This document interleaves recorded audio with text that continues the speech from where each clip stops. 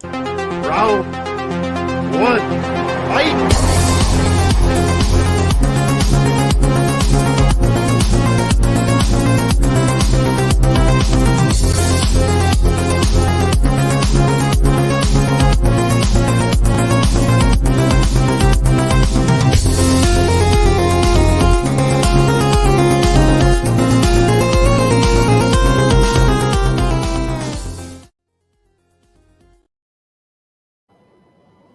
Hey, what's up, everybody? Welcome to Tournament Fight Battles. This is episode number 6 of our spinoff show, where we take 5 or 6 people and we each submit equal amount of topics for any given category, and we see which one is crowned the grand champion in the end. And tonight, the topic is our favorite guilty pleasure movies. So you're going to see some movies that, for the most part, are considered bad movies, but we love them. So, we don't consider them all to be bad. So, but I am your host, Jordan Movie Hero Anderson. If you know the reference on my Barsoom, you'll know which movie that I'm talking about. But I will go ahead and introduce our panel for tonight. We'll start with my co-host, Austin Pez Howell. How's it going? I'm guilty of being a very meticulous co-host and watching as much stuff as I possibly can. Guilty, that's me. Guilty, yep. yeah. And then also joining us tonight, we have Adam Witt in the house. Hey! Yeah! What's up, guys? In my theory, there are only 5 bad movies that exist and one whose name I won't even say, and so therefore almost everything I consider to be a good movie. That is my philosophy. More movies, more movies. Nice.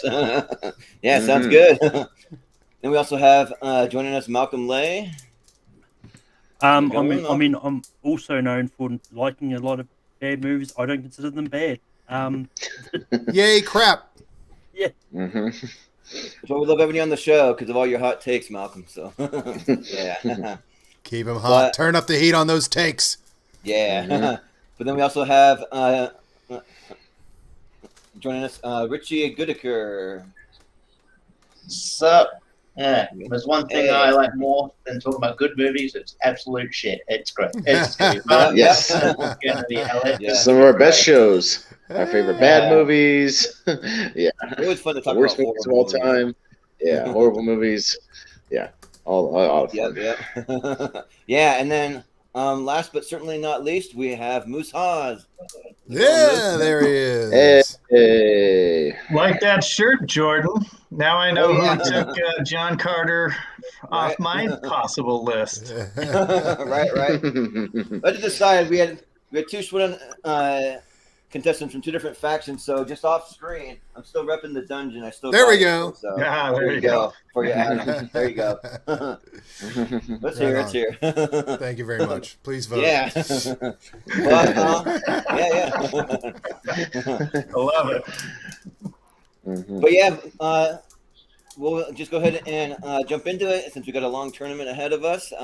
Austin is the co-host. If you want to grab how it's going to work, and we're going to do the same format as last time, where we do one side all the way through and then the other. So it just kind of works. It's been a little quicker that way. So.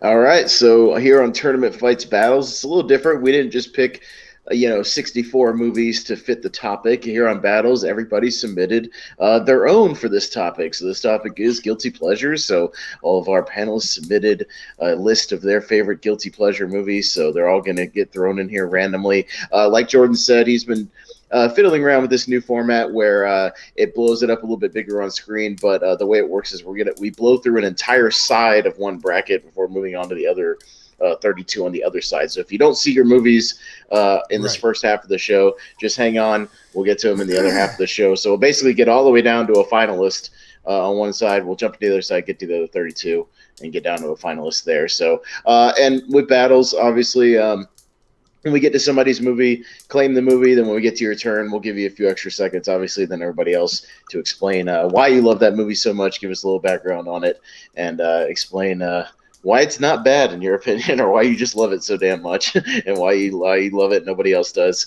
That's what makes it fun here on Tournament Fights Battles. So that's kind of how it's going to go down. But we'll have a lot of fun. These bad movie shows are always a lot of fun, especially when we did our worst movies of all time, just picking just the utter crap, and we picked the worst one. But this one you're actually picking which you would prefer out of the two semi bad movies. All right. So yeah, fun times all around. I'm going to bring this up. I just waited because when I bring it up, it'll just pop the first matchup right on the screen. Mm-hmm. You'll be able to see it right there. So, let's see. Just give it a minute. It's loading. My computer's being slowed down. Loading. That's okay. As with all technology is the worst it's ever going to be. Right now.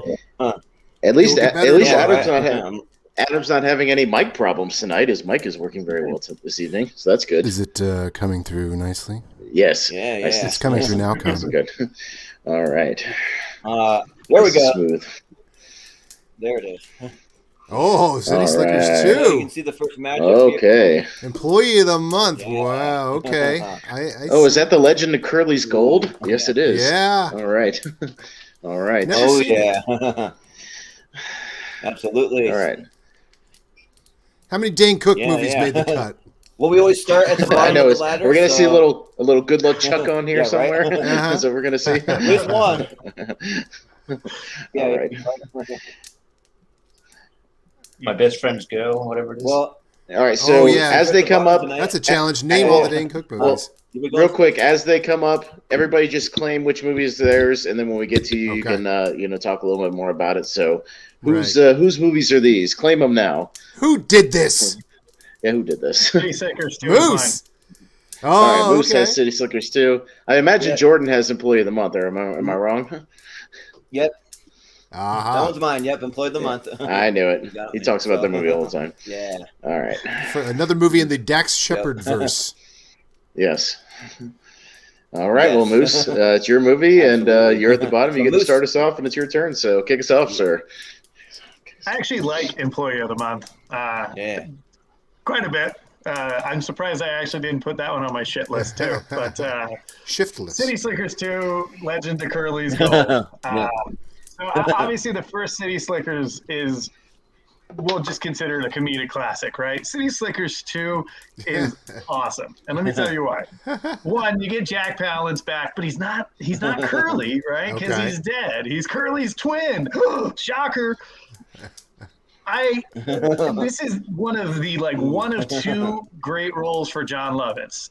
I think Lovitz is horrible in most things that he's in, but I love him in this one. He's Billy Crystal's brother. He's constantly quoting The Godfather. He's constantly acting out scenes. It's amazing. It's such a comedy gem of the time. And then of course you bring in Daniel Stern rounding out, two of the three original from the first City Slickers. City Slickers 2 rocks. I've got nothing really bad to say about Employee of the Month, except it's a Dane Cook movie. But City Slickers 2 has my vote. Right. Well, that sounds good. Richie, so do we gotta decide a winner here? Oh no. So we got to get to Employee of the Month, and then we decide a winner, right? Yeah. Yeah. Well, is it me? Yeah, it's Jordan, right? Employee of the Month. Did you, Richard? Well, it's mine, but we'll just go right up the ladder, and then when it gets to me, I'll explain why I love Employee of the Month. But we'll just go up the ladder. So we'll go to Richie next. Okay. I haven't seen City Slickers 2 yet. It's in the first one. I've heard interesting things. I remember watching Employee of the Month when it came out. Back when the mid 2000s when they tried to make Dane Cook a thing. After his stand up was getting kind of a lot of hype around it.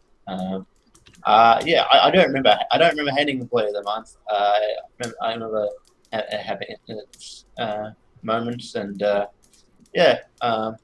So just on the basis because I've seen it, I will go Employee of the Month. All right, one for each.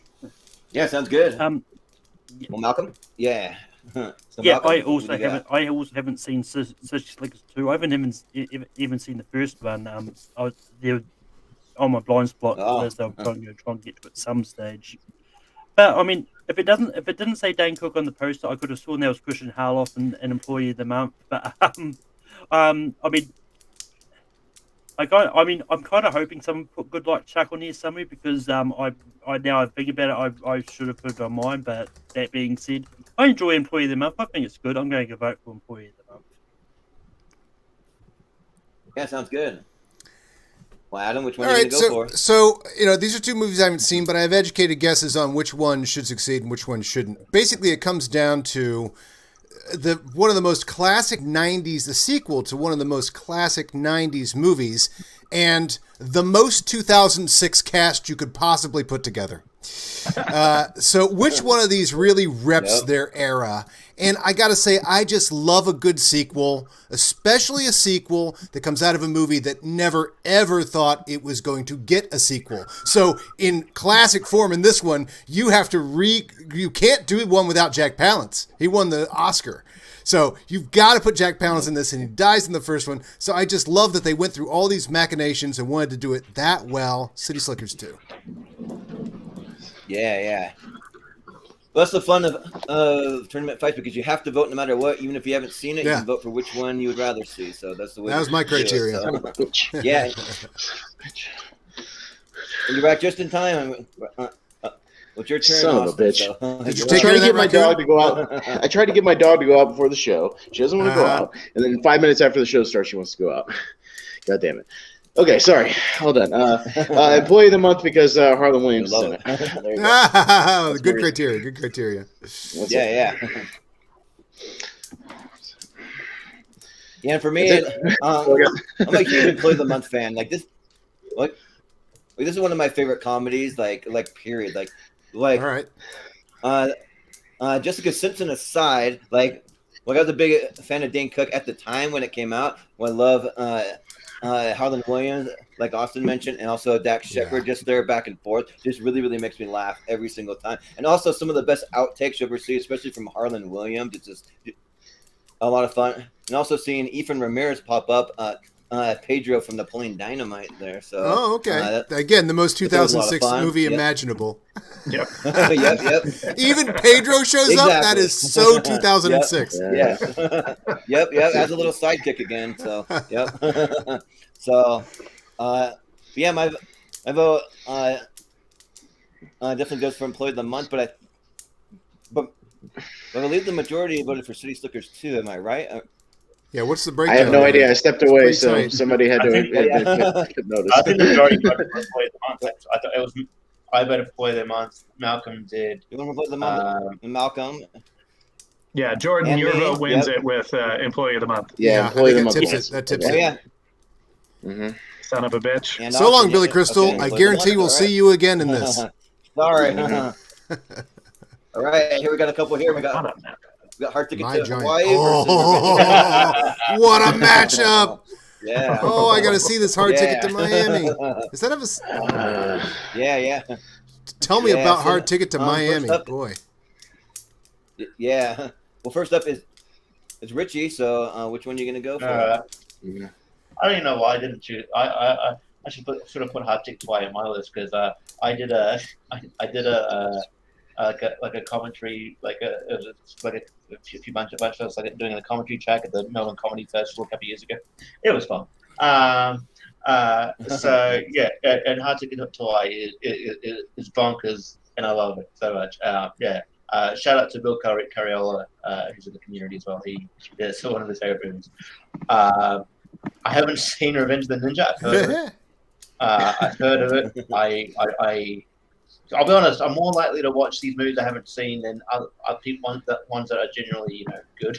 So I'll probably seek Revenge of the Ninja out at some point soon. But just because I've seen it and it's bonkers, I'm going to go Hard Ticket to Hawaii. Yeah, sounds good. Malcolm. I was the one that put Hard Ticket to Hawaii on this. It's actually thanks to Bill Carriola is why I put it on here because I did an episode of my show rank them for so bad they were good movies, and this is one they told me I had to watch, so I watched it, and this is just a ridiculous movie, and it's a lot of fun. I also haven't seen Revenge of the Ninja, but Hard Ticket to Ride is just a lot of fun, and it's a lot of all the crazy things you wouldn't believe happen in a movie actually happen. So I'm gonna go Hard Ticket to Ride. Yeah, sounds Well, good. I'm in here for Revenge of the Ninja. That's my Well, pick. Adam? Revenge of the Ninja is my pick, and me and my friends in high school, I should say grade school because it sounds like we would have been in grade school, but we weren't. No, actually, we might have been in grade school. We dressed up like ninjas. We dressed up like ninjas. We ran around. We made our own swords. We beat the hell out of each other with us, shot each other with BB guns. It was what you did in the country. And so we watched this movie over and over and over. I am an original member of the Sho Kozuki fan club. Sho Kozuki is in all three of these: Enter the Ninja, Revenge of the Ninja, and Ninja 3: The Domination. Yeah, this movie doesn't stop. Somebody said that that they had watched it. And, it's got all your classic stuff. Shokazuki moves to America. He tries to get away from his dark past. His dark past comes start dealing heroin in New York. And, and Cannon cranks this one out in a 2-week shoot date, But really, the ninja... The ninja movies of the time, like these were the big ones. There was tons of ninja movies, and Cannon created that, but these were the big ones. These were the prestige ninja movies of the time. So absolutely, Revenge of the Ninja, baby. Yeah, sounds good.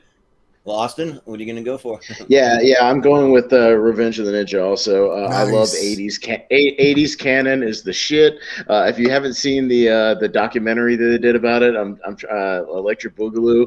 It's great about the history of canon films. They just cranked out these batshit crazy movies. I prefer Ninja 3: The Domination, as we were talking about in the pre-show, myself, just because it has all kinds of even crazier shit in it. But Revenge of the Ninja is a lot of fun as well. I'm familiar with Hard Ticket to Hawaii, but I haven't sat down and watched it. I know it's like, it has something to do with like Malibu Express and some of those other movies too that are like horrible from the 80s. Like it's like just recently discovered. Yeah, something like that. So I'm interested in seeing it, but for right now, I'll go with that looks amazing. I mean, look at that with Ninja Canon. Yeah, look at that poster. Yeah, That's fun. That's I want that on my wall. Poster. Yeah. And when Shokazuki goes to kill all the business guys or whatever in this tower, we would watch that scene over and over. He goes in, he like does all these things. He throws those little spikes that he's throwing there. He throws them on the ground, and then he like hits some guy's legs, and he falls straight onto those, and his whole face is filled with those. There's so many great deaths in it. Well, yeah, so I tried to watch because I got a little preview of everyone's list because I had to put it together.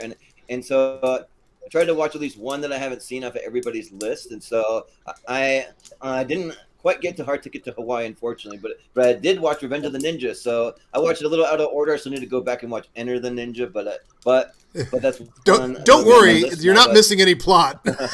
Yeah, no, none had anything to do with each other really at all. But they're definitely all go see it because that separate. has go see it though because that has Franco Nero in it. So that's the one of them that actually has a little tiny bit of percentage. Django. Yeah. Django. Yeah. Django. But like a couple of things, like how you mentioned out of this movie that just doesn't let up. It just keeps going and going and going. And a lot of the kills are just brutal. Like right in the beginning, like you see him throw the ninja star. Like at a little kid that's like 6 or 7 years old, something like that, just hits him right in the face. I'm like, wow. The movie does not give a crap. Really going there. Yeah. But like any great ninja scene that you want to see is in that movie. Like there's one where they take out a whole village, I think, in a flashback. There's the whole Japanese village. Yeah, high-rise attack, like everything. When the ninja's coming for you, you're in trouble, baby. Yep, don't fuck with Japan. Specifically Shokazuki. Yeah, like what the guy said. He's like, what do you mean I'll fuck with whoever I want? I mean, like he kind of reminds me of like a Joe Pesci type character almost. So yeah, it's fun. It's got all those stereotypes, little Goomba type guys and everything. Hey, we'll just what's this guy? He's not going to mess with us. And then before you know it, he's got a sword in the face. Yep, exactly.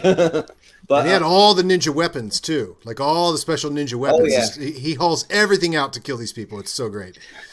Oh yeah. His little briefcase with like the little blowgun and like all the little spiky things in the. Oh, in the Yeah, the the bow and arrow shurikens zip line. and He all that fires stuff, a bow and arrow Yeah. and then slides into the building and everything. It's like all the stuff you wanted to do as a kid. You're like, oh, I want to zip line. I want to zip line and fight some crime. Yep. And look at that Well, poster. Moose, I want that what framed do you on my think? wall. So I have not seen Hard Ticket to Hawaii. I mean, look at that poster though. That looks. She's got a 4-barrel bazooka. That Right, looks 4-barrel amazing. bazooka.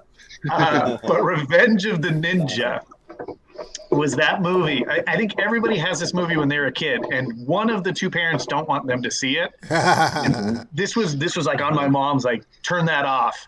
And she would say that shit to my dad, and then she'd leave the room, and my dad would be like, "Hey, come here," and he'd put this movie back on again, and we would just watch like the insanity of Revenge of the Ninja. That's so awesome. For the nostalgic reason, this garbage movie gets my vote. Awesome. Revenge of the Yep. Ninja. It's great garbage. I mean, we are here to talk about what's great garbage and what's not great Yeah. garbage. And Revenge of the Ninjas, and it ain't going to take much of your time. It's like 88 minutes of hard road, you know? Yes. It's like it gets in and gets out. Yep. If you haven't seen If you're Hard dumpster diving, like that's one of the Yeah. ones you want to pull out of that dumpster, right? Yeah. Yeah, that's pretty Yeah. good. Yeah, if you haven't seen Hard You Ticket saying, to Malcolm? Hawaii, it's actually free. You can actually find it free on YouTube. It's on YouTube. So Oh, I'm going to course. watch that as soon as we're done here. That looks Yeah. fantastic. Nice. Well, Richie, It's in the book. what are you gonna go with? I voted. He voted already. He voted. Oh yeah, that's right. The first one, so it's in the book. Yep, Revenge of the Ninja. So Mhm. sounds good. Let's see what else we got here. We have movie 43 going up against Super Of Fuzz. course. Okay. Oh, I wonder God. who- Of course. I wonder whose movie that is. Agree on. Oh. I Oh, wonder. God. Well, speaking of this movie, we'll start with Malcolm. Do I assume movie 43? Tell us why you picked movie 43. Look, for me personally, I consider movie 43 one of those movies that's so bad that is actually really entertaining. Like, I'm not trying to say movie 43 is a 5-star movie that should have won all the Oscars. It's just a lot of fun, and it's just crazy how this came together. Like, this just started with a whole bunch of actors deciding to do shorts, and then I can't remember who it was, but they decided to actually put all these shorts together and form a movie out of them. But it's a lot of fun. Like, when you've got people like Hugh Jackman and that just being super ridiculous, and just having a lot of fun in this. Like, it's just so interesting. I unfortunately haven't seen the other one. I'm not even familiar with it, but my vote's going to go to movie 43. It might be the only one. Sure. Adam, what do you think? Well, I am the one who picked Super Fuzz because this movie was on Showtime every Sunday, and I watched this movie 100 times, and I loved any live-action superhero movie. You'll see a few of those pop up here in my picks. But this guy, he's... okay, first of all, this is Sergio Corbucci, who was the... Django. Right, the original Django. That is Terrence Hill, the original, the other cowboy movie, the comedies that Corbucci did. My Name is Trinity. Trinity is Still My Name. All these sort of things. These are just total Mad Magazine westerns that he made. Like, it might as well be drawn like the cover of Mad Magazine, like you see the Rick Dalton or whatever. Like, so this guy, there's a nuclear bomb goes off. It gives him superpowers because we didn't require much of our origin stories back then, except whenever he sees the color red. And it's just a bunch of total antics aimed at 10-year-olds, and I ate it up. Like, all the running fast is done in the sped up camera style you'd expect. Like, he gets thrown out of a Ernest Borgnine's in it, constantly like mugging to camera and all that stuff. The ridiculous score of this thing, there's a song that goes super and every time he uses his power they hit that theme. You know, it's all sped up goofball action. I love Super Fuzz so much. That's my case for it. And nothing upsets me more as a sketch writer than a badly written sketch by people who don't do it ordinarily and don't do their stock and trade as sketch, and these guys, the Farrellys, are like, we can write sketches. How hard could it be? Non-professional sketch writers, and they crank out this stuff and somehow get all these big famous people in it doing terrible sketches, the worst sketches that would be cut from Second City, Second Night. But anyway, that's me. Yeah, Super. Well, Austin. What do you think, Austin? Well, I mean, as much as Adam is selling me on Super Fuzz, and I do like Sergio Carbucci, I'm a big Django fan. I'm alongside Malcolm. Not that I love it as much as he does, but I'm a defender of movie 43. I actually think that movie's pretty damn funny as well. I told him I sent him a picture when I picked the DVD up for $1 at my local Dollar Tree. Okay. Rightfully so, yeah. Great bargain. And so I'm gonna vote for movie 43 because I kind of like it too. I don't think it's that bad. Yeah, Super Fuzz is going to run you $20. Yeah, maybe. Yeah. Well, for me, I made it known that I hate movie 43. Like, it's one of the worst movies I've ever seen. I don't think it's even fun to watch. I just can't stand it. When you see Hugh Jackman with a little ball sack attached to his chin, and they're like trying to eat at like a fancy restaurant or something, like I'm sorry, like I'm out. Like it's just too much for me. Or like Gerard Butler as like an angry leprechaun running around like this like basement being chained up or whatever. It's like when I saw it in the theater, I actually didn't finish it, so I've never seen the entire movie because I walked out. It was that bad. Like I walked back because the movie theater I was at, if you walk back within the first 20 minutes, they'll actually give you a refund. So I actually got my money back. So yeah. So it's all SNL 12:50 a.m. movies or whatever. You know, like the last sketch of the night for SNL.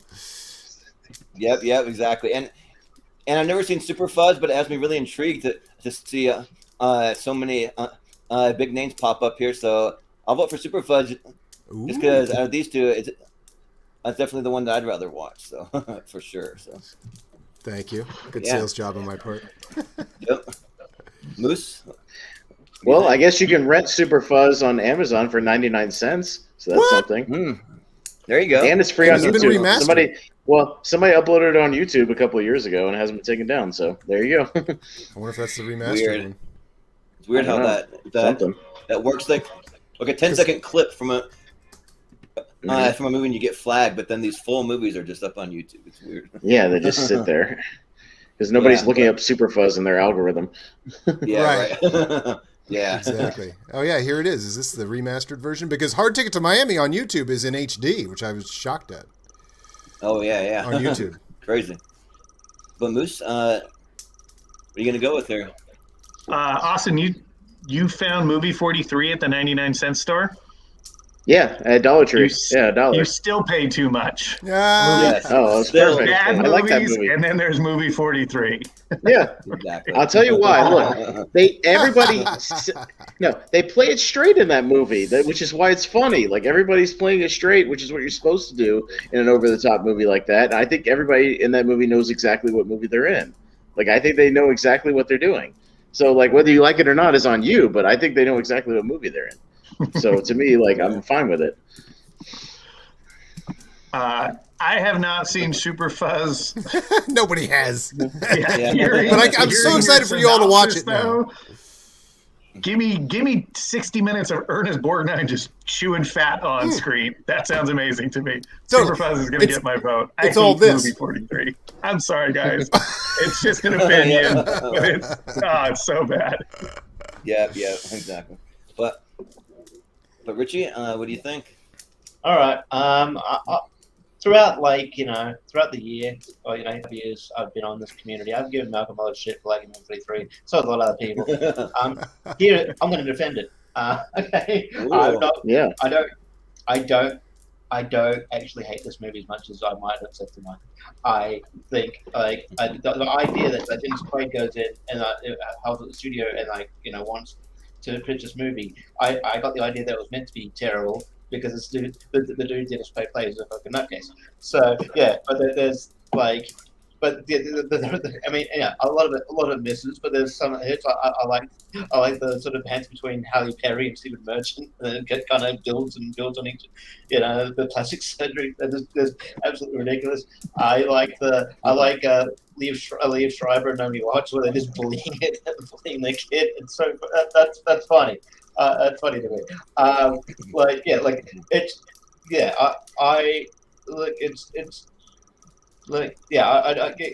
It is a very, very bad movie, but because I haven't seen Superfuzz, I got to go movie 43.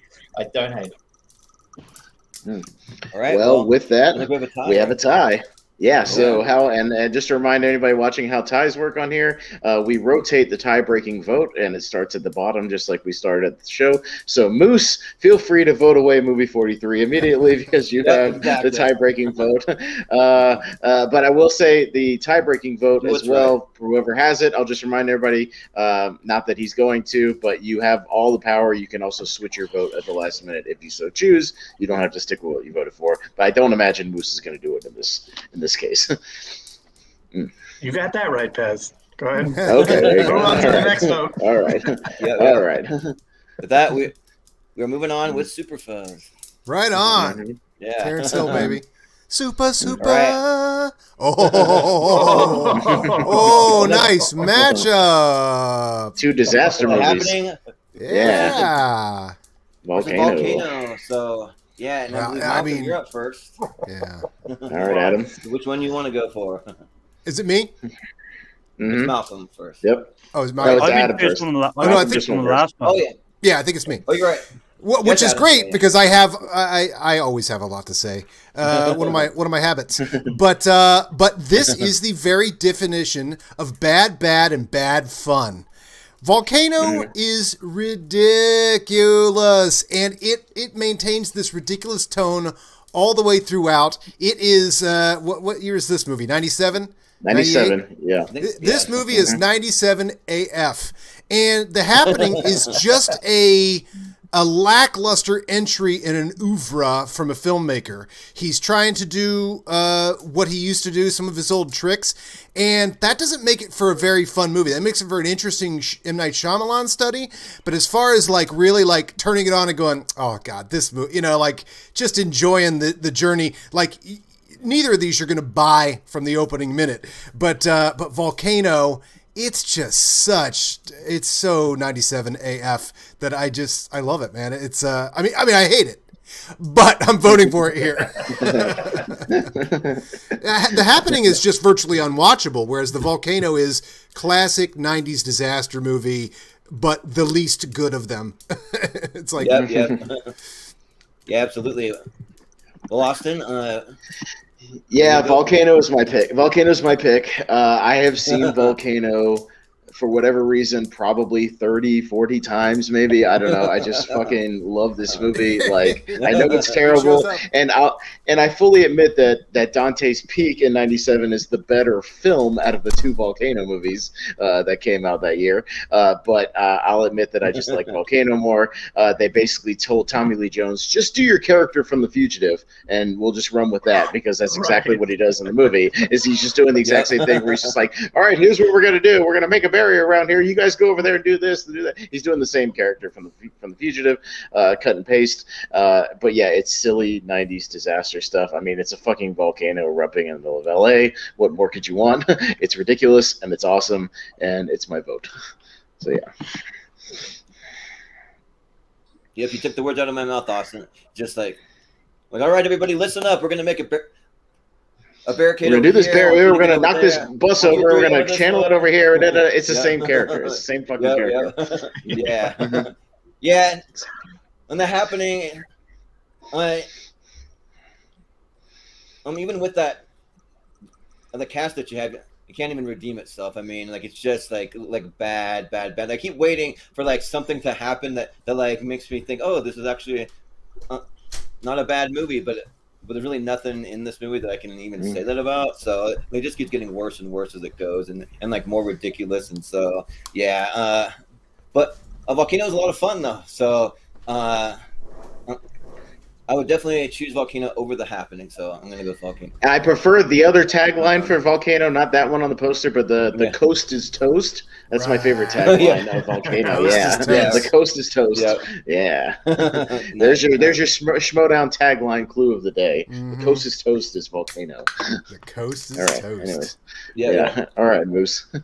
Moose, what do you think? Austin, when we agree wholeheartedly. Fuck yeah. love Fuck yeah. Volcano. Fuck yeah. The Happening is so bad, and I 100% agree with Witt that I would love to see the documentary about M. Night Shyamalan. When at this point he was like, I can make any movie and I will make it great, and somebody threw this shit box of a script in front of him, and he was like, sold, I'll make $1 billion off of this and blow everyone's mind. Watch this. Watch this. Right, watch this. Yeah. And then there's Mark Wahlberg talking to a fucking tree. Like, it's Yep. awful. It's so bad. It's so bad. I don't think it Volcano does gets the vote anything for right. sure. Yes. No. It's terrible. Volcano for sure. Let's go. Right. Fuck yeah. Yeah. Well, Come on, John Corbett's like running around Volcano for no reason, just bitching at his wife. It's a lot of fun. Honey, you shouldn't be down here helping people. Come back home and just go to sleep or something. Like that's what he does the whole movie. Right. What do you think, Richie? All right, The Happening is mine. Yeah. But I know it's a shit movie. That's the delight of it. Like, Do you enjoy anything of it? Playing it straight, talking. I kind of like it as a bad movie. Yeah, I kind of like Yeah. it. Like it's horrible, but you can laugh at it. Right. Mark Wahlberg playing it straight, You talking laugh to a at tree is high Yeah. comedy. It is very funny. The guy who gets like backed over by a tractor, or is it a tractor or something?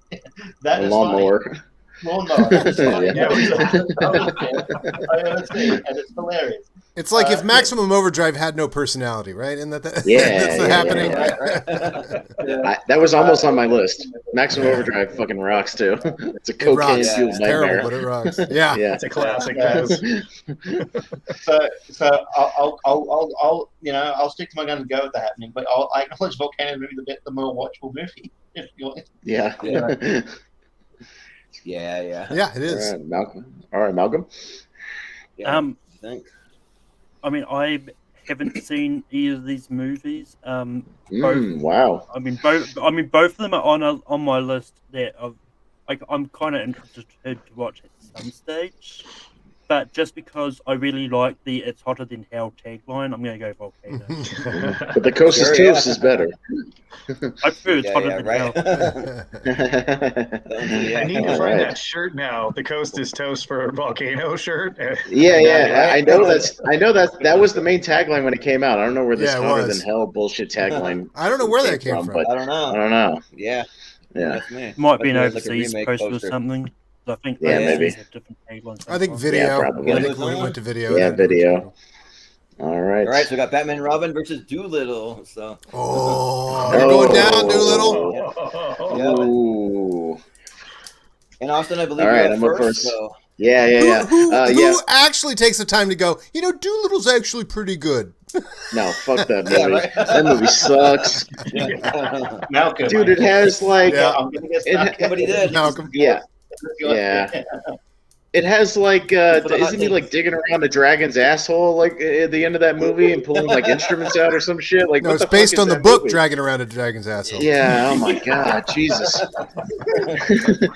Dude, I would watch Batman and Robin 10 times out of 10 over almost anything on this list just for the sheer comedy factor. Like that movie is so bad, but like it's take a shot every time, Schwarzenegger makes a cold pun, take Right. a shot for every naked statue, owns take a it. shot for every neon light, for every Yeah. time Bane just says something stupid, bomb,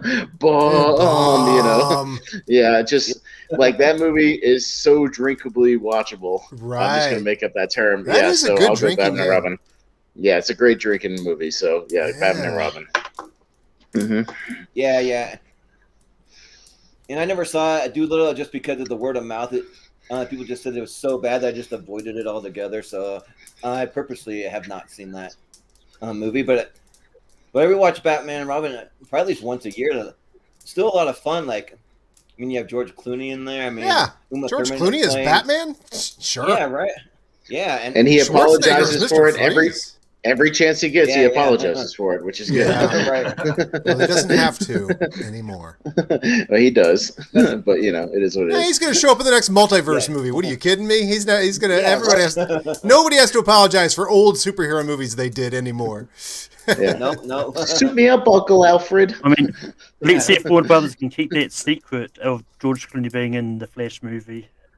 Yeah, right. Yeah, right. Well, I also enjoyed seeing Poison Ivy on the big screen in a live action Yeah. form. So hopefully we get to see that maybe again sometime going forward. I mean, maybe not Uma Thurman, but maybe someone else doing a Poison Ivy, you know. But Yeah, but it's our only Poison Ivy and our only Batgirl in cinema. yeah, right. Mhm. And Mr. Freeze. So yeah, Mm-hmm. yeah. So I got to vote for the movie that I've actually seen and will continue to watch is Batman and Robin. So, Mm-hmm. but Moose, Moose. what do you think? Batman and Robin is so bad that it's great.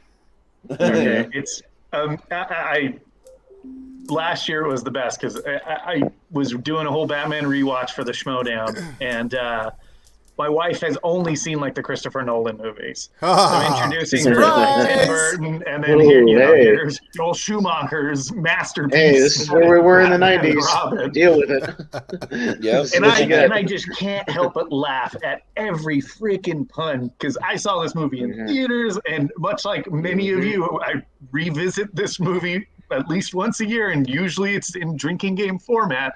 So Mhm. I'm laughing at every one of these puns, and she's just like, "This movie is the worst movie of all time," and I was like, "Or is it?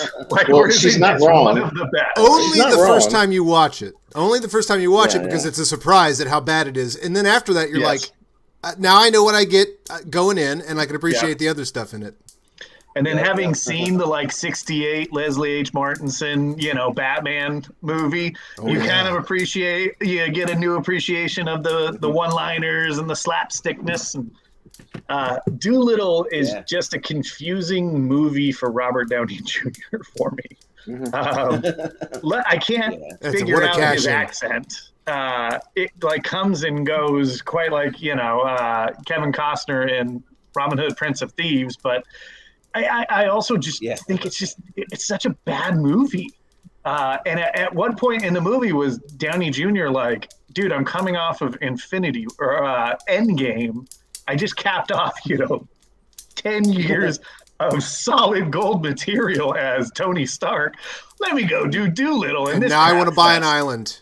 Yes. That'll be 60 million. That'll give me. I want back in for Doolittle. That'll be 60 million, please. And it made money. Mhm. I bet he made $60 million in this movie. Yeah. Batman and Robin. That's got my vote. Mhm. Yeah. Yeah. All right, Richie. I know Doolittle. I had a like. If you look up the production, like the production history. Apparently, the vibe on set was just awful. So Yeah. they knew they were making a shit movie. Yeah, and then like the director was a bit hard to deal with. Yeah, it's a whole thing. I'll get it.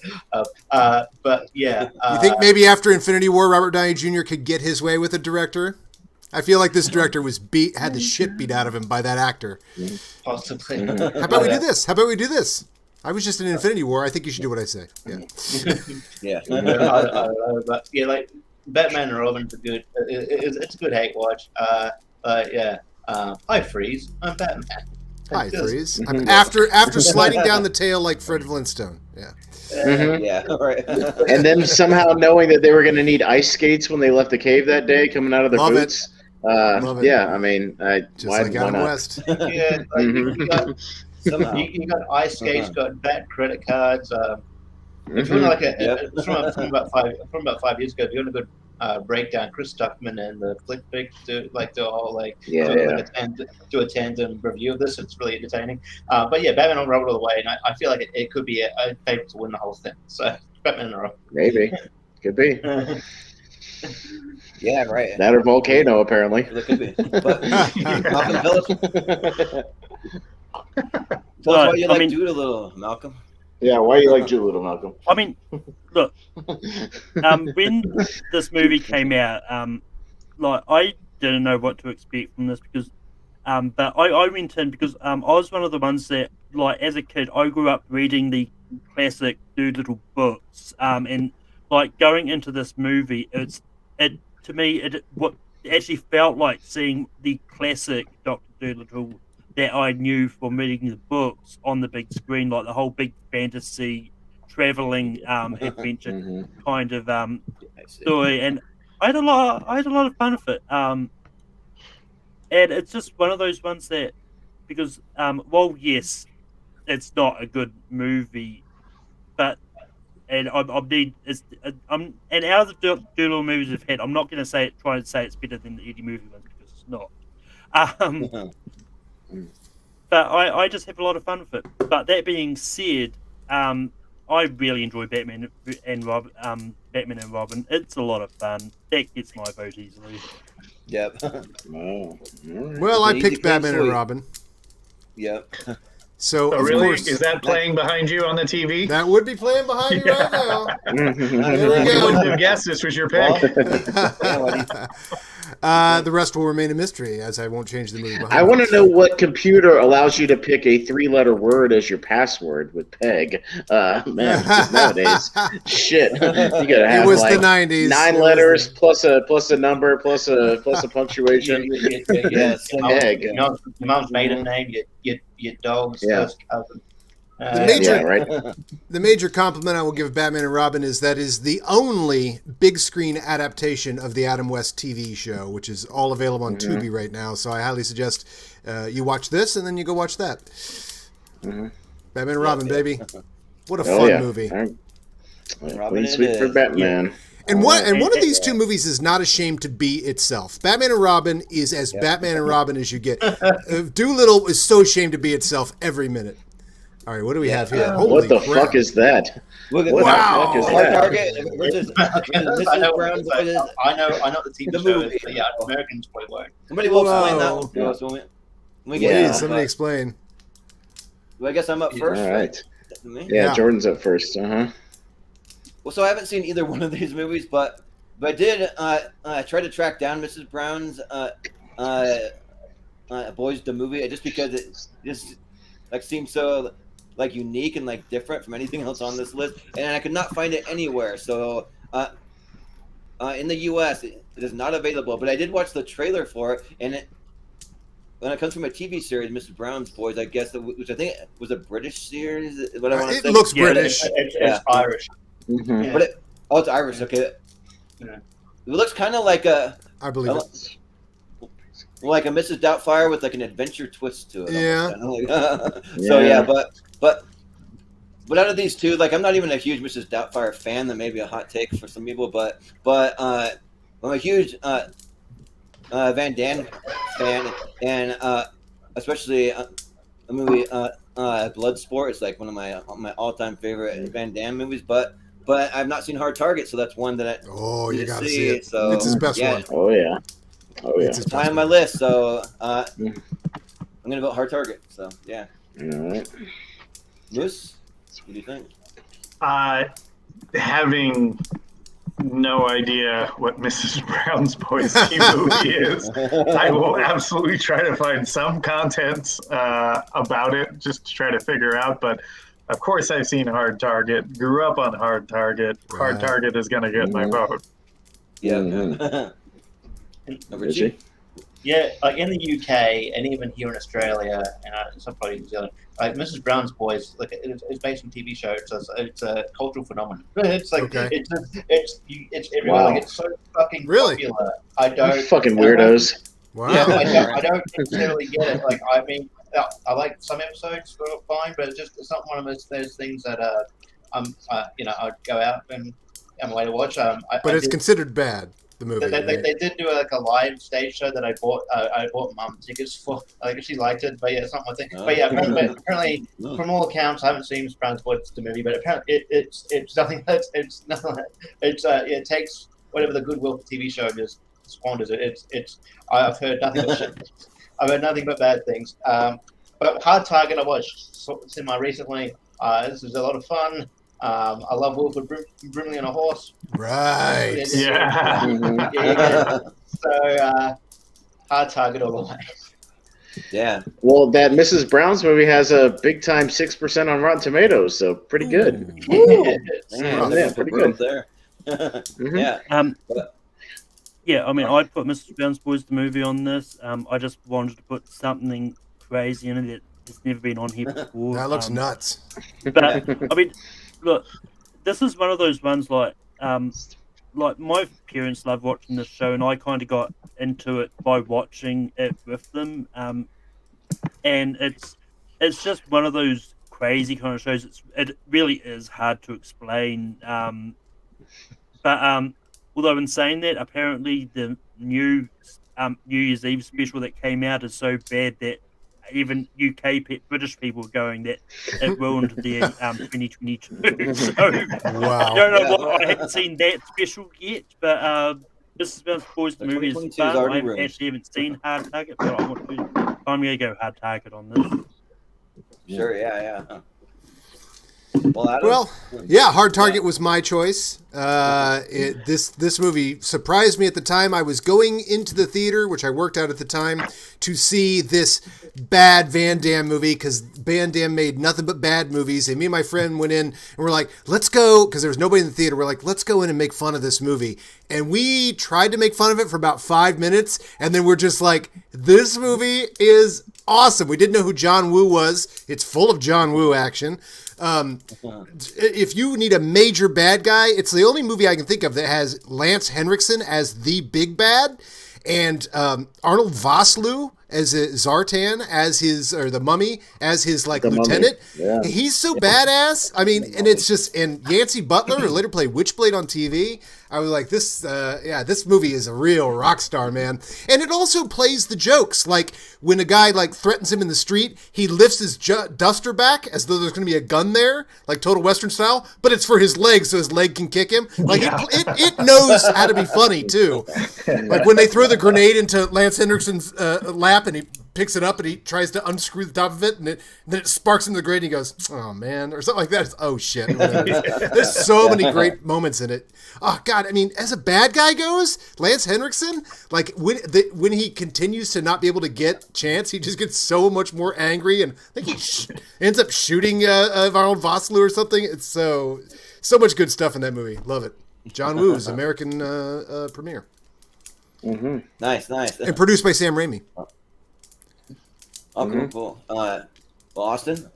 Yeah, come on. Hard Target has Van Damme punching a snake out and knocking it out. I mean, yeah, how could you not vote for Hard Target? Yeah, of course. No, and you could argue that you can make an argument that it's John Woo's best American movie. What do you got? That 100%. and Broken Arrow, Wind Talkers, Mission Impossible 2. I mean, you can make an argument. It's better than Face Off. Isn't it better than Face Off? Face Off? Yeah, it's better He lets than Face Nicolas Off. Cage do a lot of crazy shit in that movie, which is fun. I mean, that movie's fun, but it's more of I should have put Broken it's a Arrow guilty- on this list. Broken Arrow. Yeah, that could right. go here. Yeah. Yeah, you're right, though. That might be John Woo's best movie right there, Hard Target. Maybe. Yeah. It's Maybe. better than Face Off. Yeah.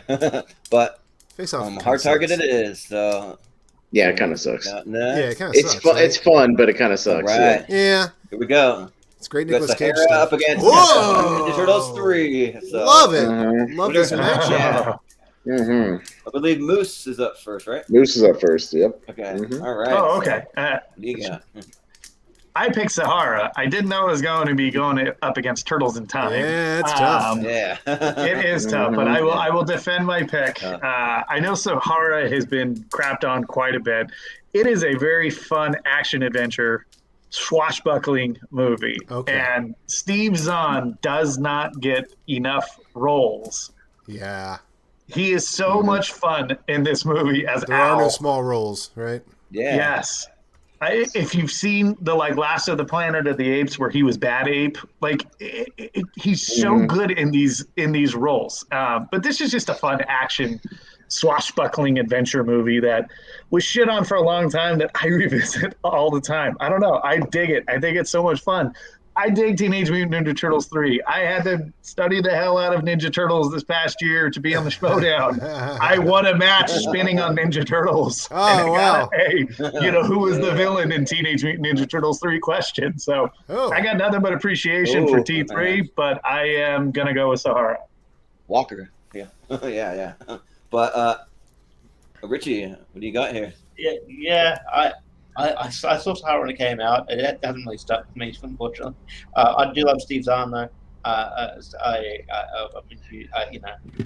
do agree he's underrated and he shines in these type of roles. But I've always been a huge Ninja Turtles fan. I remember when the third one came out, I was quite disappointed. But at the end of the day, it's still Ninja Turtles. I haven't watched it since it came out, so I might give it another rewatch.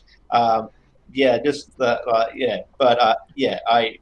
will go with Ninja Turtles just because I have that pre-existing fandom, and I do love these turtles, even though the design of those turtles kind of terrifying. Yeah. Like in the third one, just a little bit. Like why their eyes so bloody like beady anyway. So I'll go into Turtles 3. Yeah. Well, Malcolm, you're not wrong. Like, look at Leo in that picture. He looks like he's gonna eat Donatello's head off. Like, it's the creepy. Yeah, right. Yeah, I mean, I didn't realize until this moment that Sahara was considered a bad movie. I looked on one of those; it's 38% critics score. I really enjoy Sahara. I think it's a good movie. I think Teenage Mutant Ninja Turtles 3 is not a good movie, so I'm going to go Sahara. Sure. That sounds good. So, Adam, what do you think? Well, okay, so this is two movies I haven't seen. Now, I'm a huge fan of the first Ninja Turtles movie and was very let down by the second one. I just felt like the first one really captured the original comics tone and vibe, and I loved it. And you only got one superhero movie a year at that time, and I went to that like 3 times. But I got more and more disappointed by 2, and I just didn't even see 3 because I just thought, boy, this looks like it's continuing the downhill slide that this fits in between 2 and the Saturday afternoon TV show. So whereas Sahara, I thought that. I haven't seen it, but it looks like an earnest attempt to do an Indiana Jones vibe, which I love, and I love when people try and do that. So I'm just going to go on Sahara for that basic principle that Teenage Mutant Ninja Turtles 3 can't be better than 2, which I was really disappointed in. So, yeah.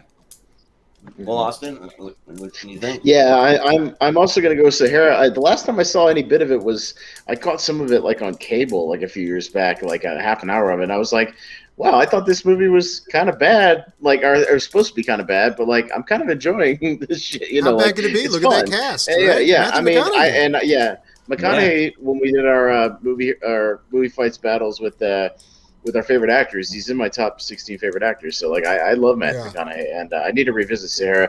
Fuck Teenage Mutant Ninja Turtles 3. That movie sucks. and I like the first 2. That movie blows. It wastes Casey Jones, brings him back just to Elias Koteas just to like have him sit there in the little train car and do nothing.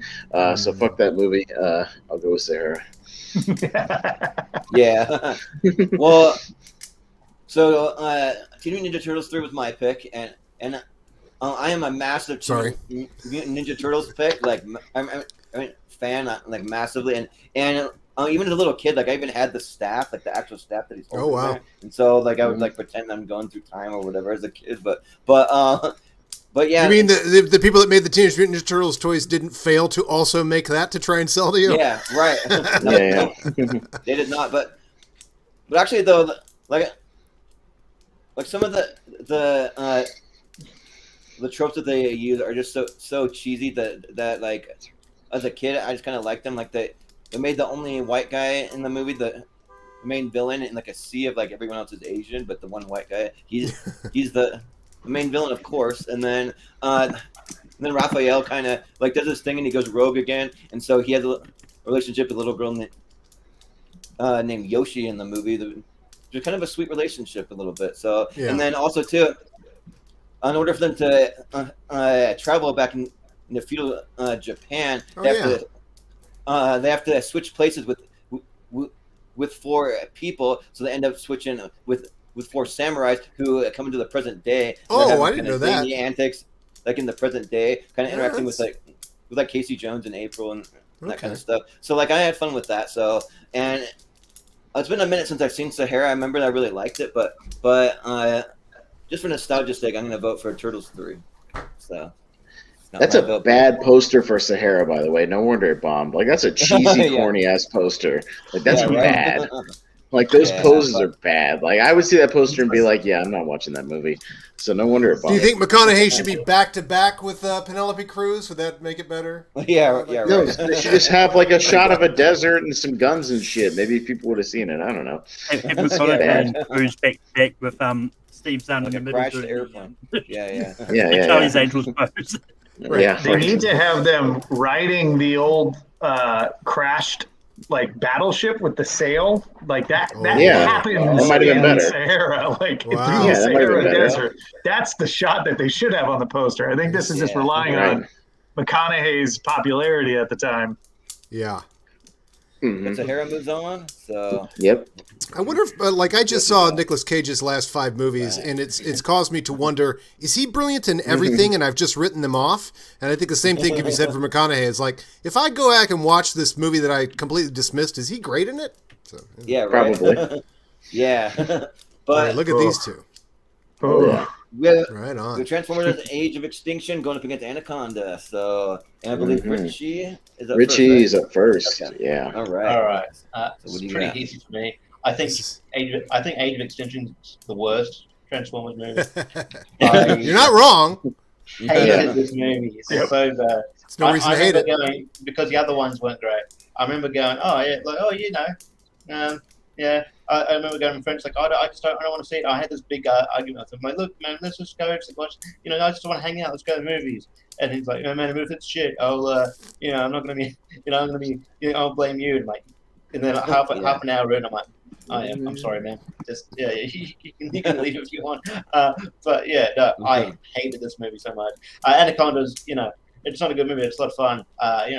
I feel like you could put Ice Cube in a lot of movies, and even if it's not a bad movie, if it's not a good movie, I'd watch it because he's just got this, dynamic screen presence about him. So Anaconda all the way. Yeah. Well, Malcolm, what do you think? Well, I mean, I actually think The Last Night is the worst Transformers movie. But that being said, Same. Age of Extinction is still pretty bad. I watched all the Transformers movies last year for the first time, and like it to me is like just a whole downward slope, then this random bump where Bumblebee happened. Yep. But so once again, for me, it's easy for me. It's Anaconda. I haven't seen this in a while. I've actually been meaning to rewatch this in ages for a while now. But Anaconda's fun from what I remember. So yeah. Yeah. Well, Adam, what do you think? Well, my choice was Transformers: Age of Extinction, or as I wrote in my list, Transformers: The One with Titus Welliver, because I don't know the difference between any of the names of these movies, but I know when I saw this movie, realism, first of all, is not a good standard for movies to begin with. But certainly in Michael Bay films, I've always hated Michael Bay, and I started getting a little more of a taste for him around the time of the one with The Rock and Mark Wahlberg, Pain and Gain. And if I'm not correct, if I'm correct, I think this came out maybe the year after or 2 years after that. So this is like the movie where I'm like, okay, I think I get Michael Bay. First of all, he's become a better filmmaker than he was early on, but there was something about the how this movie owns, like, nobody gets out of a car. They all get out of a car from a low angle with the foot first and the duster jacket and everything, and my face is my warrant, and all this like really macho stuff that it's in on the joke on all of it. And so I think it's just having a ton of fun, and all the characters that are over the top know that they're over the top and are way fun over the top. And there's agencies that are like fighting against the Transformers, and they're fighting another agency that's stealing some rogue Transformers, and it's just like, it just finally created its own mythology. I've always been disappointed in these movies because they're not the Transformers movies that I would like to see, or the Transformers cartoon of my youth. But at this point, I'm like, look, this is its own thing, and now it's finally figured out how to just be like massively entertaining in 100 miles an hour action. Anaconda I saw on the same day as Volcano, and I was so wasted that day because those were two bad movies in a row. What the hell with Anaconda? Yeah. Yep. Well, Austin, what do you think? Yeah, Anaconda's my pick. I'll just get my thoughts on Transformers out of the way. That movie was the one where I finally tapped out on those Transformers movies, and I said no fucking more. I tapped out, and I have not seen The Last Night since because I just was like, no more. He rides a robot dinosaur. I watched it in the theater, and I'm pretty sure I'm still in the theater watching that fucking movie. It takes forever. Yeah, well, they're 3 hours long. Yeah. Breeze they or not. Holy shit.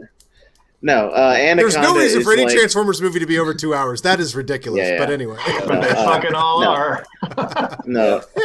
No, Anaconda is like it's bad, but it's super fun, just like creature feature nonsense, and like John Voight is having a buffet with the scenery in that movie. Just whatever accent he's doing in that movie, just like this snake swallow you up. Like what the fuck is he doing? He's trying to be Quint. Like it's so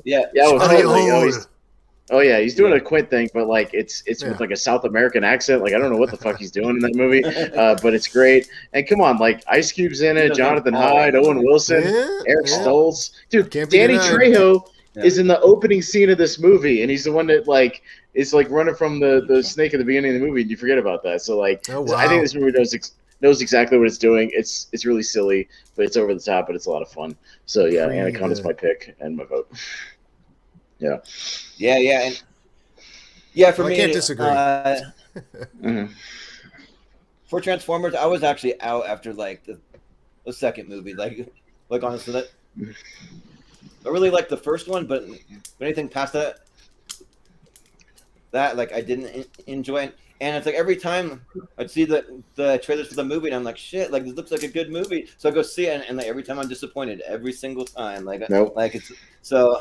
Well, they always fool me. It's like fool me once, fool me twice. They fool me like 5 times, I guess. But I think bigness is what it's going for, not good or bad. But yeah, right.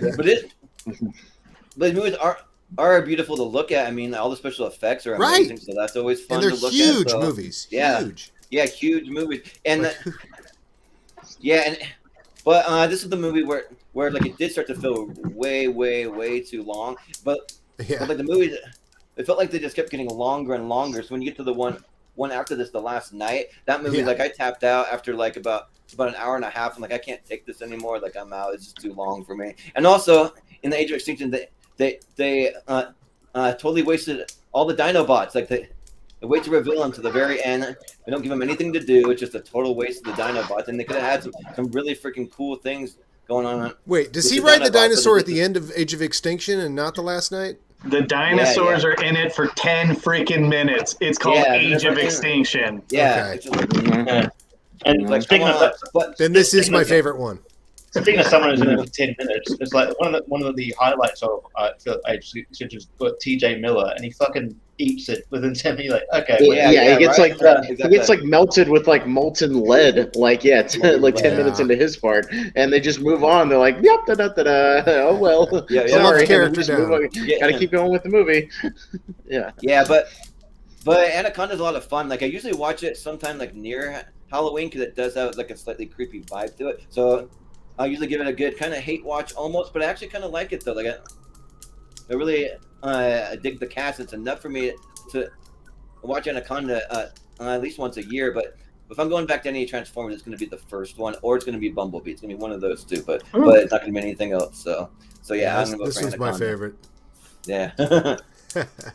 But it sucks. I agree. Yeah. Okay.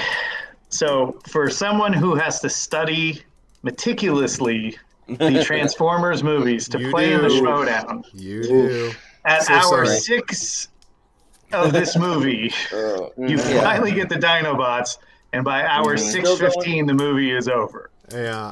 This is what immediately I just watched this movie for the first time last year for study purposes, and I watched it a few more times again for study purposes. But the first time I watched this movie, this is the defining factor of this movie that made me go, this movie is awful.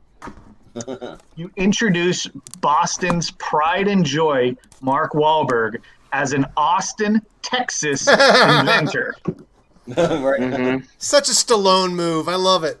Come on. I got a transformer back there. There's a transformer in the garage. The transformer's in the hopper. He's in the back. Yeah. Like, come on. It's so bad. What do you want to hear a Boston accent from him? Who cares? Why couldn't you just write the movie in Boston? Dude, there's Mark Wahlberg in his Transformers movie at all. That's a plus, man. You're playing with house money at that point.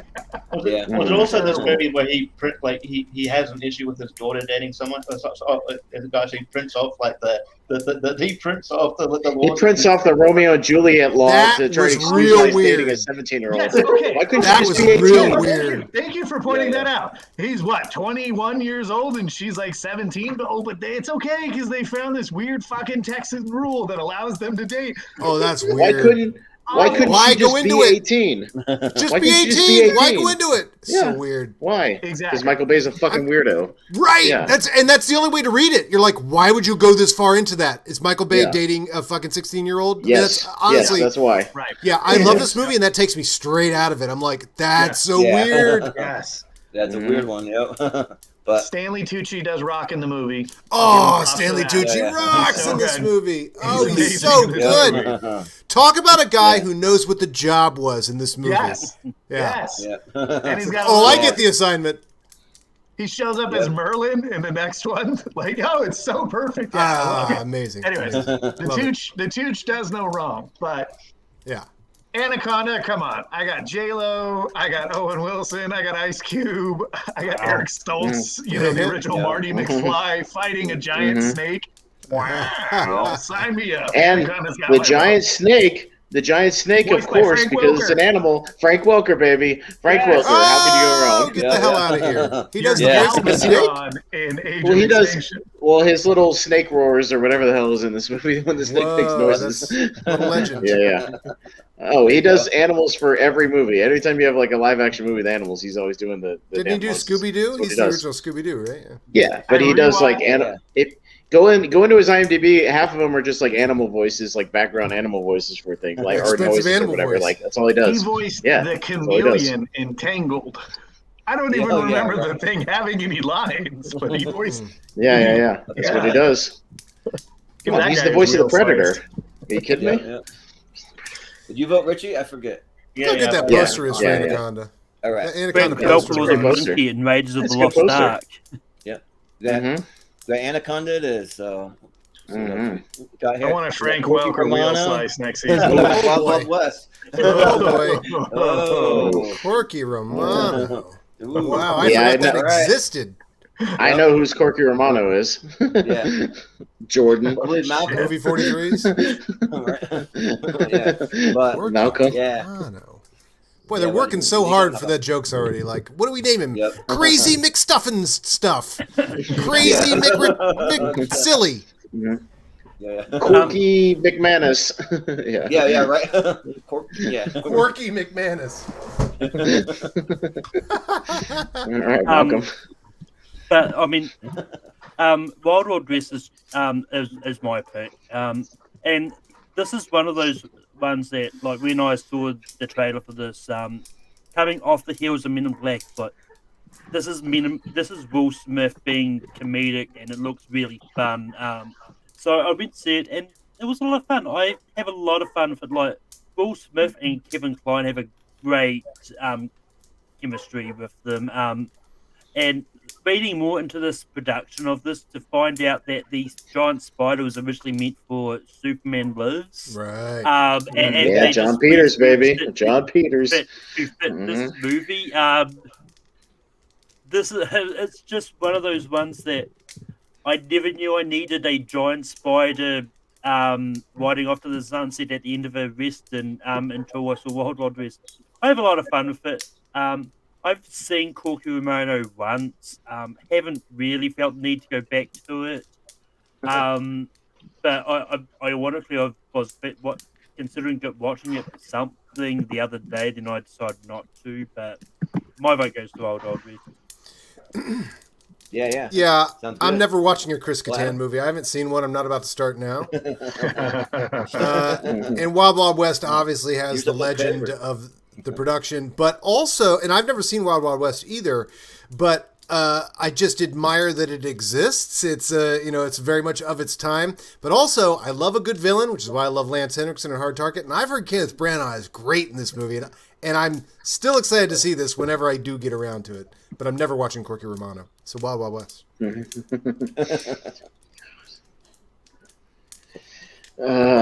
God, can Austin? I pass?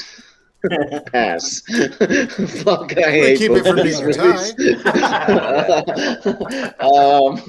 And I've met Chris Kattan after one of his stand-up shows. He's a nice guy, but Corky Romano just sucks. It's just tedious and not funny.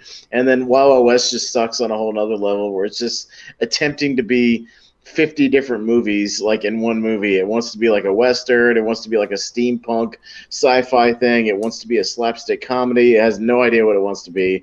But I will say, yeah, Kenneth Branagh at least knows what movie he's in.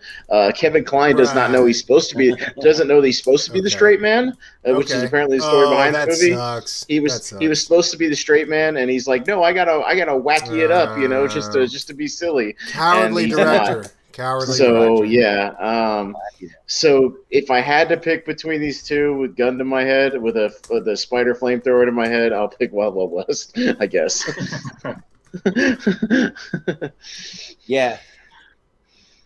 So let me explain. So Corky Romano's my pick. It's more of a nostalgia pick for me because me and one of my best friends, we just grew up massive Chris Kattan fans. Like, grew up watching SNL. We're both big fans of Night at the Roxbury, so I mean, Corky Romano just kind of hits for us, and like we always die laughing at the scene where he accidentally just opens up a thing of cocaine and inadvertently just ends up having some fly up into his nose, and then he has to give this motivational speech to some elementary school kids, and he's just on cocaine, just like going batshit crazy. He's like, "You do? You don't? You do? You don't? You want to stay up drunk? You do? You do? You don't?" And he's like freaking out, just going crazy. And like, I even my friend bought me a Chris Kattan book, "Baby Don't Hurt Me," for Christmas. So I have the book that like talks about all about his time on SNL and like some of his like time before that, what he was doing before SNL and that kind of stuff. So it's a fun read. But so I'll give some love to Corky Romano, but I don't expect it to probably advance. But I want. Does he reveal anything interesting behind the scenes from Corky Romano in the book? That cocaine scene was real.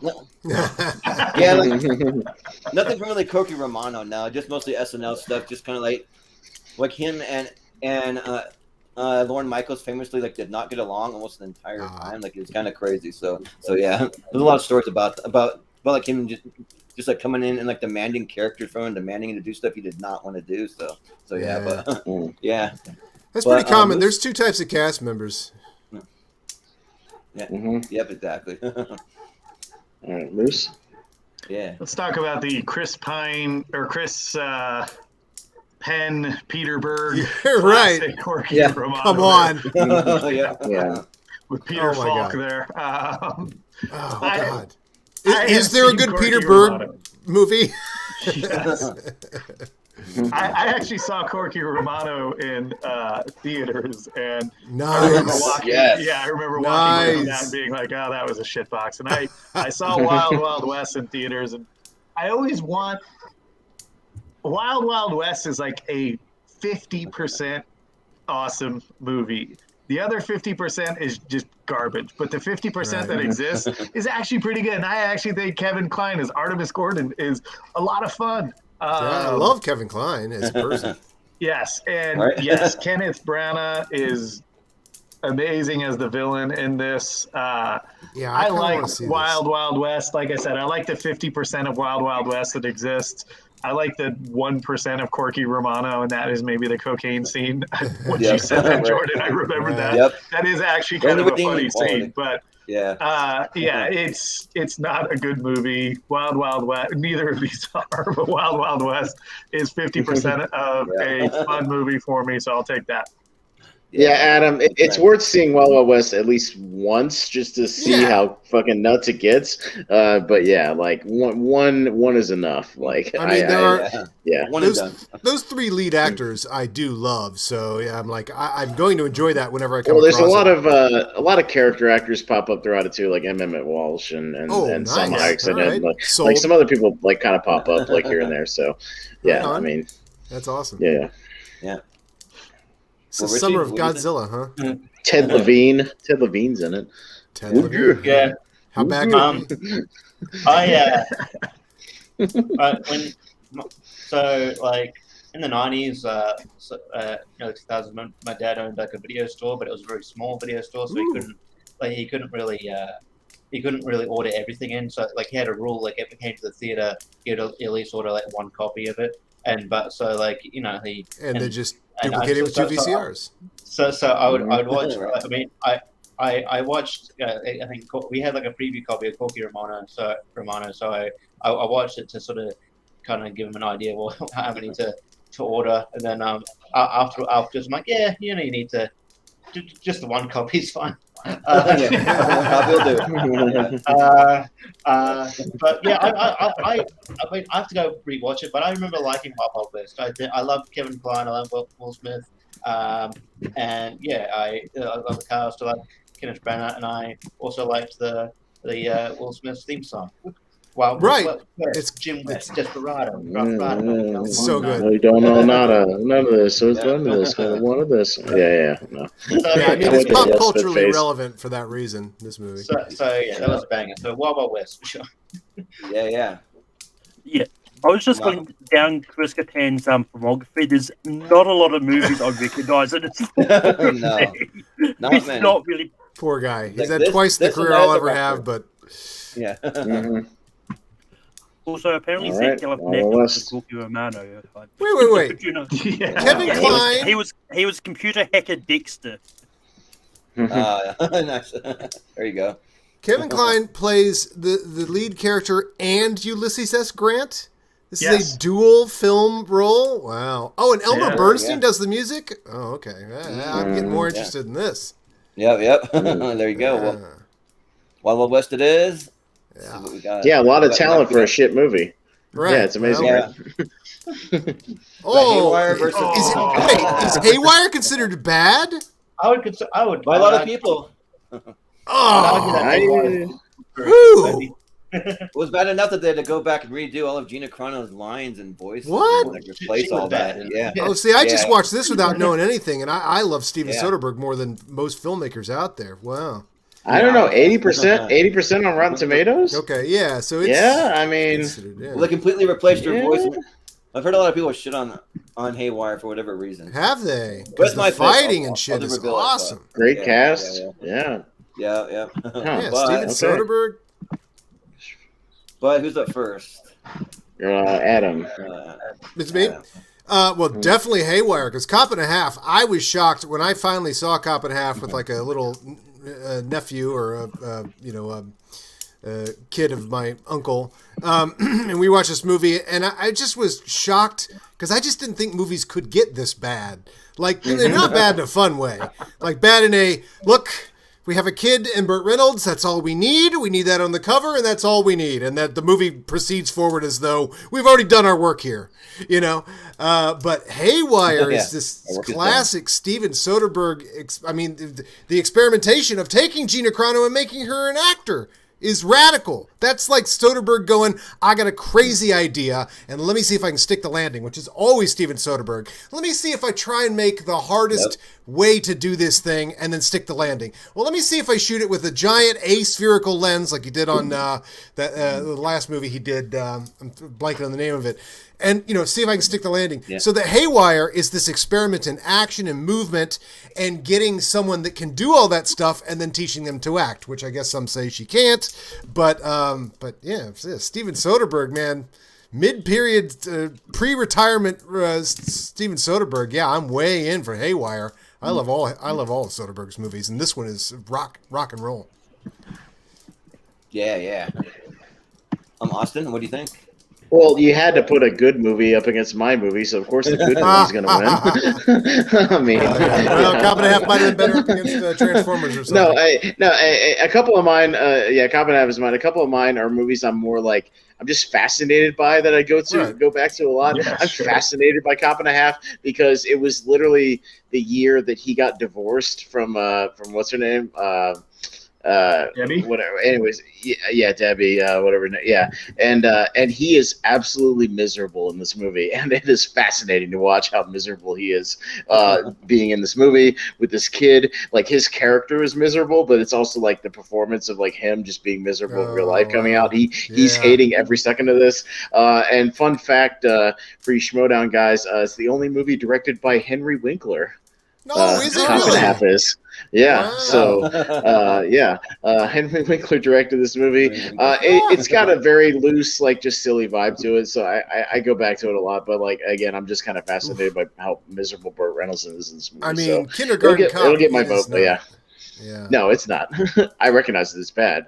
It's Whatever obviously the poor on man's way, Kindergarten Cop is, this is the poor man's that. Yeah, basically. Yeah. Mm-hmm. He got divorced from Was Lonnie there- Anderson. Is that what you're trying to say? Lonnie, that's what it was. Yeah. Yeah. WKRP Yeah. in Cincinnati. I'm the old guy here. I know all that stuff. Yeah. Mm-hmm. Baby. Whenever I tell people that I like the movie Haywire, like they always like give me shit for it, and it's like it's a Steven Soderbergh movie, like from the director of Ocean's 11. I mean, right there. I mean, that's that's a very recognizable, popular movie. And then just going down the cast Bill alone, Paxton? Bill Paxton, Ewan McGregor, Michael Fassbender. Yeah, and Channing Michael Tatum, Douglas. nobody was taking him serious. Yeah. I don't know, dude. It's got a Michael Fassbender? 67 on Metacritic. That's positive. 80% on Rotten Tomatoes. I don't know. I don't think this is a bad movie. I think you put a good do movie remember on this here. taking some crap. I remember this taking some crap. For some reason, though, like they always bring up the Gina Carano thing, like say she can't act, that it go and completely replace her voice with another actress, and so they bring up all that. But that's stuff. the experimental. But But he's making an experimental film because he's casting a non-actor who can fight to make a movie all about movement and fighting. So yeah, I mean. Yeah, but I love all the camera work and like seeing all the different shots from like Barcelona, from Dublin, from all those different places. Like it's a lot of fun. Yeah. So yeah, like Haywire for sure. So. Yeah, you've got me on a few movies tonight. After we leave this, I'm going to watch Hard Ticket to Miami and Haywire and Wild Wild West. Yeah. There we go. What do you think, Moose? So Pez brings up a lot of good points about Cop and a Half. Because it's weird. I saw this movie randomly like a year ago for like the second viewing. I think the first viewing I saw this when it came out, and the second viewing, and you're right. Like Burt Reynolds is just miserable. There's a scene where he's like in the bar smoking a cigar, drinking whiskey, and the kid's sitting next to him drinking milk. And you have to think that at some point the director's like, Bert's at the bar again. Just bring the kid in. Let's get some shots. Yeah, right. It's such a weird film. And then randomly he gets up, runs across the bar, and throws himself into 20 guys and wins that fight. Thank you, Burt Reynolds. Such a weird movie. I do love Steven Soderbergh. I think Logan Lucky is such an underappreciated masterpiece of a movie. It's so much fun. He's always got twists and turns. I dig both of these movies for very, very different reasons. Haywire is the better of the two movies. I believe you. Miserable Burt Reynolds is going to get my vote. Yay. Sure. You're surviving tonight. He hates that kid so much in that movie, not just his character, but he hates like every insult he throws at him. He just wants to kill him, and like for real. Wow. Like you can tell he just wants to do it for real. Yeah, no, it's pretty great. Yeah. But you know what's weird about Burt Reynolds? If you watch his 70s output, he is this weird, irascible guy that you watch it now and you go, okay, so he sucks. Why does anybody even like this guy? But it was like all played for like, oh, he's such a scamp, like in the 70s. So it's kind of funny that like gas ran out of that. Oh, yeah. Exactly. He ended up taking it out on a kid. Yeah. Well, Richie? Yeah, I don't hate Haywire. I think quite good. Yeah, obviously, Gina Carano's voice got dubbed, but like she wasn't. I don't think she was there for acting ability. She was there because she's a former Strike Force Women's Champion, and she could kick ass. So, and she accomplished that. I'm going to. I actually vote for Cop and a Half just because I think Haywire is too good. Too good to be in this tournament. That's exactly right. It's too good to be in this tournament. Yes, Interesting. that is a good point. Fair enough. Yes. Anyone want to reconsider? Anyone want to reconsider? You can vote for any reason on tournament fights. So yeah. I mean, we really could vote Haywire out because it's not as bad a movie as some of these not others. bad enough to be in this Should we do room. that? Should we veto? Should we overwrite? And just go No, we'll wait. We'll see what happens. Let's go to Malcolm. Yeah. because Haywire It's might close- knock out something else. It's close enough. Right. It's a close enough right now. Let's see what Malcolm says. All right. Yeah. First of all, look at the logo for Kindergarten Cop. Look at the logo for this. It's basically the same font, just flipped. Oh, it's the same thing. Yeah. Right. The word kindergarten is in crayon. But that being said, I actually don't like Haywire. I don't think it's a good movie. Oh, So I'm okay. actually going to Like vote you Cop voted- and a Half. Oh, Okay, okay. voted out. Hey. Malcolm. That's true. Look at this.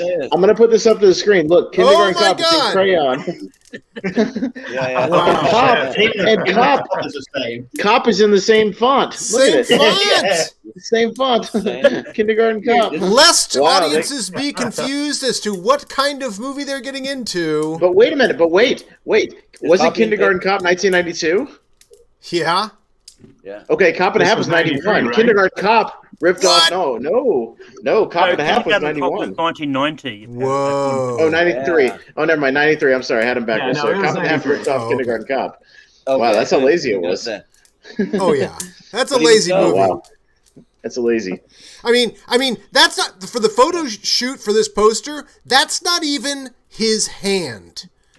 Somebody Yeah, else right. held a badge up in a hand in a blue Yes. screen, and then they cut the, you know. Right. Mm-hmm. Yep. Exactly. I mean, are we Well, sure I- that's actually Burt Reynolds? It could be a Burt Reynolds standee that the kids just sit Yeah, on it could top be. of. Yeah. Right. That is Burt Yeah, Reynolds' right. face only.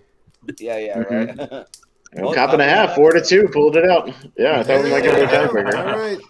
All right. Next we got Nacho Libre versus the new guy. Oh, the new guy. I gotta look this up because I remember this, but I'm forgetting. Yeah.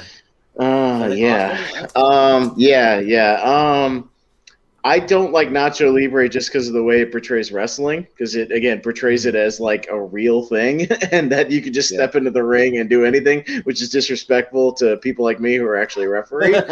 So I hate movies like that portray wrestling in the incorrect way. And I actually. Like, the new guy's really bad, but I kind of like it too, like as a guilty pleasure. Like, it's not on my list, but I kind of it's got its moments. It's got a charm to it. It was when we were trying to make DJ Qualls a thing as Right. a nation, and I'm not really sure why. Yeah. Between We this and like were. Road Trip, and yeah, we were trying to make him a thing, Yeah. and we were and, like he should have just. He's fine as like the side guy in Road Trip, like the side nerdy, whatever skinny guy. Like he's fine. Yeah. And like, but don't give him his own movie. It just doesn't work. Like no, but I'm still gonna vote for it over Nacho Yeah. Libre because I hate the way Nacho Libre portrays wrestling. So I'll vote for the new guy. Yeah. Well, so new guy was my pick, but and for whatever reason, like it just kind of hit me when it came out. I had a lot of fun with it. Like who's the bitch now? Just seeing like him and Eddie Griffin just going back and forth with each other. Like I kind of dug it, but going up against Nacho Libre though, like I think Nacho Libre to me is a good movie. Like I really like Jared Hess. Actually, I live currently about 45 minutes from where Napoleon Dynamite was filmed, and where Jared really? Hess still has family. I've actually been over to Jared Hess's house in Preston, Idaho. So that was a fun I was gonna time. say Idaho, Because right? Yeah. My cousin grew up best friends with his son. So yeah. So Well, I hope he's doing that, well but- because his career, kind Yeah, of, yeah. it was kind of a Yeah, tough follow up. Yeah, right. But Nacho Libre is a lot of fun to quote. Like whose chips are these? These are the Lord's chips. Or like Ignacio, like singing the little Ignacio song, like all that stuff. So for me, even though the new guy was my pick, I mean, Nacho Libre is just so much fun. Like sometimes you wear stretchy pants. It's for fun. So yeah. So got to vote for Nacho. So Moose, what do you think? Nacho. Yeah. Nacho Libre was my pick. I love Nacho Libre. This would probably make it into my like top 50 favorite movies. It's Nice. so re-quotable. Like, okay, give some credit where credit is due. Brian Nussbaum, get that quote out of my face. When Lord Chips, he's like, Chancho, let me borrow some sweats. Like, I could sit here and quote that movie over and over and over. Yeah. It's so good. And Yeah. sorry, Austin, but come on, you got Ramses. He's the great fighter in the ring, right? And he was represented by the Silver King, a professional wrestler. Most of the wrestlers in the movie were actually professional wrestlers. And Nacho did not just Which is why they should know better. Ring. He did not enter into the ring without any training. He had eagle powers, if you remember, because he ate the eagle eggs. Yep. Nacho Libre is So awesome. good. He was given this path by the Lord, and Nacho Libre shall advance. As far as I'm concerned, that's got my vote. Yep, for sure. Richie? All right. Well, first, R.I.P. Silver King. He died a couple of years ago in the ring in UK. I don't know who Richie's going to vote for. He took on, I think it was in the match with Pupitu Guerrero. He died in the ring. It was very sad. Died in the ring? Yeah. Heart attack in the ring. Man. Oh, wow. But yeah, I hate Nacho Libre. Yeah. See, wrestling fans hate Nacho Libre. See, me and Richie. See, wrestling fans don't like Nacho Libre because of the way it portrays wrestling. Yeah, like I think the new guy came out around right time for me. I was into the I was the right age. I was into the teen sort of sex comedy. So when that came out, I was all for it. I probably wouldn't like it as much now if I rewatched it. But yeah, I do remember when they tried to make DJ Qualls a thing with this, and then they tried to have a serious role with Hustle and Flow. DJ Qualls, the skinniest person in Hollywood. Probably. All right. The computer expert in The Core. Yeah. That's a fantastic movie. Yeah. I'm going to need Star Trek tapes and Hot Pockets. Like, fuck off. I'm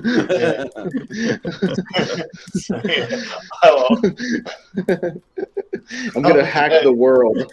Like, fuck out of here. How are you going to do that?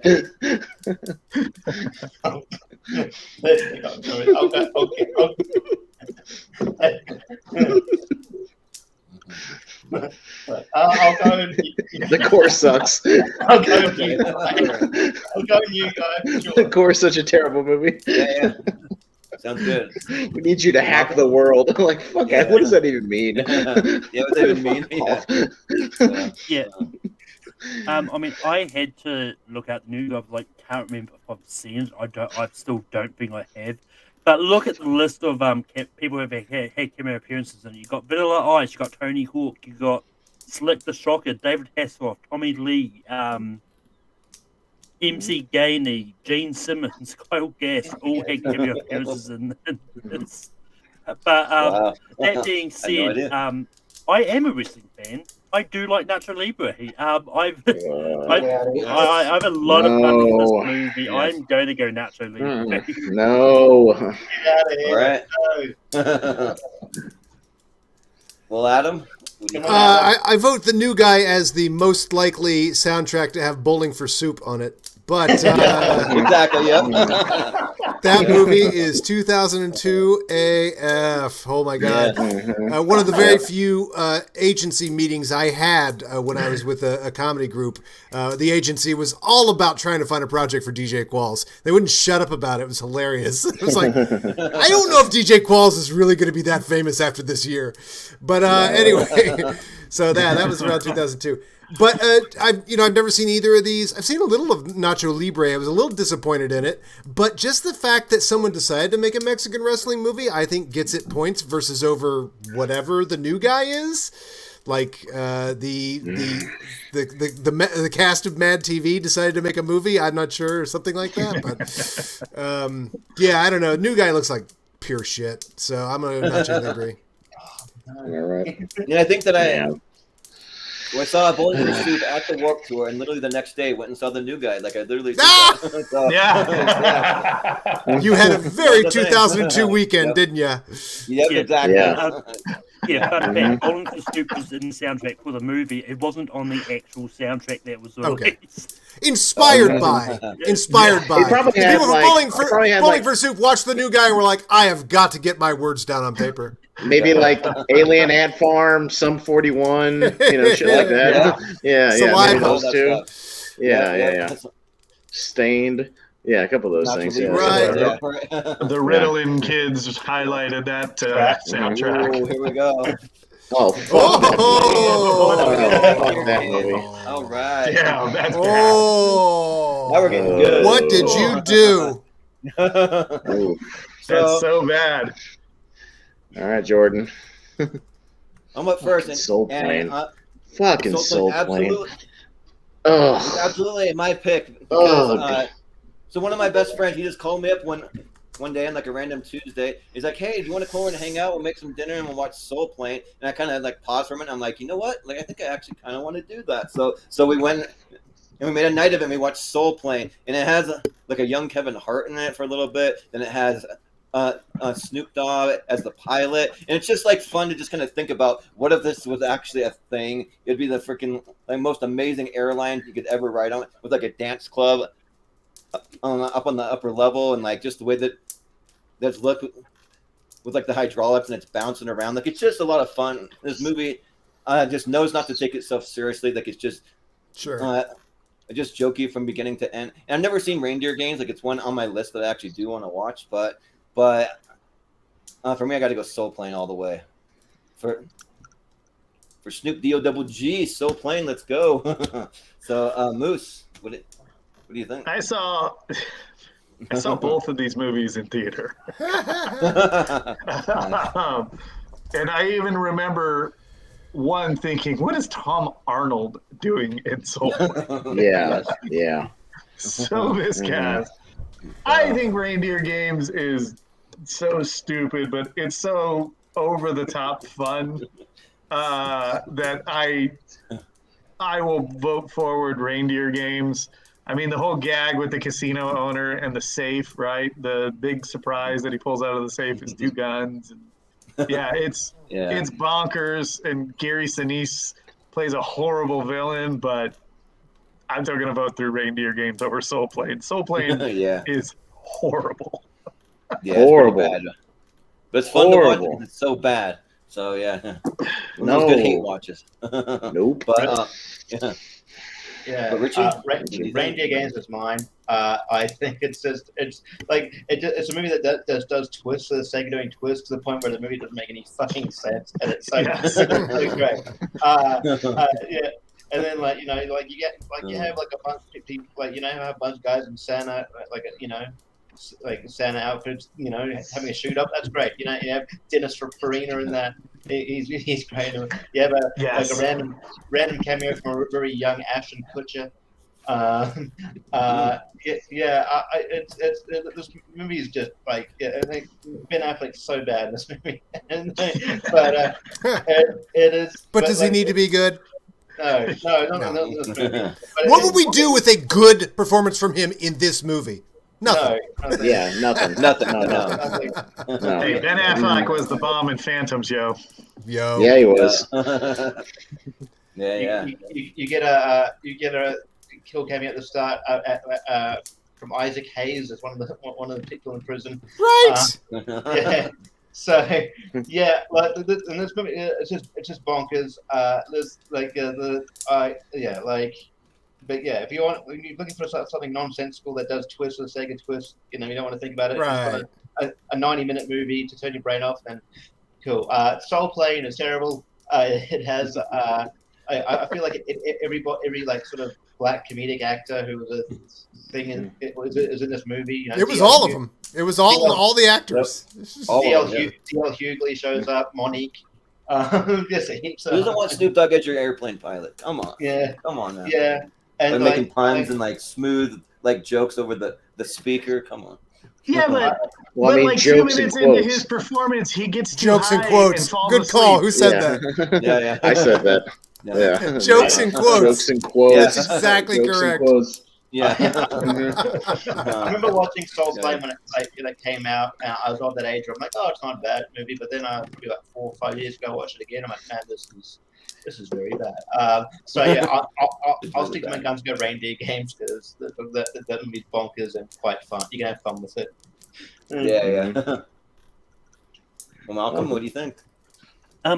Yeah, I mean, I had to look up the one of the majors for reindeer games. I was almost convinced this was going to be another haywire situation, which reindeer games was one of those. No, it's considered bad. No. It's bad. No. There's no dispute about that one. I mean, because I remember really enjoying it. But anyway, Soul Plane is a lot of fun. Reindeer games I think is a good movie. So reindeer games. Cool. All right. No, he's still getting. All right. Well, Adam. Well, I mean, you look at the cast of these two movies, and it's kind of fascinating because Soul Plane. I mean, it's everybody from the time. Monique, Godfrey, D.L. Hughley, Method Man, Kevin Hart, and Snoop Dogg. But you know what beats that? I'm afraid it's Danny Trejo, Dennis Farina, Donald Logue, Clarence Williams III, and Ben Affleck, Gary Sinise, Charlize Theron. And if that wasn't enough, Isaac Hayes as Zook. Yeah. I saw this movie a while back. I don't think I watched all of it, but I'm going to watch all of it now. And I'm all in on Reindeer Games from the director of The Manchurian Candidate, John Frankenheimer. Maybe one of his last movies? The correct answer is John Frankenheimer, the director of 1996's The Island of Dr. Moreau. Right. Sorry, I had that wrong. Correct answer. Correction, sir. Oof. Yeah. Brando's That finest. could be one of those guilty pleasure movies that was on. I don't know if it'll be on here, but it's not on my list. Yeah. Anyway, but yeah, fucking Soul Plane.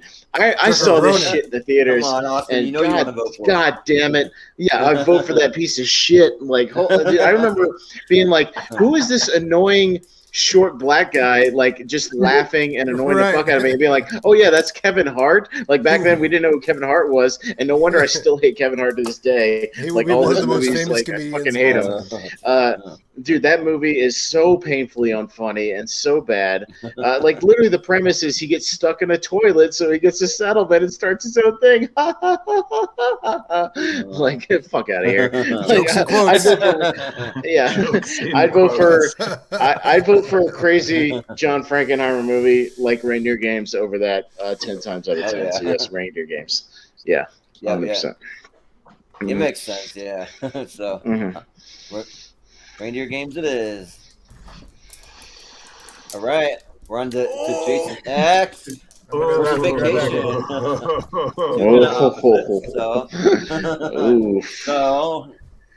Moose. Oh, Jason X is so bad. And I watched that so movie great. like 4 times in a row when it came out. Because so I kept good. thinking, like, it's going to get better each time I watch it. And it doesn't. It's terrible. This is the one where he's in space, right? And he's revived after, like 10,000 years or something like that. Yeah. Oh, God. Okay. I love National Lampoon's vacation movies. I even like Vegas Vacation. And I root actively, because I'm a huge Office fan, I root actively for Ed Helms. This movie was just okay. The best part of this movie was when Hemsworth was in it. And he was so funny in like his like limited capacity with his giant freaking wang. I don't know. For me, I gotta go Vacation. I still think there's a day when Ed Helms will become a better actor. I love The Office. I thought he was great in the Hangover movies. This had the premise to be like a very funny entry into the National Lampoons, but it's not even National Lampoons. It's just Vacation. Still, it tops Jason X because Jason X is rough to watch. Jason in space, terrible. terribly awesome. Yep. Richie? Richie? But Vacation was mine. Vacation was my one. I'm obviously a huge fan of like the National Lampoons. I think they're one of the best road comedies. Is this better than those? Absolutely not. But it has its moments to the point where I'm like, okay, I can have some enjoyment out of this. I do like that how they are like, the car they get, or the Tartan Prance or whatever it's called, like that he can't work it out, and then like they got the loud GPS. Thought that was plug it in. kind of funny, and then when the seat turns right around at one point, and I found that funny. Like Chris Hemsworth to highlight this, just him just showing off his body, and him going into the room one time just to show off his body, just to show off his six pack. As fun, among others. You get like you get your cameos from Chevy Chase and Beverly D'Angelo, and that's great. I can definitely see why people don't like this movie. It doesn't hold a candle to like the classic National Lampoon. Oh yeah, movies. Doesn't have to. But on its own, I found it enjoyable, and I would have watched a sequel, but this movie made no money. So I'll go Vacation. Yeah, sounds good. Malcolm, what do you think? When I heard they're doing a remake sequel of Vacation, and it's got Ed Helms playing Rusty, and you got all the usual requel. I went out to the cinemas to watch this. I wanted to walk out, but I didn't at the same time. It's like, it was intriguing, but this was bad. Chris Hemsworth was the only funny part of this movie. It's the only one they showed on trailers. Yep. Jason X, on the other hand, it's a fun movie. It's so I think we might have got it onto the best horror movies of the 2000s. Yeah. But I'm not sure. I can't remember. No, y'all put that shitty remake from 2009 on that list, because that was the one I threw a fit over. Y'all put the shitty Friday the 13th remake on there. But anyway, Jason X is fun. I'm going to go Jason X on this. Correct me if I'm wrong, but isn't Justin X the movie where a female student is twisting the nipple of her professor to get a higher grade? No. Might be. I don't know. No, it's the one where they launched Jason from the Friday the 13th movies into space. I'm almost positive that scene exists in Jason X. No, there's a nipple thing, but it's because one of the guys is dating the android chick who has like fake nipples. She takes them off, and like she can pluck them off and put them back on, and so she doesn't have like real boobs. She keeps putting them on and taking them off, and goes like, "What do I look better with nipples or without them?" He's like, "It looks unnatural without them." So see, that's what I was thinking. Yeah. It's still terrible. Yeah. Also, Jason X is David Cronenberg playing acting in the movie. Yeah. Jason's first kill, right? Yeah, right. Yeah, I think so. Well, Adam, what do you think here? Well, this was my pick. And I just love the adage that on a long enough timeline, all movies end up in space. That and I love a good series of sequels that doesn't know. We're very spoiled with Marvel that we know they write this entire mythology before they make each of these movies.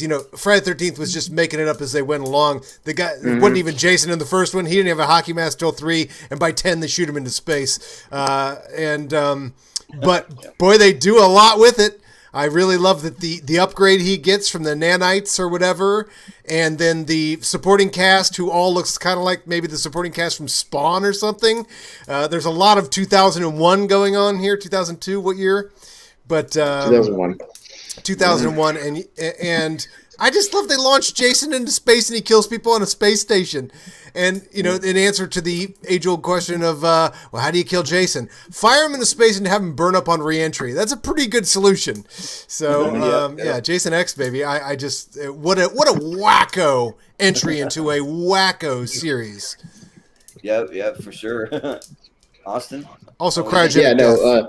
The cryogenic death is the face freezing, smashing on the counter is one of the best deaths in the whole series. I'm a massive nitrogen and then smashes her face. Yeah. No, I'm a massive horror fan, and Jason X I've grown to appreciate over the years. It's like just bonkers crazy, and it's a lot of fun. Like you have to be in the right mindset for it. You have to understand that they send him to hell, and then somehow he's just back on Earth, and he goes to space in this one. The timeline makes no goddamn sense. Hell no. Roll with it. They don't even care. Yeah, and that vacation movie, like that movie, just like I don't know what went wrong, but like it's one of those classic things where they think comedy is just people yelling and screaming at each other, and that's supposed to be funny. Where it's just yelling and screaming, and it's just grating. So Jason X all the way. I like it a lot.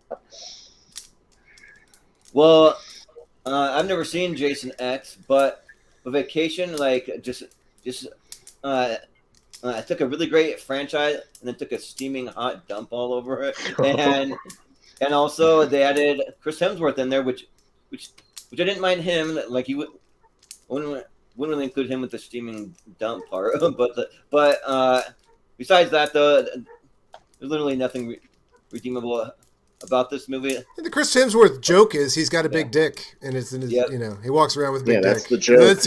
That's it. See, get it? He's got a big dick. Get it? SNL, 10 till 1. It's really big. Sketch. Get it? Yeah. 10 minutes to 1 sketch, SNL. We're going to do it in like 5 different ways. Yeah. But even if, without even seeing Jason X, I'm going to vote for Jason X because I hate Hell yeah. No, you'll like it. 4-2. Yeah. 4-2 Jason X. It's fun. Jason X for the win. The tagline for Vacation sums up what the execs were thinking about rebooting a movie. What could go wrong? Yeah, right. We have Clash of the Titans here versus Halloween 6. Interesting. Now it gets interesting. Yeah. Richie. All right. I know I should probably stick up for our fellow countryman and Sam Worthington. But this is around the time they tried to make him a thing, and I just feel like he's got he's better used for sort of a supporting role. He's just as a main guy, he's so boring. And this is and then Clash of Titans proved that. This I don't know. I found this movie kind of I just could not get into Clash or Wrath. I'm surprised they even made that at the time. Halloween, Curse of Michael Myers, though I have a lot of fun with. I think I like Paul Rudd's character. I enjoyed it. We'll talk about a lot of the show, but I like it's not a great movie, but it's certainly better than Halloween 5, in my opinion. So yes.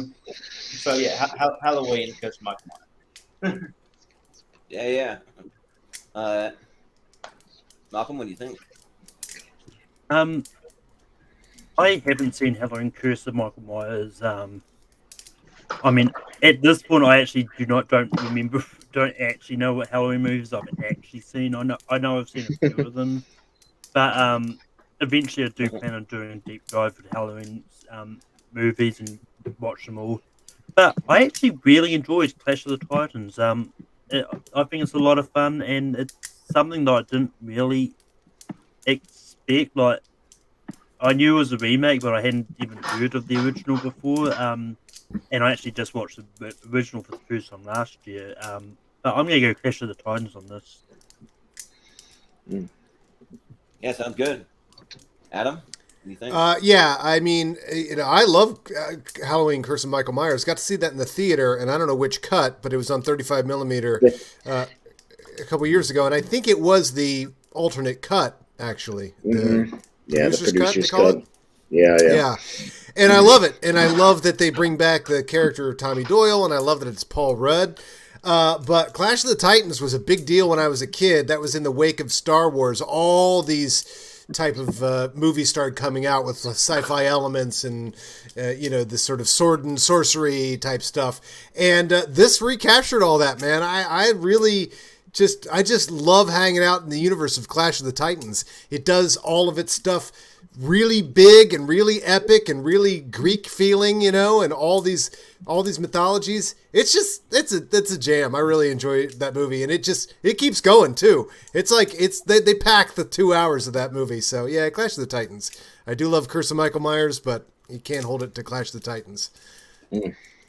Yeah. Well, Austin, Curse of Michael Myers is my pick. I am again fascinated by this movie and how bad it is, and the multiple cuts of it, like how the one cut, just goes. The producer's cut goes all in on the Thorn cult, like weird shit, and then the theatrical cut, they just cut all that crap out and have a completely different ending, and it just doesn't make any sense. I do a wonderful Paul Rudd impression from this movie. If anybody wants to hear it, go ahead. Where he's on the phone into the radio show and he goes, "I was there that night. I was one of the lucky ones. I survived." That's literally how he delivers his lines the whole movie. He's so bad, and he's credited as Paul Stephen Rudd. And fun fact, they actually reached out to him to be Tommy Doyle in the most recent one, Halloween Kills, to reprise his role, because that's the one that Anthony Michael Hall plays. He plays Tommy, and they said just for fun, they reached out to him. He said he would have done it, except for he was filming Ghostbusters at the time, and he just couldn't do it. So he actually would have come back, which I think would have been a lot of fun. Yeah, so, sacrifice. Yeah, so he probably made the right decision, but it is what it is. But I'm fascinated by Curse of Michael Myers. Is that the only time someone said we can't get Paul Rudd? Oh, I know. We'll get Anthony Michael Hall. Anthony Michael Hall, yeah, right. Pretty much. Yeah. If you remember, Danny McBride writes those movies, so him and Paul Rudd are friends. So he knew that, so he was familiar with that. Yeah. So he remembered. That Paul Rudd played the same character in that movie, so he was like, "Why the fuck not? I'll try to get him." But it was just scheduled conflict, so it is what it is. Yeah, that would have been special. Mm-hmm. Yeah. Well, unfortunately, I have not seen Halloween: The Curse of Michael Myers, but I am very intrigued to check it out because of your fascination for it, Austin. So it is interesting. It's intriguing. It's just intriguing. I don't mind if it. And watching both cuts, like how radically different they are actually very, very different, and it's interesting to watch. Yeah, producer cut's way better, right? Yeah, producer's cut is better just because it leans into the crazy, and the other one tries to cut around it, and it makes for a badly edited, poorly. Sure that's the one I saw. Poorly edited movie, but yeah, and.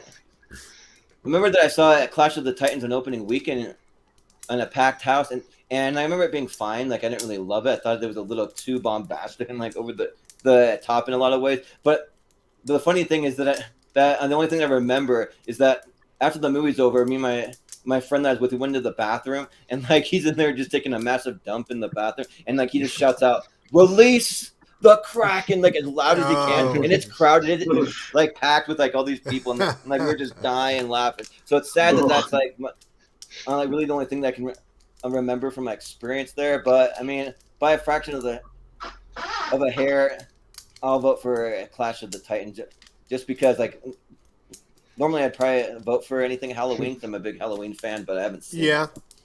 So, Richie, I prefer Wrath of the Titans, where he's throwing suplexes to people in fights. Do you remember that? Yeah. Vertical suplexes. The movie's so good too. The movie's so good too. Moose. Oh, Moose. Yeah. Maybe I have it. So this recent October, I watched all of the Halloween movies for the first time. Good man. Including the original. And my fellow exchange, or maybe he's not my teammate anymore, but the Rager has a horror podcast, and he asked if anybody would want to come on and review any of the Halloween movies, and I was the only one from the exchange who volunteered, having not seen any of them. Wow. And so I went back and I watched all of them, and I was on the episode where we reviewed not the one that came out this year, but the one that came out 2 years ago. It's a very disappointing series, right? And so maybe I haven't watched the right cut of this movie, because I remember this movie being very bad. Yes. And I'm Oh, they're both intrigued bad. to hear- They're both It's just- bad. yeah, they're both bad. Yeah. I mean, Season It's of just- the Witch yeah. is like giving birth to an accountant sideways. Terrible, Like, it's just terrible. terrible movie. But I mean, the only redeeming quality was I think Donald Pleasance was back in this one, right?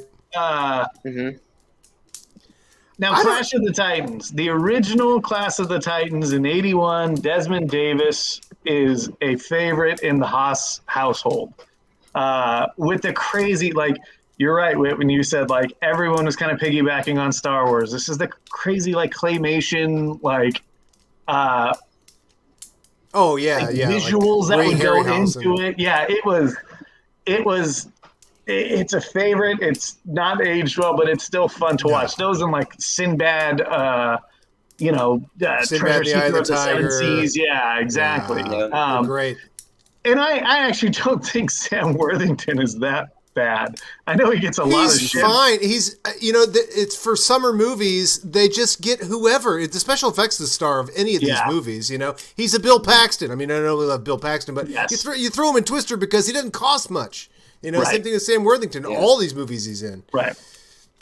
So I do dig Clash of the Titans, Austin. I would be very interested offline if we talked about like certain director's cut that I should watch of this, because the Halloween movies, like, there's some shitbox stinkers in there, but you know what? There's actually like very intriguing premise movies in these that I would be interested to explore a little more. But my vote is going to go to Clash of the Titans. As a slasher fan, is Halloween the only slasher franchise with only 2 good movies in it? Like, I mean, it's like, I mean, I don't know if you call a lot of Friday 13th movies good, but you certainly call the first one and the second one good. That's a matter of opinion, because I think there's more good Halloween movies than bad Halloween movies, in my opinion. But that's that's just me.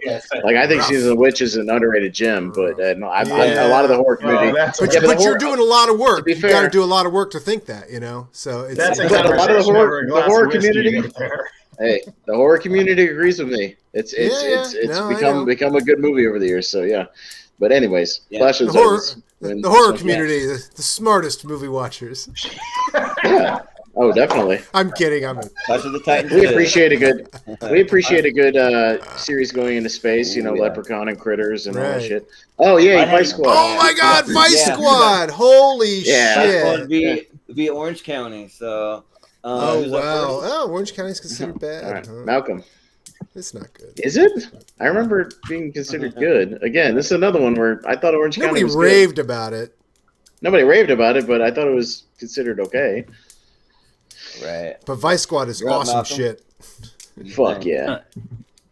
I haven't seen either of these movies. I've been meaning to get onto Orange County at some stage, but my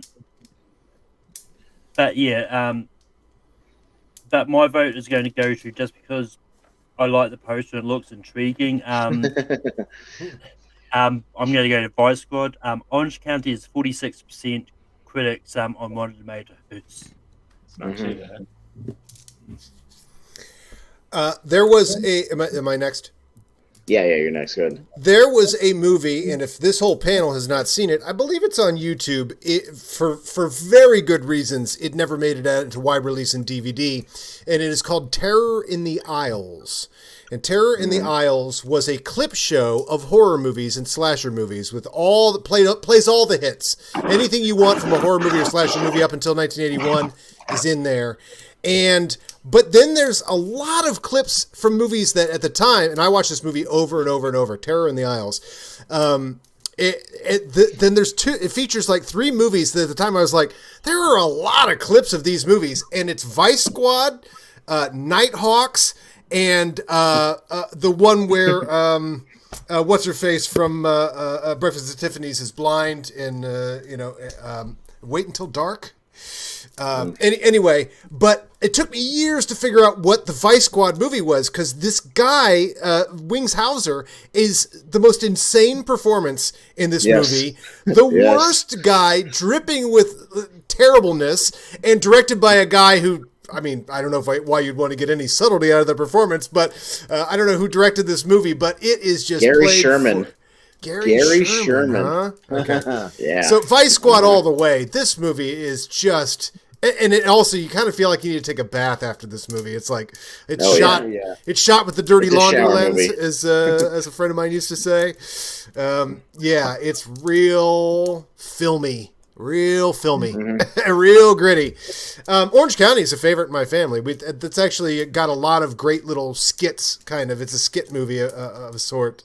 And I love Colin Hanks. He's a very underrated actor, particularly in Frost Nixon. Not Frost Nixon. Yeah. Or Elvis Nixon. Elvis Nixon. Yeah. Elvis Nixon. But Vice Squad, because for what we're doing here today, Vice Squad is what we're looking for. Oh, fuck yeah. Yeah. Wings Hauser, my God. Wings Hauser. Well, Yeah, Austin, look up some clips of this. Yeah. Vice Squad's my pick. Wings Hauser plays a pimp named Ramrod, and he goes around Is just that his terrorizing name? these prostitutes. His name is Ramrod. And he's a Holy pimp named Ramrod. And there's a great scene in the beginning of the movie where he's going to track down one of his girls he runs off at a hotel, and she's in there, and he's just rubbing his knuckles on the door, going, "Oh, come on, baby, open the door." Right, that's the scene. He goes, "You're not gonna hit me, Ramrod?" Oh no, No, baby, I ain't gonna hit you. I just want to love you.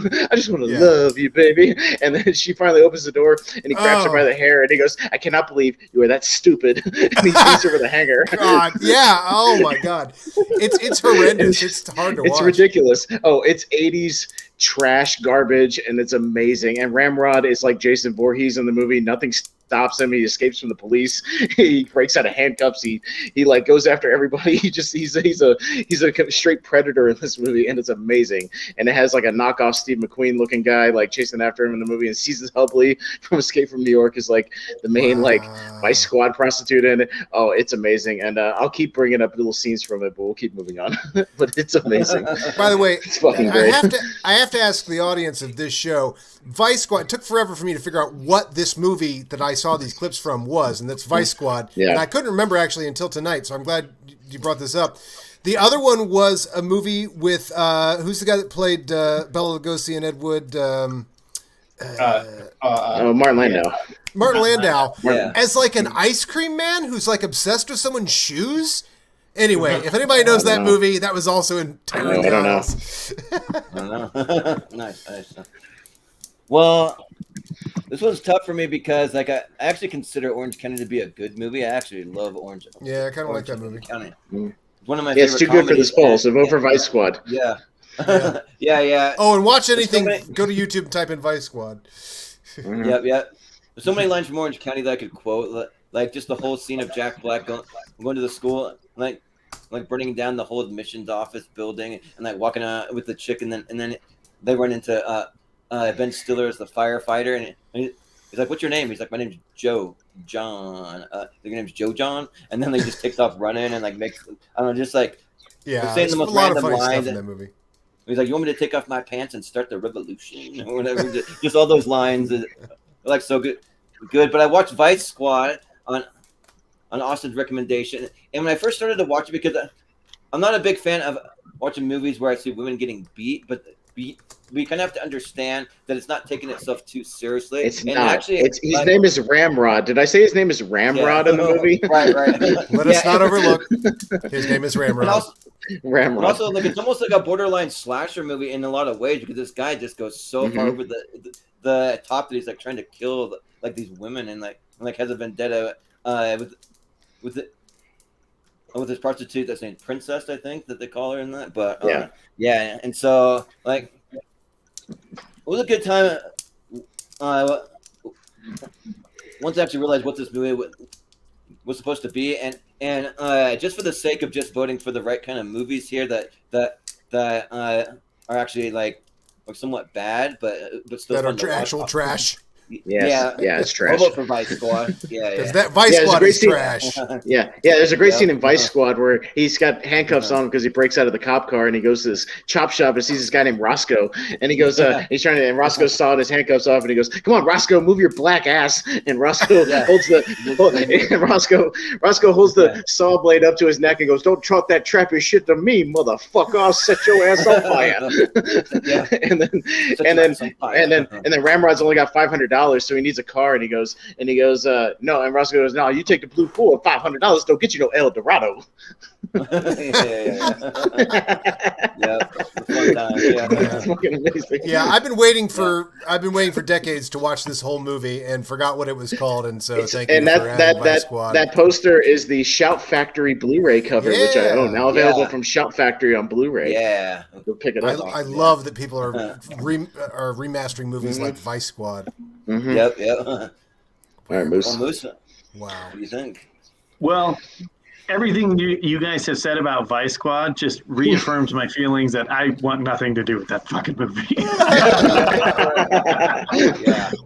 I threw Orange County Oh, it's on, and bad. honestly, it was because I think a couple of my earlier nominations had already been picked. And then I Googled Orange County just to see what the Rotten Tomatoes score on it was.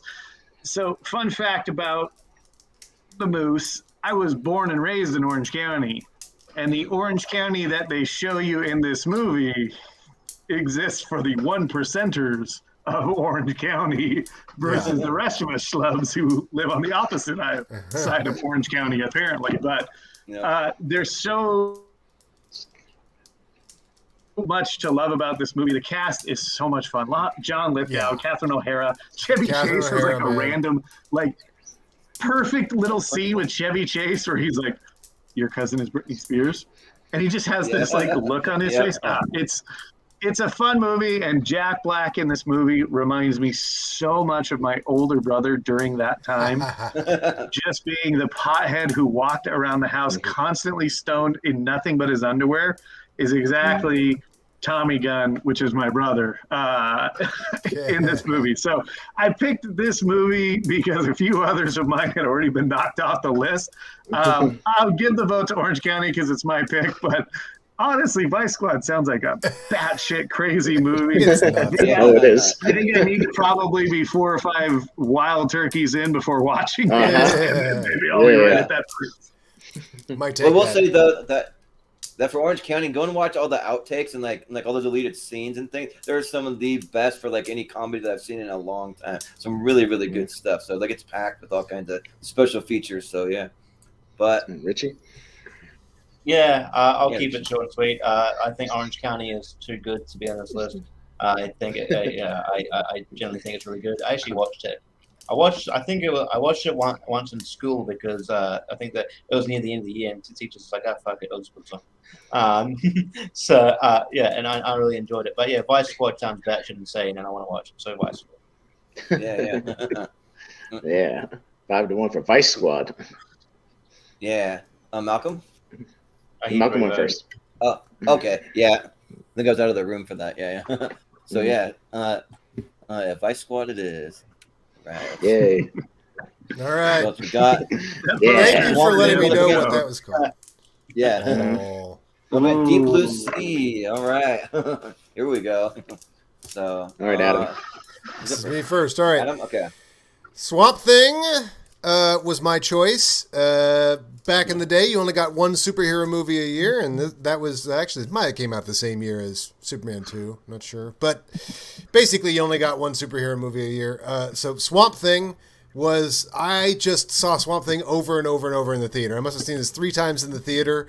I just love the whole origin story and the way they did it, and I love the villain and that he turns into a thing.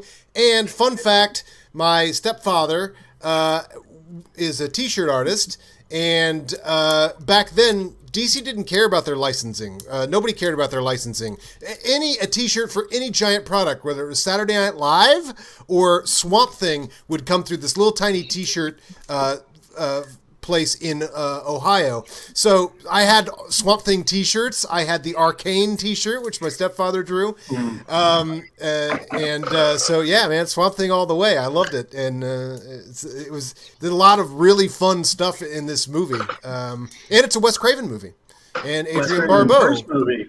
No, his first. No, I'm sorry, not first movie. First superhero. Yeah. Excuse me. Yeah. Mm-hmm. Although I guess they wanted him to direct sounds good. Superman 4 or something. There was some other thing that he was supposed to direct. So Swamp Thing, baby, Deep Blue Boston, what do Sea. you think? I get why it sucks, but Yeah. You think, Austin? Oh, it's my turn. Well, there's this great scene in Vice Squad where Fred Barry, who was rerun on Good Times, he plays a sugar pimp Dorsey, and Ramrod busts into his apartment and holds him up against the wall, and Fred Barry's going, "I'm sorry, Ramrod," and then Ramrod he pulls out a switchblade and he goes, "You know what I hate about you sugar pimps is you got no balls, boy," and he sticks his knife into his dick, and Fred Barry goes, "Ooh." Swamp Thing's Swamp Thing's boring and Deep Blue Sea is fun. So Deep Blue Sea. Yeah. Well put. Well, I have not seen either one of these movies, but I'll just say that one of my favorite comic book runs of all time is a Swamp Thing from the 80s by Alan Moore. So I mean, if that's anything like that, I don't know if it's like totally different or not, because I haven't seen it. But just for that, because I know not quite much like it, but almost nothing about these. Yeah. But I'm still gonna vote for it just because I mean, if I had to see one, the Swamp Thing kind of intrigues me more. So yeah. But Moose. This is a tougher one for me. Deep Blue Sea is one of those so bad it's good movies. You know, like when Samuel L. Jackson is giving that motivational speech that fucker is just about to be eaten by a shark. Like it's coming. It plays that joke well. It still gets you. It's still like, oh, no way he got eaten by a shark. When the whole time during his dialogue, you're like, he's standing by the open body of water right there. Like, it's just bound to happen. But I have found to appreciate Swamp Thing. And its weirdness and Wes Craven. And you have like two versions of Swamp Thing. You have like the Ray Wise pre-Swamp Thing. Yeah. Like handsome debonair, and then you have the wrestler Dick DeRock Swamp Thing. Like Dick DeRock, who played Swamp Thing all the way through the TV show. It was always Dick DeRock. Yeah. Mm-hmm. Yeah. So this is a tougher decision for me. I like the villain Antona and Kane. Ugh. Yeah. This one's tough. Because I don't know if it's a horrible movie. I'm gonna vote with Swamp Thing because I don't know if Deep Blue Sea is as bad. It's a fun campy movie, and I understand when I say fun and campy, there's people being eaten by sharks like in mass quantities, but still, there's a lot of like fun, quotable, like rewatchable things that happen in Deep Blue Sea. I think Swamp Thing is gonna get my vote. Mm-hmm. Give it to the Crave. He's earned it. Sounds good. He's earned it. Yeah, Deep Blue Sea's my pick. I like it'll never not be funny to me when like Samuel L. Jackson's cutting this and there's such a passionate speech and it's out of fucking nowhere just gets eaten. That'll always be hilarious. And then like I'm gonna give away a big spoiler here, but it makes it fucking this movie weird because like all through the movie you're following Saffron Burrows, right? You're like, oh yeah, she's she's gonna be the main thing, and then like out of nowhere she just gets eaten. Okay. Like, whoops, see ya. And now we're with blonde-headed Thomas Jane for the rest of the movie. Yeah. And LL Cool J. It's so over the top. I don't know. Like, I honestly didn't know. Like, I just based on like who I've talked to, I thought it was like bad, but yeah, I don't know. If it was universally banned or anything like that. but I do know it's like it is so bad it's good territory. So I will go Deep Blue Sea. Mm-hmm. Yeah. Fair enough. Malcolm, what do you think? Yeah. Only one of these movies had one of its famous moments recreated for a Super Bowl ad in recent years. Which one? Yeah. Deep Blue Sea. They recreated the Samuel L. Jackson doing a speech getting eaten. Well, I don't think it was a shark at the point. I think it was a random sports player or something. I do really enjoy Deep Blue Sea. I've not seen Swamp Thing. It's one that I kind of do want to see at some stage, but I'm going to vote for Deep Blue Sea. Yeah. All right. Deep Blue Sea is going to take it. All right. Deep Blue Sea does not have Louis Jourdan in it. Just letting everybody know. Does not have Louis Jourdan in it. True. True that. If you ever want a trippy DC watch, like you start with like 66 Batman and just kind of move your way through, and Swamp Thing, and then Swamp Thing, like the return of Swamp Thing, still follows in that continuity. It's weird. Mm-hmm. Yeah, DC movies have always been weird. Yeah. Mm-hmm. Maybe Superman the movie's not. But... All right, well, Well, guys, we're we've gonna run almost through the reached the sites halfway point of our show. At 2.5 hours in, so we might have our first 5-hour show tonight. Yeah. Maybe. We'll see. If we're gonna have a 5 Well, hour But we can fly through these ones, though. Well, we had a 4.5 hour one with Adam. Yeah, it might as well be this one, right? Yeah, I only have the stamina to do one of these shows every 6 months. I know, yeah. Right. When Adam was on for stand-up comedians, we went about 4.5 hours, so it makes sense. All right, so now that we gotta get to the end of this bracket, so we get to the other side and see some movies. So about 10 seconds or less, quick votes. Let's go. We can start going quicker. All right, I'm up first. Revenge of the Ninja. Yeah, and Employee of the Month was my pick, so I'll go with Employee of the Month. All right. Revenge of the Ninja. Mm. because I've Richie? seen it. Because I've seen it, Employee of the Month. Yeah. Malcolm? Revenge of the Ninja. Ooh. Ooh, all right. Fake out. Revenge of the Ninja, baby. Yeah. Yeah, 4-2. Revenge of the Ninja. That is a guilty pleasure. Revenge of the Ninja If I've ever is, seen yeah. one. And Jordan, you'll have to remind me when we get down to the Elite Eight, at least on this side, so I can write them down because it's hard to tell without the bracket on here. So just have to remind me. Yeah, All right, Super Fuzz and Volcano. Jordan. Volcano. I'll go with Volcano. I've never seen Super Fuzz, so. Moose? Volcano. Yeah. Richie? Volcano. Yeah. Volcano. Adam? Look, I just voted for Super Fuzz because I wanted people to know there was a movie called Super Fuzz that's really fun. And now that everybody has agreed to watch it, Volcano, come on. Between these two. Yeah. Austin? There's my pick. The coast is toast, baby. There it is. Yeah. There it is. All right. Volcano moves on. We got Batman Robin versus Hard Target. Ooh. Ooh, that's a hard one. Ah. Yeah. Moose. All right, everyone, chill. Batman and Robin. Yeah. I love Hard Target, but I think the worst, the most entertaining, more entertaining bad movie is Batman and Robin. Yeah. Malcolm?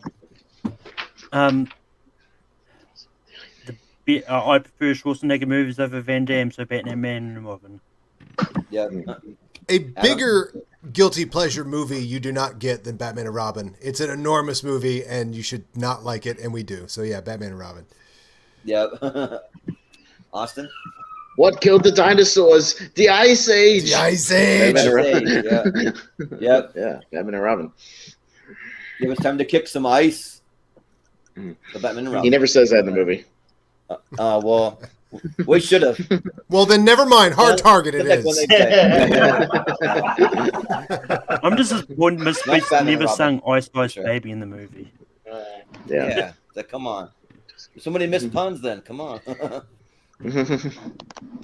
He does, however, put a thumbs up and goes, "Cool party," which is terrible. Cool party. Yeah. We got Sahara v Anaconda. So, Richie. Richie. Anaconda. Yeah. Malcolm. Sahara. Yep. Adam. My Anaconda don't want none unless it's got buns, hun. Anaconda. Yep. Yep. Austin. Yeah, John Voight getting eaten by a snake, then spit back up and winking at the Puked up! camera. Anaconda. Yeah. Yes. Yeah. One of these movies has Ice Cube, the other does not. So Anaconda. Moose? I love the reasoning behind these things. Hey, why not? As much as Sahara is my pick, it is a far better movie than Anaconda, so Anaconda should advance. Well, yeah. You shouldn't feel that guilty about Sahara. Right. Yep, right. Yeah. Well, Anaconda it is. And then we got Wild Wild West versus Cop and a Half. Oh, no. Oh, boy. I can't see it. We got a lag. Okay, there we go. All right. Malcolm. Who's Malcolm? Yeah. Wild Wild West. Yeah. When I strolled into Adam? the West. Wild Wild West. Cop and a Half is just not fun in any way. Yep. Austin? Oh, I find it extremely fun to watch miserable Burt Reynolds. Cop and a Half. You've got a different kink, I guess. I find it hilarious. Yeah, right. We all have our own kinks. Yeah, right. We all do. Well, speaking of our own kinks, I'll go with the steampunk kinks. So Wild Wild West. Yeah, steampunk, yeah. Yeah. Mm. Moose? As fun as it is to watch miserable Burt Reynolds, it really is. Wild Wild West should advance in this horrible movie free for all. So Wild Wild West. Yep. Yeah. Richie? Wild Wild West. Yep. All right. Yeah. Wild Wild West it is. Okay. All right. Next week we have Nacho Libre. A lot of versus 90s. Reindeer. We got a lot of 90s trash in this one. I like it. Volcano, right. Anaconda. Yeah, And West, early Deep Blue 2000s Sea. trash, too. Yeah. Good shit. Oh, we yeah. haven't even gotten to my 90s trash yet. I know. Yeah, Yeah. right. I still got a few. Some more I still coming got a few batshit crazy ones on my list that we haven't even gotten to yet. Oh yeah. Yep. Same. But All right. Adam. Let's see, Adam. Yeah. Mm-hmm. Yeah. Reindeer games. Nacho Libre seems like it's a little more capable of being liked than Reindeer Games, but Reindeer Games is that classic one of like, once you like it and you watch it, you're like, all right, this piece of crap is pretty enjoyable. Yep. Well, Austin. Reindeer Games. Yeah. Also, I got to go with the Nacho name, Libre. Reindeer Games. Yep. Yeah. Right. But So dumb. But Nacho Libre, just because I love it, but I understand why people don't. So I still think that it's kind of a bad movie. So yeah, Moose. Nacho Libre. Yep. Richie. Fuck Nacho Libre. Reindeer. Yeah. I agree. Those wrestling fans. God. Yep. Yeah. Malcolm. Nacho gosh. Libre. Yeah. Oh, No. hey, good news, Richie. Richie, good news. You got the tiebreaker. Get that shit out of here. Fuck Nacho Libre. Reindeer Games. I was afraid I Yeah. never want to hear it. It makes me sad. Yeah, but, All right. but Thank you, Richie. Yeah. Thank you for putting it out of its misery. You got Jason X versus Clash of the Titans. Oh. So All right. I'm up first. Jason X, man. Uber Jason. Yeah. Mm. You know what? I'll go with Jason X, even though I haven't seen it. So yeah. Mhm. Moose. Come on, You'll like it. Clash of the Titans. Jason X is garbage. Garbage. Yeah, it's hot, great. It's great, yummy, delicious garbage. Oh, there's Yeah, nothing great about that. Yeah. Jason X. Oh, Yeah. Yeah. Yeah. You all feel dirty for voting for Jason X, by the way. Yeah. I don't feel Yeah. dirty at all. I'd watch that movie any day over Sam Worthington. Malcolm. I'm going to go Jason X. Ooh, Yeah. there you go. Bring it home, Adam. They fired Jason into space. Jason X. Yeah. Yes. Come on. The improbability of this movie existing is insane. Mhm. Yeah. Remake of Clash of the Titans, yeah, that was going to happen, and I'm glad it's as good as it is. But Oh, God. Yeah. We got Vice Yeah. Squad versus Deep Blue Sea. All right, Jordan. Who's up first? Man. Yeah. Well, there's one I've seen and one I haven't, so I got to go Vice Squad. So, Moose. I still can't believe you haven't seen Deep Blue Sea, but Yeah, right. I mean, Same. of the shit factor of these movies, it's Vice Squad. So let's move forward with that one. Yeah, right. Yeah. I'll Richie? go Deep Blue Sea because it's my big. I'll put my name to it. Sure, yeah. Malcolm? Vice Squad. Yeah. Adam? I forgot to say the other cardinal sin that the Deep Blue Sea commits, and that is be directed by Rennie Harlan. Vice Squad. True. Austin? Yeah, there's a great scene in Vice Squad where Ramrod's looking for Coco Bitch, and he drives up, and he pulls up to her, and she goes, "Honey, are you a cop?" And he goes, "Do I look like some kind of fucking pig to you?" and he grabs her by the hair, and he pulls her halfway in the car, and she drives off with her kicking out of the window, and then he dumps her in the garbage in the alley. It's fucking fantastic. Hold on, So, add Vice to Squad. cart. Shout Factory Blu-ray. Oh, Vice Squad. Yeah. Vice Squad. Moving on. I'm gonna keep selling you guys that this thing should We're win in the the whole third round, tournament. so yeah. So we got Revenge of the Ninja v Volcano. I mean, do I rent it for $3 or buy it for $20? I'm kind of leaning buy it. I bought the Blu-ray. It's well worth it. Replayability. Shout Factory version. I think it's $7.99 in HD on Vudu as well. You can buy it, so if you want to. Ooh, okay. I like physical media. Yeah, I do too. Yeah. And that it's got that cover, which is great. That's the Shout Factory cover. Yeah, boy, that's something. Yeah, it's pretty That's great. special. Yeah, All right, Moose. Ninja versus Volcano. Nothing is better than Tommy Lee Jones directing lava through the streets of Los Angeles. So we're going to have to get this lava over here. We're going to have to get this lava. Look how similar those posters are. It's almost like the ninja is like channeling the lava out of the city. Whoa. Like they're very similar. Yeah, right. Like very similar posters. That's interesting. There you go. It's like he's trying to kill the volcano. Richie. The volcano. Yeah. I want to see a movie called Ninja Volcano. It'd be great. Yeah, there you go. Malcolm? If I'm correct, these are the matchups for the polls, isn't it? I think the winner of these make it into the polls. So yeah, the winner of these that's will be what I the was first meaning four into the by poll. Yes. But that okay. being said, I'm going to go volcano. Yep. So, Adam? 1997. What a year, huh? This is in there, and I mean, look, my heart lies with Revenge of the Ninja. Ninja was a movement. There were plenty of good disaster films. There were no good ninja films. This is a guilty pleasure. Revenge of the Ninja. I think I have much more fun watching that than Volcano. Sure. Austin? Oh, I have tons of fun watching people melt in lava. Volcano. Norm from Fargo. Yeah, he melts. He melts trying to save a guy, and he falls in, and he dies. That's great. I've got tons of fun with it too, using like literal fire trucks to redirect the lava and stuff, and somehow it works. What a dumb movie! What a terrible, dumb movie. Yep. So I'm gonna go with Volcano. I wholeheartedly support that. Moving on. What a dumb movie. Yeah. All right, Wow. Volcano is the first one in the poll. That movie sucks. All right. Another 90. Another 97 versus 97. Batman and Robin versus. Yeah, 97 was the worst year for movies. 97, man. Woo. That was a great year for movies. Look at that. Fun fact. Greatness. Fun fact. When I met Paul Preston, this was the year we met, and we decided to see all the summer movies on opening day.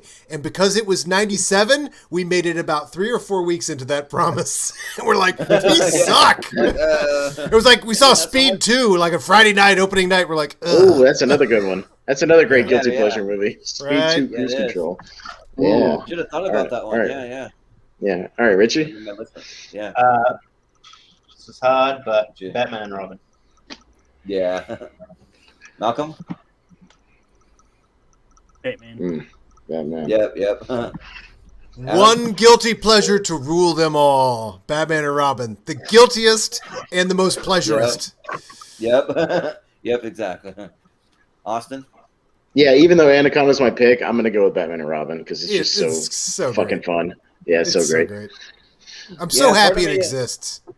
Yeah. Yeah, part of me really wants to vote for Anaconda, but I mean, against Batman and Robin, I can't do it. Right? So I got to go Batman and Robin. That's the way this stuff works, man. All right. Clear a path. Moose? Allow me to break the ice. Batman and Robin. My name is Freeze. Yeah. Yep. Hand over the diamond gun, gal, or I'll turn you into mulch. Yeah. Get down, boy. He even breaks out garden puns in that movie. It's great. Right. Yeah, right. He knows his way around a good This is pun. a bad. Ooh, what a combination. Wild West, yeah. So, Is this like 99 what was versus in the 2000? water for the late 90s? Yeah, 99 versus 2000. All right, Right, Malcolm. Just because it came out in 2000 does not make it a 2000s movie. At some point, Yeah. that No, it's a 90s movies that movie. come out That's in a 90s 2000 movie. are 90s movie. Yeah. Yeah, it's a Right. 90s movie. Well, it was made in 99, so that counts. Yeah. And just released in Filmed 2000. in 90. Yep. All right, Jim Rich, Malcolm. Desperado, Wild West. Yep. Exactly. Yep. Adam? Yeah, Wild Wild West, man. That's what an era-defining piece of shit. Yeah, right. Yeah. Well, Makes Reindeer Games seems like the Soderbergh movie of the two, doesn't it? Yeah, right. Which one? Reindeer Games is the Soderbergh movie, right? Oh yeah, Wild Wild West. Yeah. It's too good. Yep. Well, Reindeer Games, because it's a big steaming Ben Affleck pile of shit. Reindeer Games. Yeah. So many to choose from. Mm-hmm. This might be the toughest one yet, which is not really saying much, but I got to go with Wild Wild West, I think. So, Moose? All right, Moose. Yeah, I gotta go with Wild Wild West. Yeah. Fair enough. It's a hot, steaming pile of garbage, Yeah. but it's so good. Richie? You need to see, you guys need to see Reindeer Games, man. It's so fucking stupid. And Stupid. I agree. So Stupid, but it's awesome. so great and it's fucking stupid. Reindeer Games. Yeah. All right, well, Well, this one, we'll Wild West spend makes it in the poll. Yeah. All right, come on, Vice Squad. So just so the poll can be like, what the fuck is Vice Squad? Come on, guys. Yeah. Like, what the fuck is that I don't movie? Yeah, right. All right, Adam. Yeah. Vice Squad. Yeah. Austin?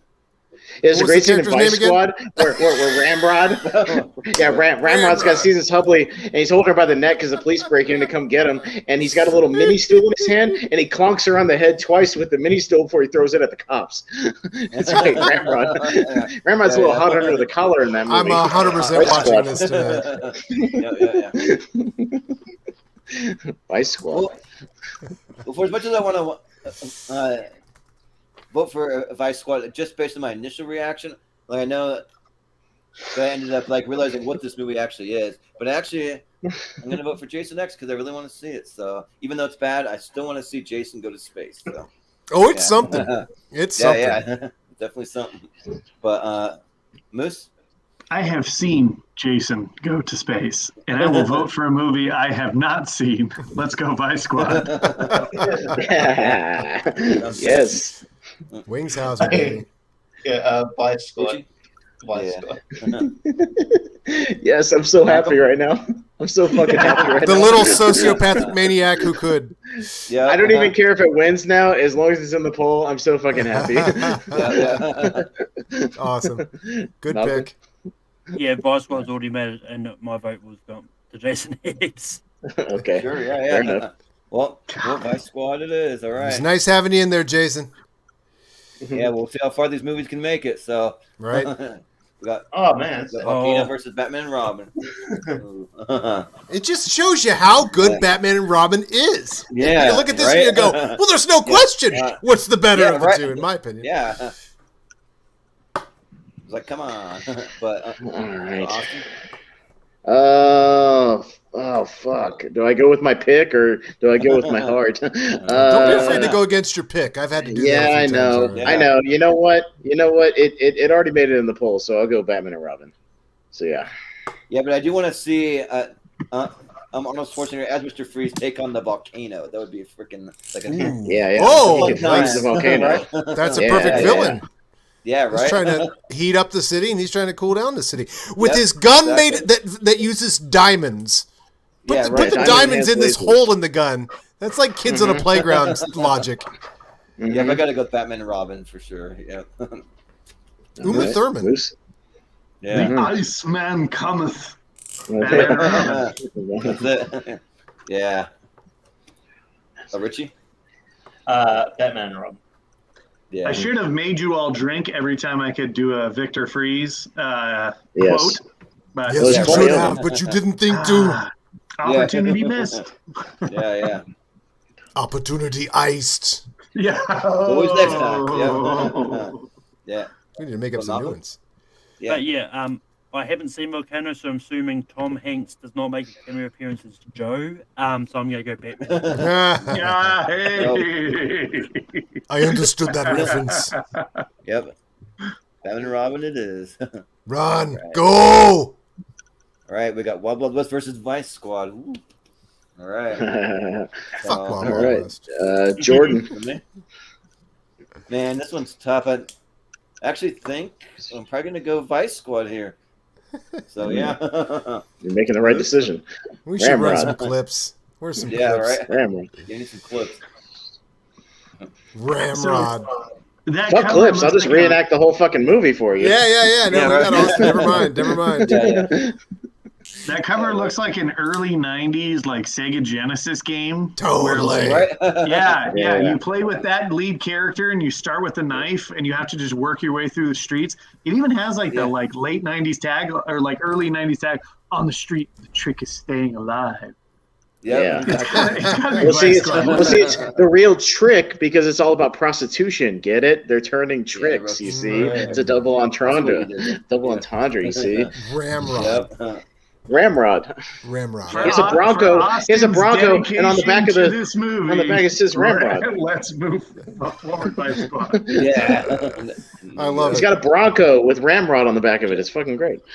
Yep. And really, you should be guilty if you watch Vice Squad. Like, it does not feel Oh, good I feel to like guilty Vice every time I Squad. watch it. Yeah, No, I have to take yeah, a yeah. shower every time. It's I feel legit guilty when I guilty watch it. pleasure. Oh yeah. Yep. Yeah, I'll go Vice Squad. Yeah. Like, my dad could watch Wild Wild West, and he would never at any point in it go, there must be something wrong with me. No, he just would watch the movie and enjoy it. But you watch Vice Yeah. Squad, and you're like, I don't know if I should be doing this. Yeah, right. Well, Malcolm. Malcolm? I don't know if Yeah. it's just me, but the guy in the middle kind of looks like Owen Wilson. So he could It's be Willis Hauser. Owen Wilson. Yeah. Right. Right. Hauser, baby. Yeah. Cole Hauser's his Yeah. son. It'd be a very different movie. But Yeah. I'm gonna go Hold On. Sure, yeah. Adam?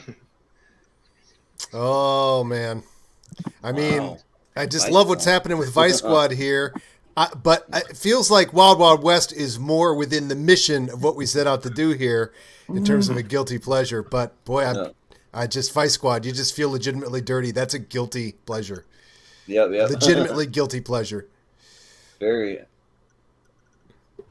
guilty, but So what are you voting Austin? for? I'm confused. Vice Quick. Squad. Okay. Okay. Just make sure. yeah. Okay. Well, there's a great scene in Vice Squad where this black detective named Louise, she's facing off with these guys in the bar, and they go to pull guns on her, but she pulls it first, and she goes, "Blink your eyes, motherfucker! You die in the dark."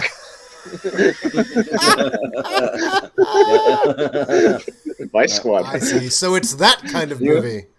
So you're voting Wild Wild West, Austin? No. Oh yeah, absolutely. Yeah. Fuck Wild Wild West. Yeah. He sucks. All right. Well, this is the Hey, matchup for made the it to the championship. final So, four. yeah. Well, not for the Oh, championship, but who makes it to the finals? Yeah. Yep. Moose. Wow. And we still What got a a whole fight. other side to get to. What a Yeah. fight. All right. What a fight. Moose. Tonight's forecast: a freeze is coming. Batman and Robin. Yeah. Yeah. Yeah, Vice Squad had a nice run, but I'm going to go Batman and Robin. Yeah. Malcolm. Malcolm? You know what? After hearing so much about Vice Squad, I think compared to Vice Squad, Batman and Robin is legit a good movie, so I'm going to go Vice Squad. Interesting. Wow. Compared to Vice Squad, yeah. What killed the prostitute? Me with the switchblade. Ramrod. Yeah. This is very tough. It's me, right? Yeah. Boston? Oh, yeah. No, it's Adam. Yeah. Adam. This is very tough here because I really love the run that Vice Squad is on, and yet Batman and Robin feels like the king of guilty pleasures. But I just don't feel as guilty about liking Batman and Robin as I do about liking Vice Squad. Yeah. Come back to me. I don't know. Sure. You gotta decide, Adam. Make a tough decision. Yep. Batman and Robin. Yeah. I'm sorry. I think I gotta go Batman and Robin. You gonna force your hand? Yeah. Fucking Vice Squad, Right on. man. I'm the Vice Squad guy. That's your thing? Yeah. Yeah. Of course. Jordan. Well, I think I gotta go with Batman and Robin. Yeah. It's just like, Oh, you guys suck. so, Batman and Robin. And that's a good Sorry. run on Vice Squad, though. I am watching that. Yeah, that's a tonight. good Don't- run. Don't worry about that. I'm happy about it. Yeah, don't worry about that. I'm watching that tonight. Oh Oh, my God, we got a shit! whole other 32 movies to go through. It's Yeah. 2 hours and 47 minutes in. We're gonna have a 6-hour show tonight. Let's go. Yeah, right. That was on the longest episode fly, for yeah. TV shows. Oh no! Yeah, Strap the fuck in. yeah, right. Having done this show before, we get real brief right about now when talking about these movies. Yeah, yeah, Yeah, right. I don't know. John Carter. Get real brief, yeah. Yeah. Well, I'm done talking about Vice Squad, so I'll just make mine pretty brief. Yeah. All right, Richie. Richie's up first. First, I don't think John Carter's a bad movie. I think No, I it's refuse to recognize that. I just think it suffered from bad marketing. It's like, Yeah. maybe it should be called John Carter from Haas. But I saw it twice at the theater. I thought it was really good. And yeah, Viva Vegas could be it definitely is a guilty pleasure. It definitely sucks. I have it has moments in it, like where the guys like just wanting to want there's this dude that wants people to know that he's going to kill all the dinosaurs and they don't give a fuck. That's pretty Is his funny. name Ramrod? Yeah. Ramrod. It also has a young Christopher Stewart in it.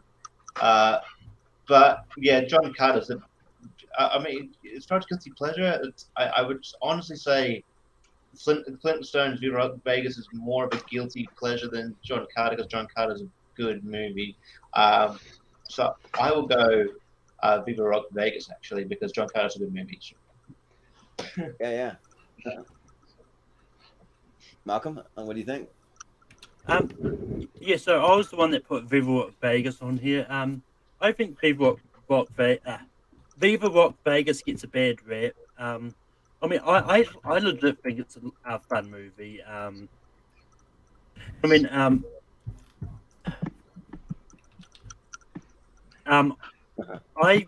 don't think I've seen John Carter. I think I've wanted to, but then told myself no.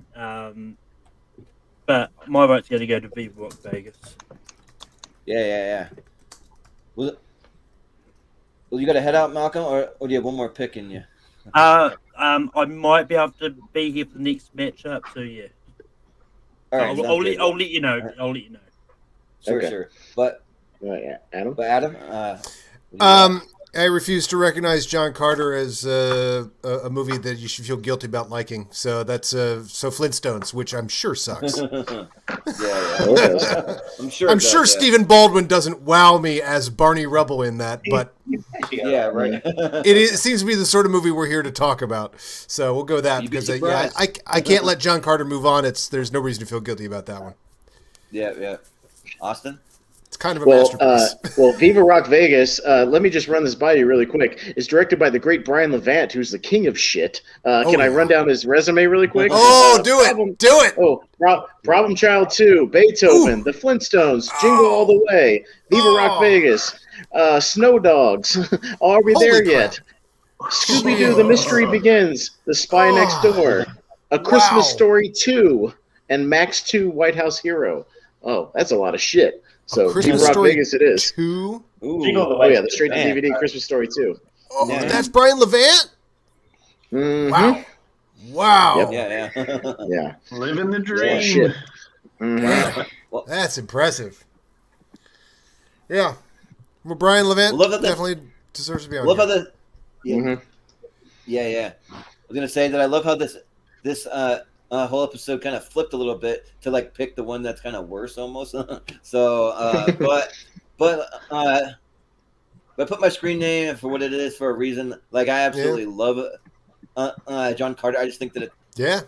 It's the great. case of a movie, just like their marketing campaign being totally completely botched, like one of the worst marketing campaigns I've almost ever seen. And so this movie bombed in theaters, and so Yeah. but yeah, John Carter's awesome. What a boring name. Well, Sounds like a John Carter. dull professor from For New a, England. for a boring Yeah, movie. right? Yeah, you're right. Hi, I'm John Carter. How are you Yeah. guys? You my new neighbors? Yeah, right.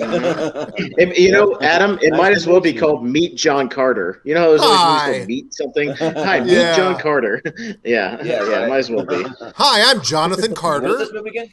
Yeah. Yeah. And you are, yeah. Moose. And man, in 3D, that movie rocks. John Carter rocks. John Carter Yeah. is a great So movie. good. I love John Carter to death. I don't It's understand impressive. why Lynn Collins is not a lean lady. She's gorgeous. It's in my top 64 John Carter movies rocks. of all It time. does not belong in a shit category. I even nominated this on the bottom of my list and like put in parentheses, I think with you, Jordan, when I sent you the list, I was like, I'm sure someone will take this because it doesn't Yeah, belong yeah. in a bad movie category. It was We'll get to all Rich this G shit, is absolutely and, like, I right. don't It was understand why. completely mismarketed. This movie's great. It should have been called John Carter from Mars, which Oh, is yeah. the name of the book. Flintstones Viva Rock Vegas Yeah. moves forward. Also, I think that we've been hacked by porn and Russian terrorists in your. Sweet. in your That means you stream made it. chat. Oh, That means you're having a good wait, that's show. what it is. I was like, what the frick? Yep. Too much talk about Vice Oh. Squad. Yeah. Too much talk about Vice Squad and prostitution, and then we attracted Too all the much talk spam. of prostitution and beating hoes. I get to play That's- video The games algorithm right is now. working. Now I'm just Play waiting video for the games again. dinosaurs to hack us. Yeah. Right. Well, and just a side note, Richie, it's like how we tried to make Sam Worthington a thing. This is like the stretch where we were trying to make Taylor Kitsch a thing with like this, Right. and X-Men Origins Wolverine and Battleship. Like we were trying to make Taylor Kitsch like a thing, like a leading man, and it just didn't work Yeah. either, and it fell on his face. Yeah, Again, he's Yeah. better off as a side guy. Like he's in like Lonesome yeah, he's a good Island, side guy. and he's decent. Yeah. He's like, good, But when Hollywood sniffs out a generic white guy that could be the centerpiece of special effects Oh, yeah. movies, they jump at it. They're Mhm. like, huh? How about hell this? yeah. Huh? Give me that I guy. mean, Ryan Reynolds was pushed on us for 15 years, and we kept going, no. All right. Yeah. All right, fine. We'll They continue. beat us down with it. Yeah, we got beaten down with Ryan Reynolds. We're finally, all right. Mhm. That It's was like All right, Miracle fine. Max's pill. You have to coat it with chocolate to take it down, right? right. Yeah. Yeah. Go to with Deadpool. All right. Well, Flintstones moves on. Yeah. Mhm. Flintstones moves on. All right. I don't see it going very far, but the Flintstones moves on. Yeah. I'm very curious to see what it goes up against next. Oh my god! Oh, speaking of Sam Worthington. Salvation. Yeah. Speaking of Sam Worthington, Yeah. Terminator Right. Salvation. Right. So what, the year Yeah. after or something? Yeah. It's right before Clash of the Titans. Well, he's kind of the side guy in that movie because Christian Bale's really the heavy, but yeah, Sam Worthington. Yes, he is. Yeah. Connor. Connor. Connor. The guy shouts everything in that movie. It's awesome. Yeah. Everything. Yeah. But who's up first? Malcolm, you want to do a quick one before you have to leave? Yeah. I was just checking the bus schedule. I can be here for about at least 10 minutes. So I've got. a few Okay. minutes All right. here. Well, don't be late because of us going Oh, 4 hours. That's why I checked the bus. Sorry I was late. It was really important. I was talking about Terminator Salvation. I had to. Yeah. Right. Sorry, I had to quote every scene of Vice Squad. I apologize. No, Yeah, it's sorry. been the highlight of the evening. It's all good. But this is where I mean, I haven't seen Terminator Salvation. Actually, I'm not a major fan of the first two Terminator movies. But I've said that many times. I'm not going to go out my reasons for that. I actually enjoy A Million Ways to Die in the West. This was I nominated this, but then Jordan told me someone else already had it on their list. But Million Ways to Die in the West is a fun Western parody. I mean, like, it's Seth MacFarlane, so my vote's going to go to Million Ways to Die in the West, because I know not a lot of people like it. Yeah. Sounds good, Adam. What do you think? I picked Terminator Salvation. I watched this again recently, and this movie is awesome. Can you imagine a delight bigger than having Christian Bale in full-on rage playing John Connor? You know, John Connor's built up over a lot of Terminator movies as being this amazing guy. Oh, you should have met him. And that's basically a Terminator. It's like, oh, they want to kill you because, man, your son's great, but we're not going to meet him in this movie. And then you meet him in 2 and he's a little kid. And, you know, so to meet the real John Connor that Kyle Reese is talking about in the first Terminator, and not have it be disappointing, and have it be Christian Bale like this the whole movie. People wonder why he went nuts on this movie, and that's what all the shouting is from. But then you watch this and you're like, he is up here in energy the entire movie. No shit, some guy moves the light, he's going to be like, oh, good for you! Anyway, so no. Don't shut me up. And we were promised a full Future War movie since the first one. You're like, God, I'd love to see the full Future War movie. The second one, you're like, God, I'd love to see the full Future War movie. The third one, and finally we get it, and I don't think it disappointed at all. And I think McGee sucks, but I love this movie. Yeah. Salvation, baby. Well, Austin, what do you think? Adam, I'm going to make you happy because I'm a Salvation defender as well. I like this movie, and I don't get the hate for it. I like the fact that they try to do something different with this one, and they finally went full on into the future and set it in the future instead of doing another time travel back to the past bullshit. Yeah, what more do you want? Which we've seen. Yeah, like, I mean, I don't know why people shit on it when they literally went back to the dumb formula next one, and then it, like, makes you appreciate Salvation more for doing something different. Hey, come on. Michael Ironside's in this movie. That's great. Michael Ironside's in the movie. Yeah, like, why not? Love. And A Million Ways to Die in the West is 2 hours and feels every fucking second of it. That movie is boring and like, and that movie would be fun if it was like, well, if it was a series of like sketches, like taken individually, it would be kind of funny. But as a movie, it just doesn't work. So yeah, I'm gonna give it to Salvation. I like Salvation. Yeah, the two movies kind of have an opposite effect for me. Like so when I first saw Terminator Salvation, I really, really liked it. But the more that I watch it, I kind of start to notice like where it goes wrong and how it's kind of bad. But then A Million Ways to Die in the West, I actually hated it the first time that I watched it. But then the more that I watch it, I start to appreciate it a little bit. So it's just kind of tough. But just because it's such a different take on the Terminator franchise, and like shows us something that we've been wanting to see for a while. Maybe it wasn't what everyone wanted in the end, but I mean, I thought that it was fun. So Terminator Salvation, sure. Right on. Moose? So I nominated A Million Ways to Die in the West. I dare you to not watch this movie and walk away humming the mustache song. It's amazing. Is that the draw? Yeah. Well, again, taken individually, if you just put out a video of the mustache, mustache, like, it'd be funny. But like in the middle of this boring ass movie, I don't think it works. Like, speaking of boring ass movies, let's talk about Terminator Salvation, which features in total 8 Terminators, and this is supposed to be the big war you guys are talking about. There's no big fight scenes. The cool scene with the giant Terminator, that's awesome. I'll give you credit for that, right? The fact that you have an actress with the first name Blood Moon, weird. Moonblood, yeah. Moonblood good. Strangest name of all time. Love it. But it's a super boring play by the numbers. It is a play by the numbers futuristic view of the Terminator movie. There's no big battle sequences. There isn't. Incorrect. There's one where they go into obtain in the very beginning where they're all amongst the satellite dishes, and that's about the extent of what you get from a future battle. There's no big battle sequences. There's no like giant human armies versus machine armies, which was what John Connor was supposed to be commanding, right? He's supposed to Yeah, be leading they were the going to resistance. do that had people seen this fucking movie, which they didn't see it, so we didn't get that movie. We were supposed to get a Because trilogy. this movie was Because it was stupid. good. I'm sorry, McG. We're praising a McG movie. I understand this is a bad movie. Oh, I but don't feel this good is- about it. This is a bad Yeah. movie. I don't feel You're good praising about it. that. Guilty pleasure movie. You're This praising a is just Seth bad MacFarlane movie. It's as if this is pleasurable, but I don't feel good about it. Which And hey, I guess listen, there's another phrase for that. Seth MacFarlane has had two great roles, one in Hellboy 2 and the other one in Sing. Okay, so I'm not thoroughly in love with Seth MacFarlane, Yeah. but of the two of these movies, I will defend A Million Ways to Die Man. is the West. It's just a fun, stupid movie. It's a stupid movie. These are both stupid movies, but I wanted so much more and expected so much more from Terminator Salvation and got so less because I was a fan of the Terminator series. I'll even defend Terminator 3 Rise of the Machines over Terminator Salvation. yeah. Ew. Same. Ew. Million Ways to Die on the West goes forward. What must it feel like to be Seth MacFarlane and what a blank check he was written for, and then he got to make Ted, and they brought his TV show back, and he's like, wow, everyone must love me. Why don't you put my face on the poster? And nobody went to see it.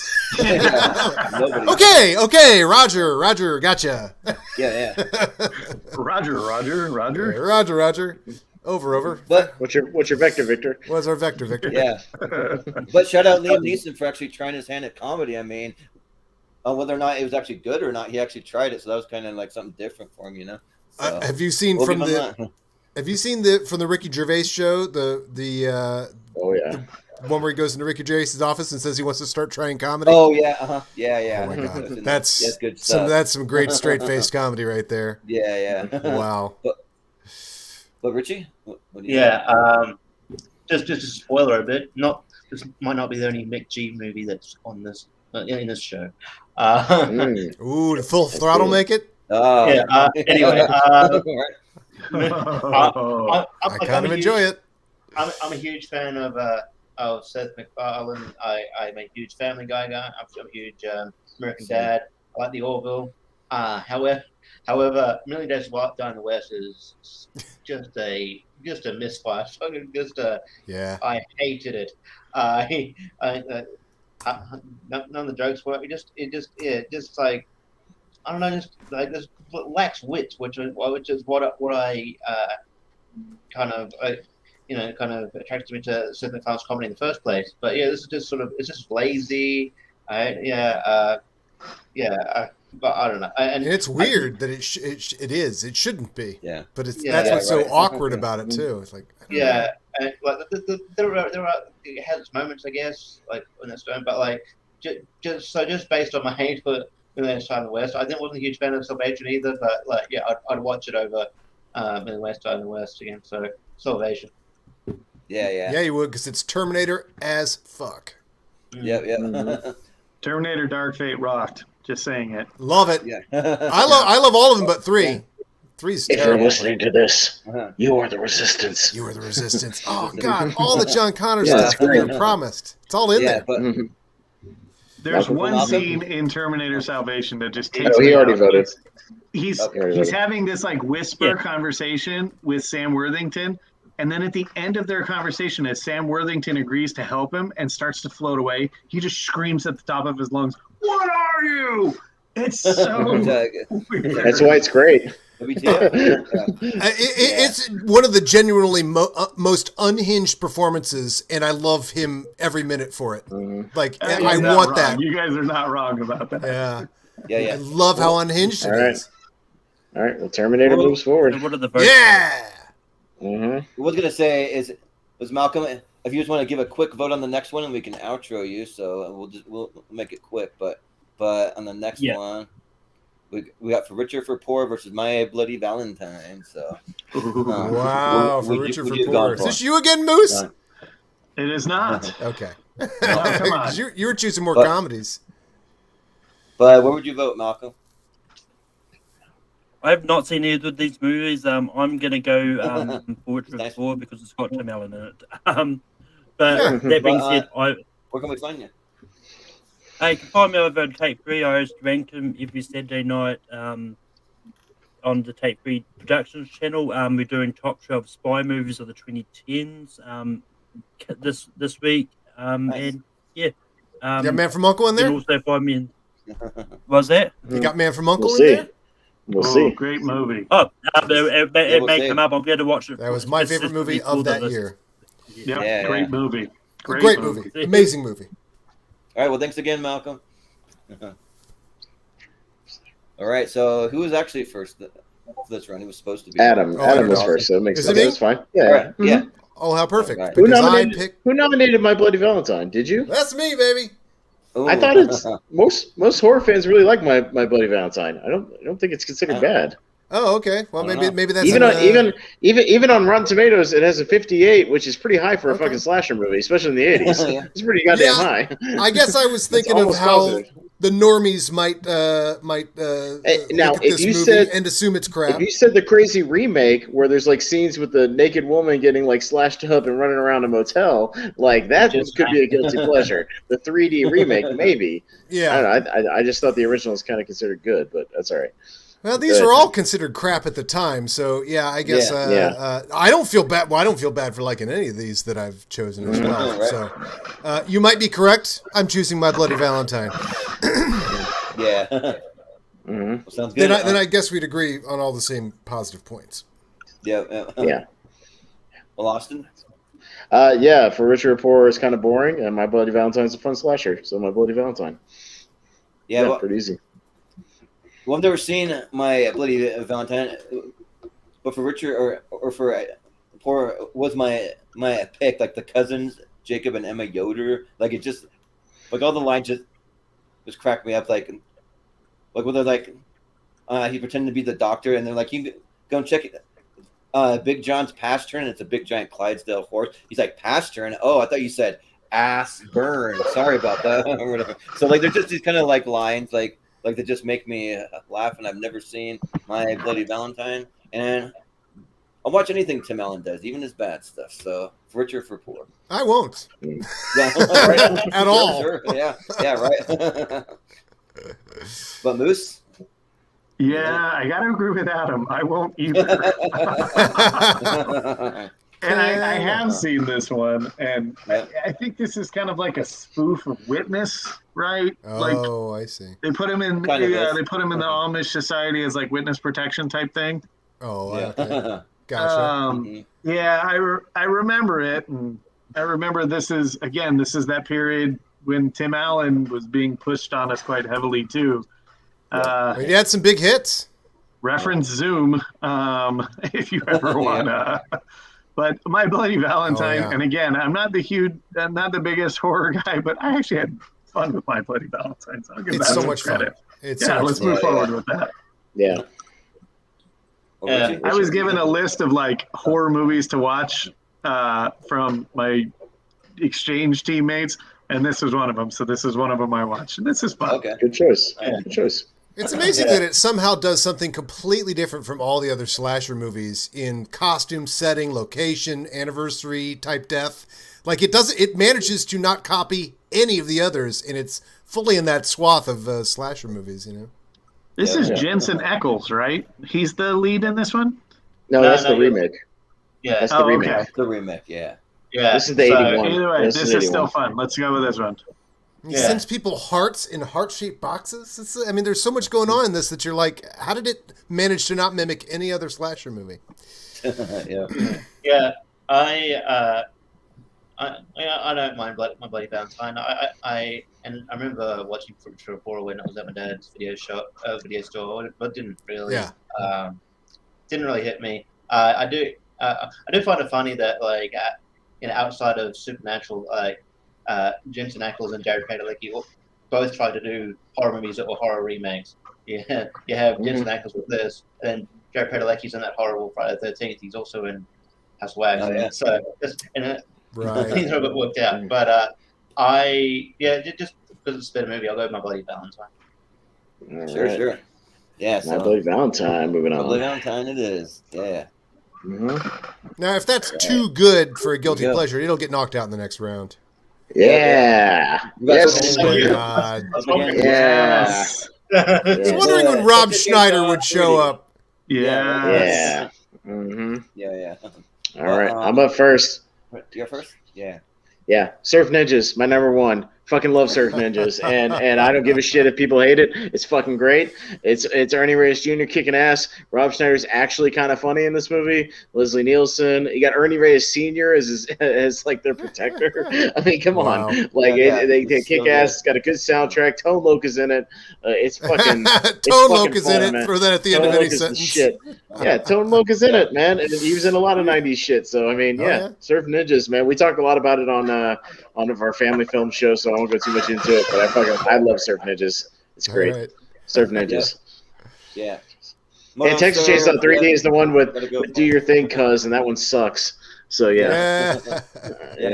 Ooh. Yeah, like I'll just tell the real quick version of the story that I met both Rob Schneider and Ernie Reyes Jr. and they signed my copy of Surf Ninjas, and then Rob Schneider also opened it up and signed Leslie Nielsen's name on the inside because he's no longer alive. So I thought that was a lot of fun. Oh, that's cool. But, yeah, so I got to go Surf Ninjas. Like, for me, anything with Leslie Nielsen, like I'm here for it, and I grew up watching that, and I've not seen the Texas Chainsaw 3D, so maybe that's when I'll get around to someday. But Surf Ninjas. Moose. So I would love to see a fight with Leslie Nielsen wearing the cyborg armor versus Leatherface. Versus Chainsaw. Versus Texas Chainsaw versus Leatherface. Yeah. So fun, Rob Schneider. So I'm 6'5". I'm quite high, and Rob Schneider's a little guy.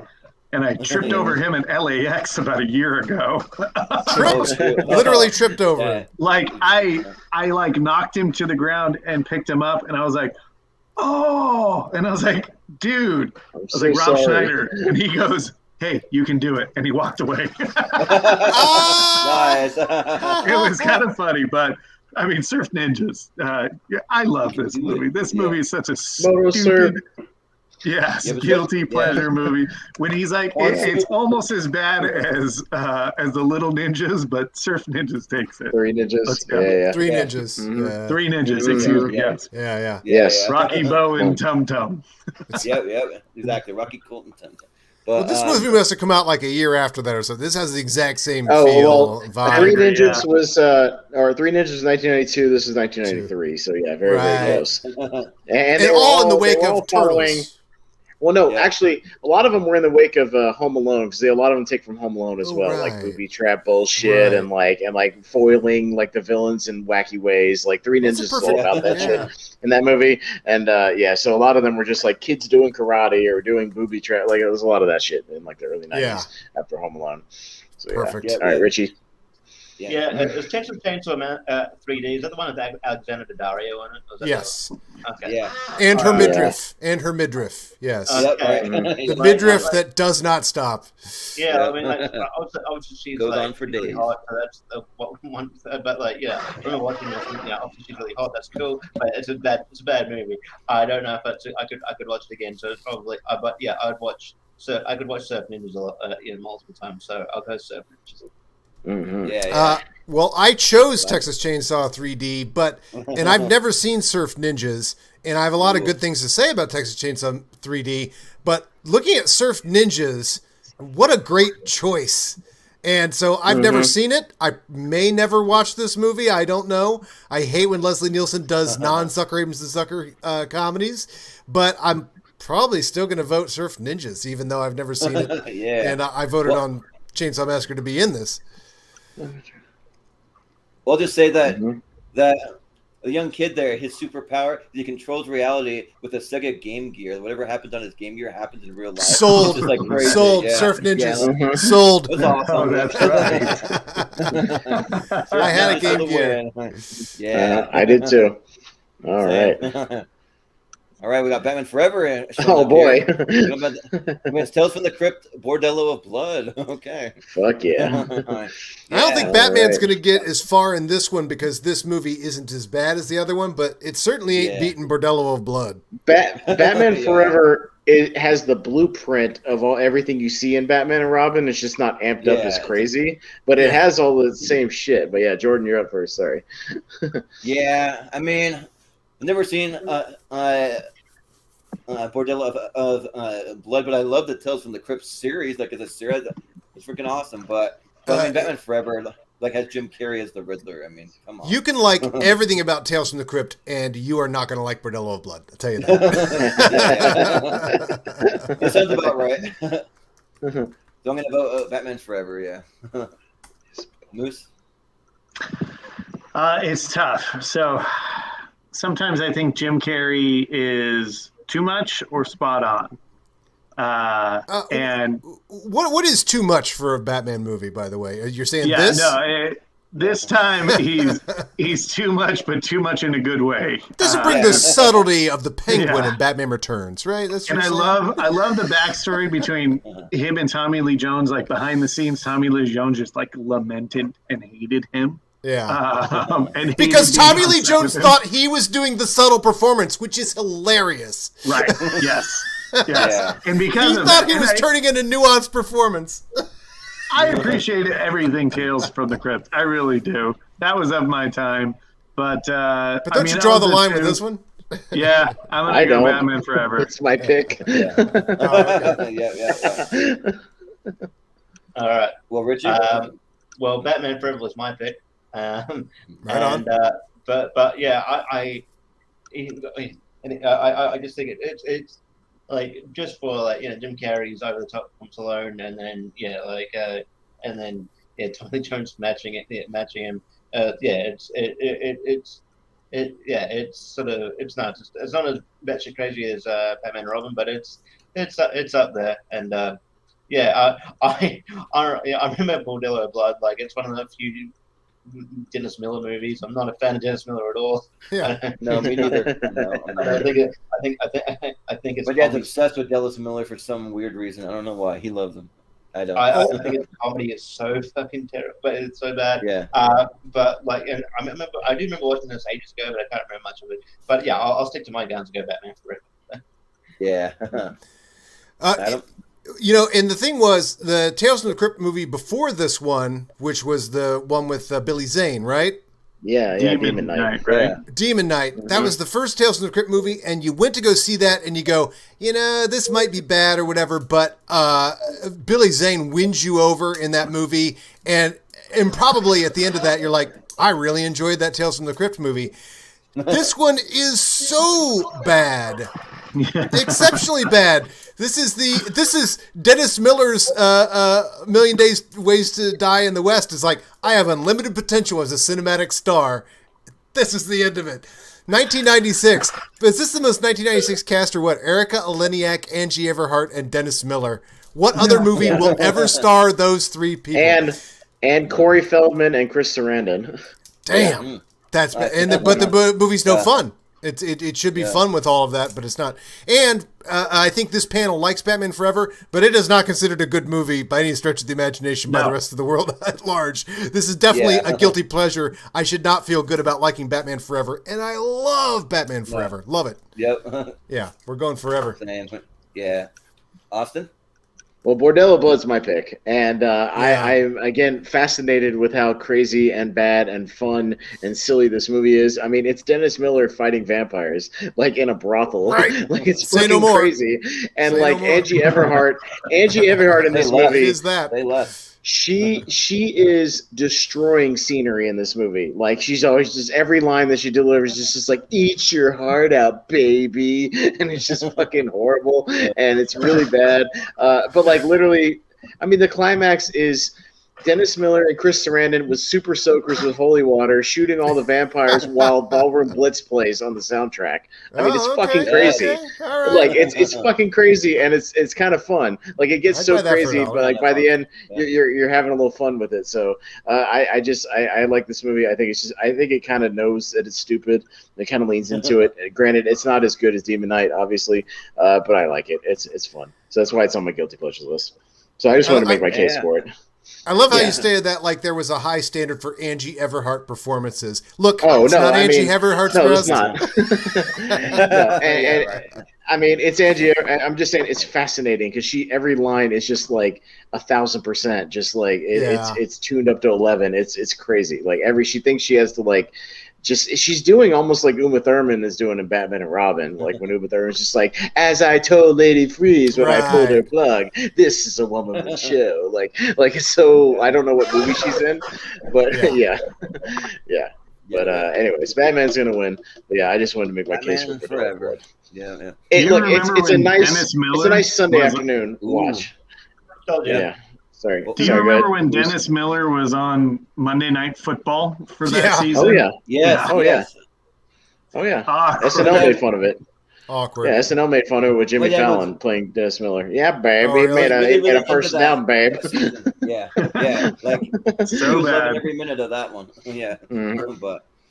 But we got Charlie's Angels from the 2000s going up against Jurassic Park. 3, Jurassic Park so- 3. Yeah. All right, back down to Moose. More Yeah. McG. Yeah. Nick G Alright, so versus Joe Jurassic- Johnston. Jurassic Park 3 is my choice. This movie gets okay. I love anything Jurassic Park. All right. At the end of the day, regardless of Taya Leone screaming at every single thing in that movie, Mhm. it's still Scary. Taya Leone screaming Yeah. while dinosaurs are fighting him. This is the first and only introduction of the Spinosaurus, which should be like the ultimate dinosaur that's been forgotten in the newer movies, right? This dinosaur like single-handedly killed a T-Rex, and then it's like, we're never going to bring that up in the new movies. We'll just make up Yeah. new dinosaurs. And then, okay, this movie is certainly better in par of Jurassic Park movies than the most recent one, where the first half of the movie was like, oh, wow, this is really interesting. They're on a dying island. And then the second half of the movie is isolated to brilliant. a tiny little house in the middle of the California woods. A It's haunted terrible. house movie with Yeah, right. dinosaurs. Dinosaurs. Oh, I yeah. love it. Yeah. Jurassic Park 3 is awesome. You got Sam Neill like talking through a weird little Sam Neill. Velociraptor conch and is somehow can be able to communicate with him. Come on, that's fucking crazy. Jurassic Park 3 wins. Mhm. Yeah. Richie? Well, yeah, I told you that a Mick G movie was coming. This was so Charlie's Angels was mine. Yeah, I don't like, but analyze it as a cool movie. It's not great, but like I have like throughout the '90s and 2000, and still now actually, I have a massive crush on Drew Barrymore. I think he's, I would watch it like anything she's in. I don't know. And also, probably Cameron Diaz that in too. But yeah, I think it's very corny, and I just think that maybe the corniness works. And it's the first introduction I had to Sam Rockwell, who's become one of my favorite actors. But yeah, this is really corny, but I think it's the right amount of corn and cheese for it to work. So yeah, I'll go Charlie's Angels, but I don't know if it's going to win Jurassic Park, to be honest. But I'll put my vote for Charlie's Angels. I look at these two movies and I'm like, fuck you, 9/11.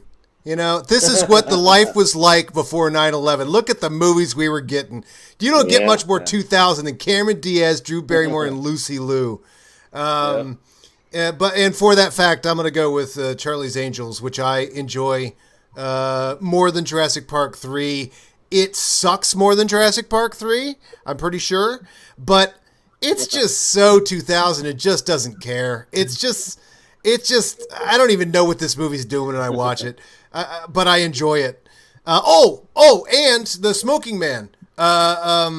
Crispin Glover. Man. One of these two movies has Crispin Glover in it, and that's the one I'm going with, Charlie's Angels. Well, Austin, what do you?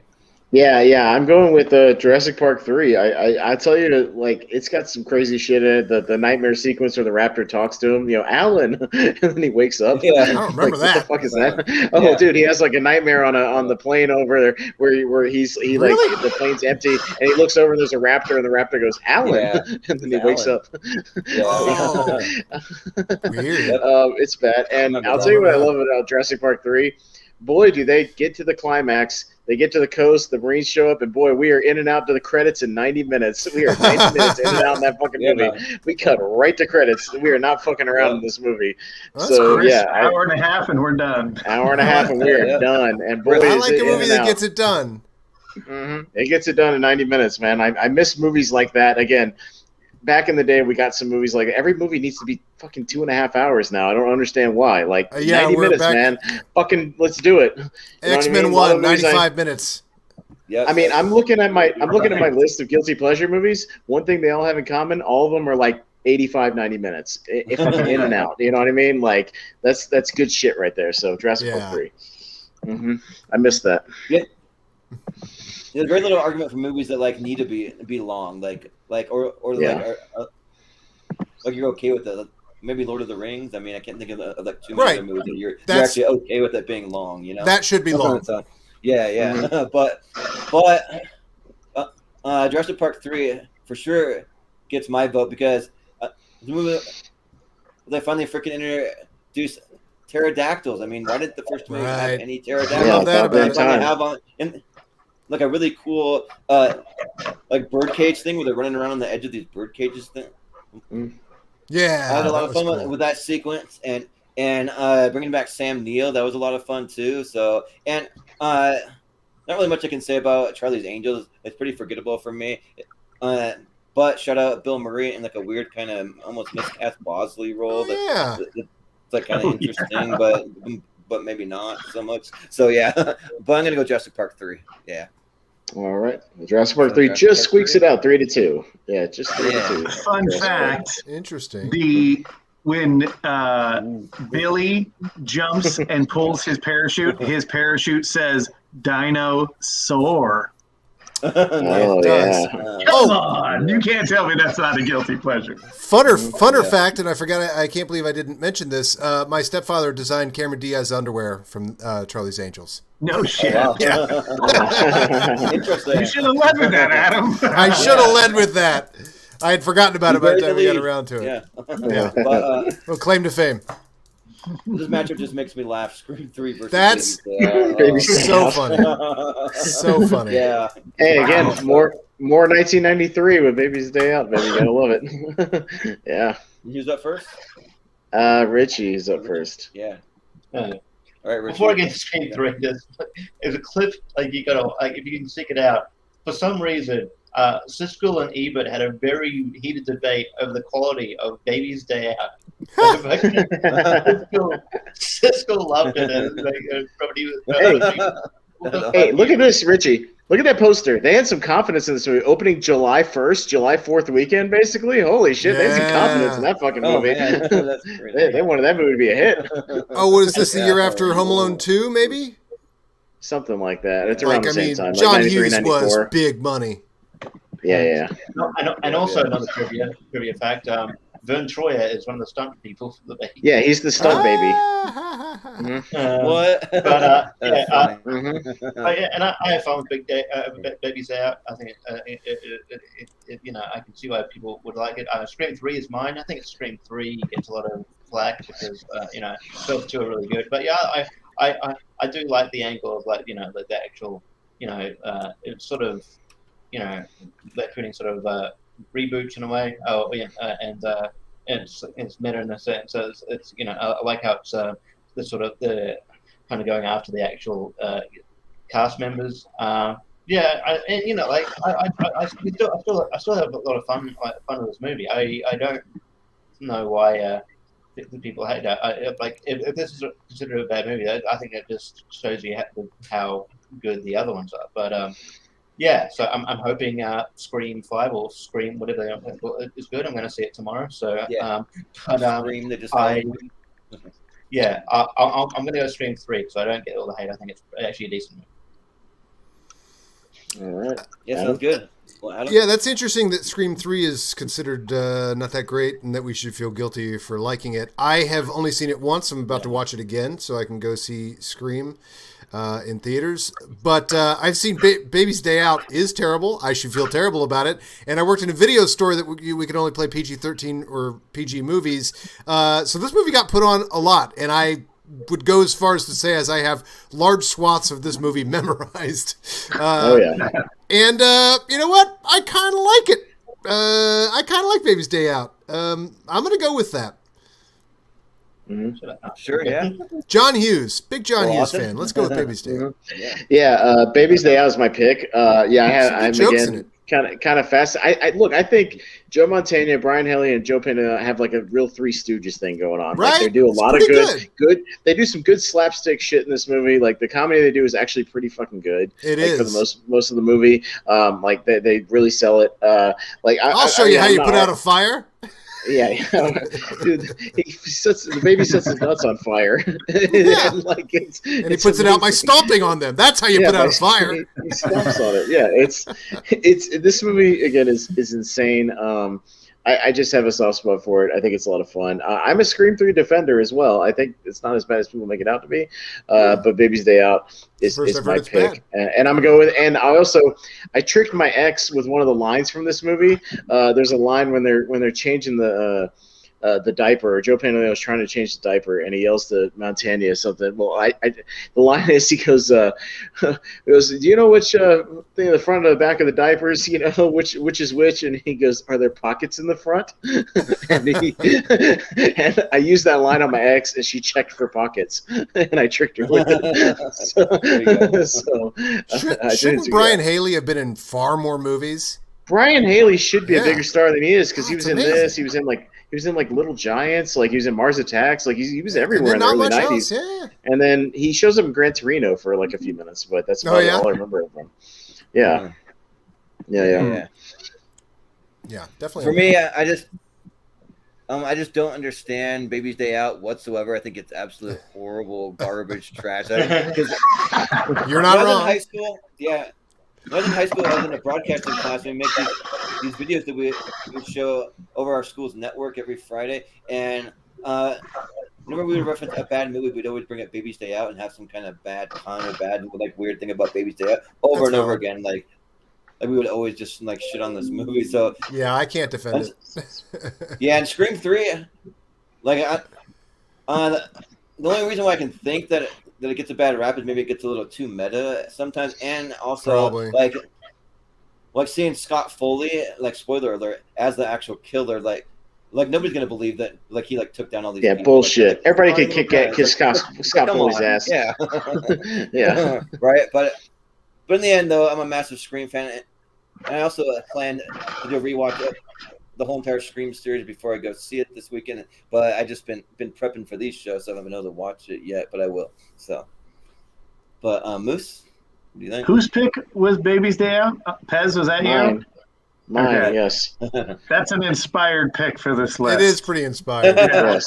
Yeah. I mean, there's something about the Scream movies that obviously still even resonates like in this zeitgeist, right? Even with the remakes and shows and everything, like obviously there's something about those movies that's decent enough to continue forward. I did not see Scream 3. You feel way guiltier liking Baby's Day Out. I'm with Adam. Come on, you're way guiltier. Come on. But I have seen Baby's Day Out once in my life, and it's enough to remember that it was just good cheeseball fun. Yeah. So Baby Day Out gets my vote. That is an inspired. Yeah. No Citizen Kane. Yes. That goes on the list with Vice Squad for you there, Austin. Fuck yeah. Hell yeah. Baby's Day Out wins. Love it. Baby's Day Out, man. Yeah, that is a very good choice, actually. Yeah. I thought about my list very, very hard. And I mean, I struggled a little with some of my picks, and that's an inspired choice. There's been a few of those. Okay, Malcolm's poll will agree. Last Action Hero is a good movie. It's been reevaluated over the years. It's fucking good. Why is it on this list? It's not a guilty pleasure. Last Action Hero is good. Who put that on the list? Yeah. No, it's not. No, it's not a good movie. We have come to like it, but that's not a good movie. No. I'll explain in a sec when it's Okay. Okay. I'm going up against Adam. Freddie Got Fingered, so Adam, you're up. Is it me? Yeah. Yeah. I mean, Freddie Got Fingered. Come on, there's nothing. That again, boy, 2000 as hell, huh? That is, boy. What is the most 2000 movie that we've actually covered here? The guilty pleasure is Last Action Hero, which is a bad movie. That is a bad movie, and it's oddly it has an odd confidence about it. I mean, that's the movie that they shot a rocket into space to advertise that they were going to. I think they scrubbed the mission. But, like, what a weird, full of itself move that is absolutely what that movie should be. It's just so full of itself. And yet, there's a lot of parts I like about that. I love that. Watched part of it the other night, the Charles dance with the eyeball, the Have a Nice Day, the trained dogs, all that stuff. These are not great jokes, but it makes it enjoyable enough to watch, and so that's my pick. Freddy Got Fingered is whatever. It's it is that movie that came out then. Yep, exactly. Best action hero, baby. Austin? Shane Black. Well, it's another inspired pick from me, sir, because Freddy Got Fingered is my pick. And yes, I do feel guilty for liking it, but I have a reason. I have a personal reason.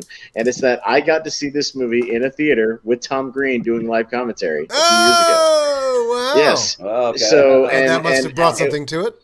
It was after one of his stand-up shows in town. One of the local art house cinemas was going to show it, and he sat down with a microphone and did live commentary for it. And he said it was the first time it had been theatrically screened since 2002 when I first saw it. And like, you know, and everybody in the theater was like fans of it. Like it's terrible, we all admit that, but like it's so bonkers and stupid and so Tom Green that, like, you know, it's so absurd that it's kind of funny. And I'll argue that Last Action Hero is a good movie, so Freddy Got Fingered is the better guilty pleasure, which is why it's going to get my vote, and it's my pick. Yeah. Well, this one is kind of tough for me because I actually kind of consider Last Action Hero to be a good movie. I actually really like this movie. But it's not. Yeah. But it's not a good movie. well, feels like it, yeah. But Freddy Got Fingered though is like, I like it for like all the wrong reasons, you know, just for like all the random cameos and random people, for like Harlan Williams in there, and like Drew Barrymore just popping because she was married to Tom Green at the time, and like all that kind of stuff. But I mean, I got to go for Last Action Hero. I think here, just like. Like seeing Charles Dance pop up as Benedict was a perfect villain for that kind of 90s feel. Like they had that kind of trope that a lot of action villains had at the time, and then it came out at the perfect time where like a movie of like Arnold coming out of the movie screen as a little kid. I was just like whoa, that's so cool. Like, what if that could actually happen? And it kind of got my imagination going, you know. So yeah, I gotta go with Last Action Hero. Best thing to come out of Last Action Hero, AC/DC's Big Gun. Fucking great song. There you go. But Moose, what do you think? So let me clarify two things that have been brought up. One, Last Action Hero is not a good movie. Sure. Yes or wrong. Two, we need to forget that Tom Green exists. Okay. And we need to forget the like 2 or 3 years that Tom Green was somebody. Road Trip. It was the Seth Charlie's MacFarlane Angels. Freddy Got Fingered. Please take those out to the desert and bury them next to the ET Atari game, please. It's so 90s that he was a big deal. It was. Yeah. He Very is 90s. awful. And that movie, Freddy Got Fingered, God, it's so bad. It's so bad. Last Action Hero is not a good movie, but I agree with what Adam said earlier, and I will quote Adam with this. We have learned to love this movie. So this movie, by definition, started out as a shitbox movie that became a guilty pleasure for everyone. My vote goes to Last Action Hero. There we go.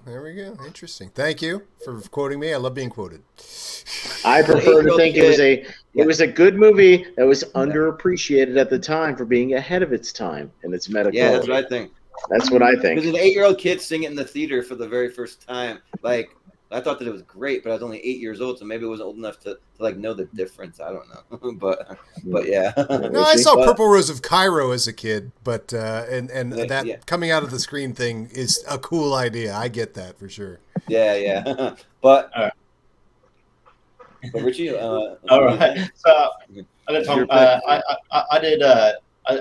did comedy with Tom Green a few years ago, and like I think I was like two people after him. When he was on, he bombed for 10 minutes on purpose, just so the other person had to lift it back up. So that wasn't great, but yeah, he was a nice enough guy. But that was a weird decision. I don't know if he was just not into it at the time, but whatever. Yeah. But like, yeah, I think enough people shit on Last Action Hero, and still, I understand there's a newfound appreciation, but there's still a whole lot. But the fact that it was on a take 3 poll thing, that means that there's still a lot of contingent of people in this community, and movie fans around the world who shit on this movie, and yeah, I never understood it. I watched it when I was a kid, and I think it's great. But yeah, I think there's enough dislike out there that it is a guilty pleasure because when you have to defend your liking of a movie to people, it's a guilty movie. Right. But yeah, I think it's really good. I love the alternate reality thing in the blockbuster, and then he's like, and then the kid's like, Sylvester Stallone. Sylvester Stallone is Terminator 2. Terminator. Right. It's good. Really Look at all the names in the phone book, and they're all 555. Yeah. How many numbers could possibly start with 555? That's where we have area codes. Come on, the T-1000 shows up. Robert Patrick walks out of the damn police station as the T-1000. Yeah. Come on. Well, then the random cartoon cat. Random cartoon cats. Danny DeVito. It's very funny. Voiced by Danny DeVito, yeah. Danny Yeah. DeVito. This movie's so ridiculous, and I don't get why I didn't catch on when it first came out. But yeah, Last Action Hero for sure.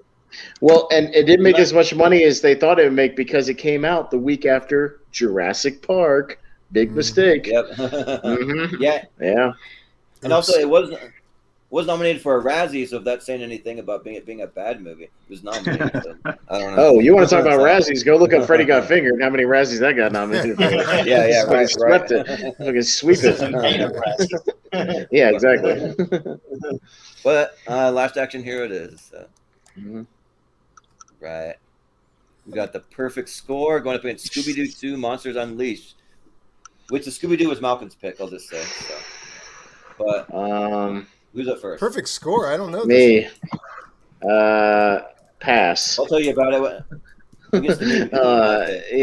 Isn't it the perfect score? Like they try to heist. It's another very early 2000s. They try to like heist the final exam answers or whatever. Right. Yeah. Yes. I just saw part of this. Yeah, man. What the a first team up for both Chris Evans and Scarlett Johansson. Yeah. For the first time. So, yeah, that was I flipped to this movie and I was like, what? And I had to go look it up.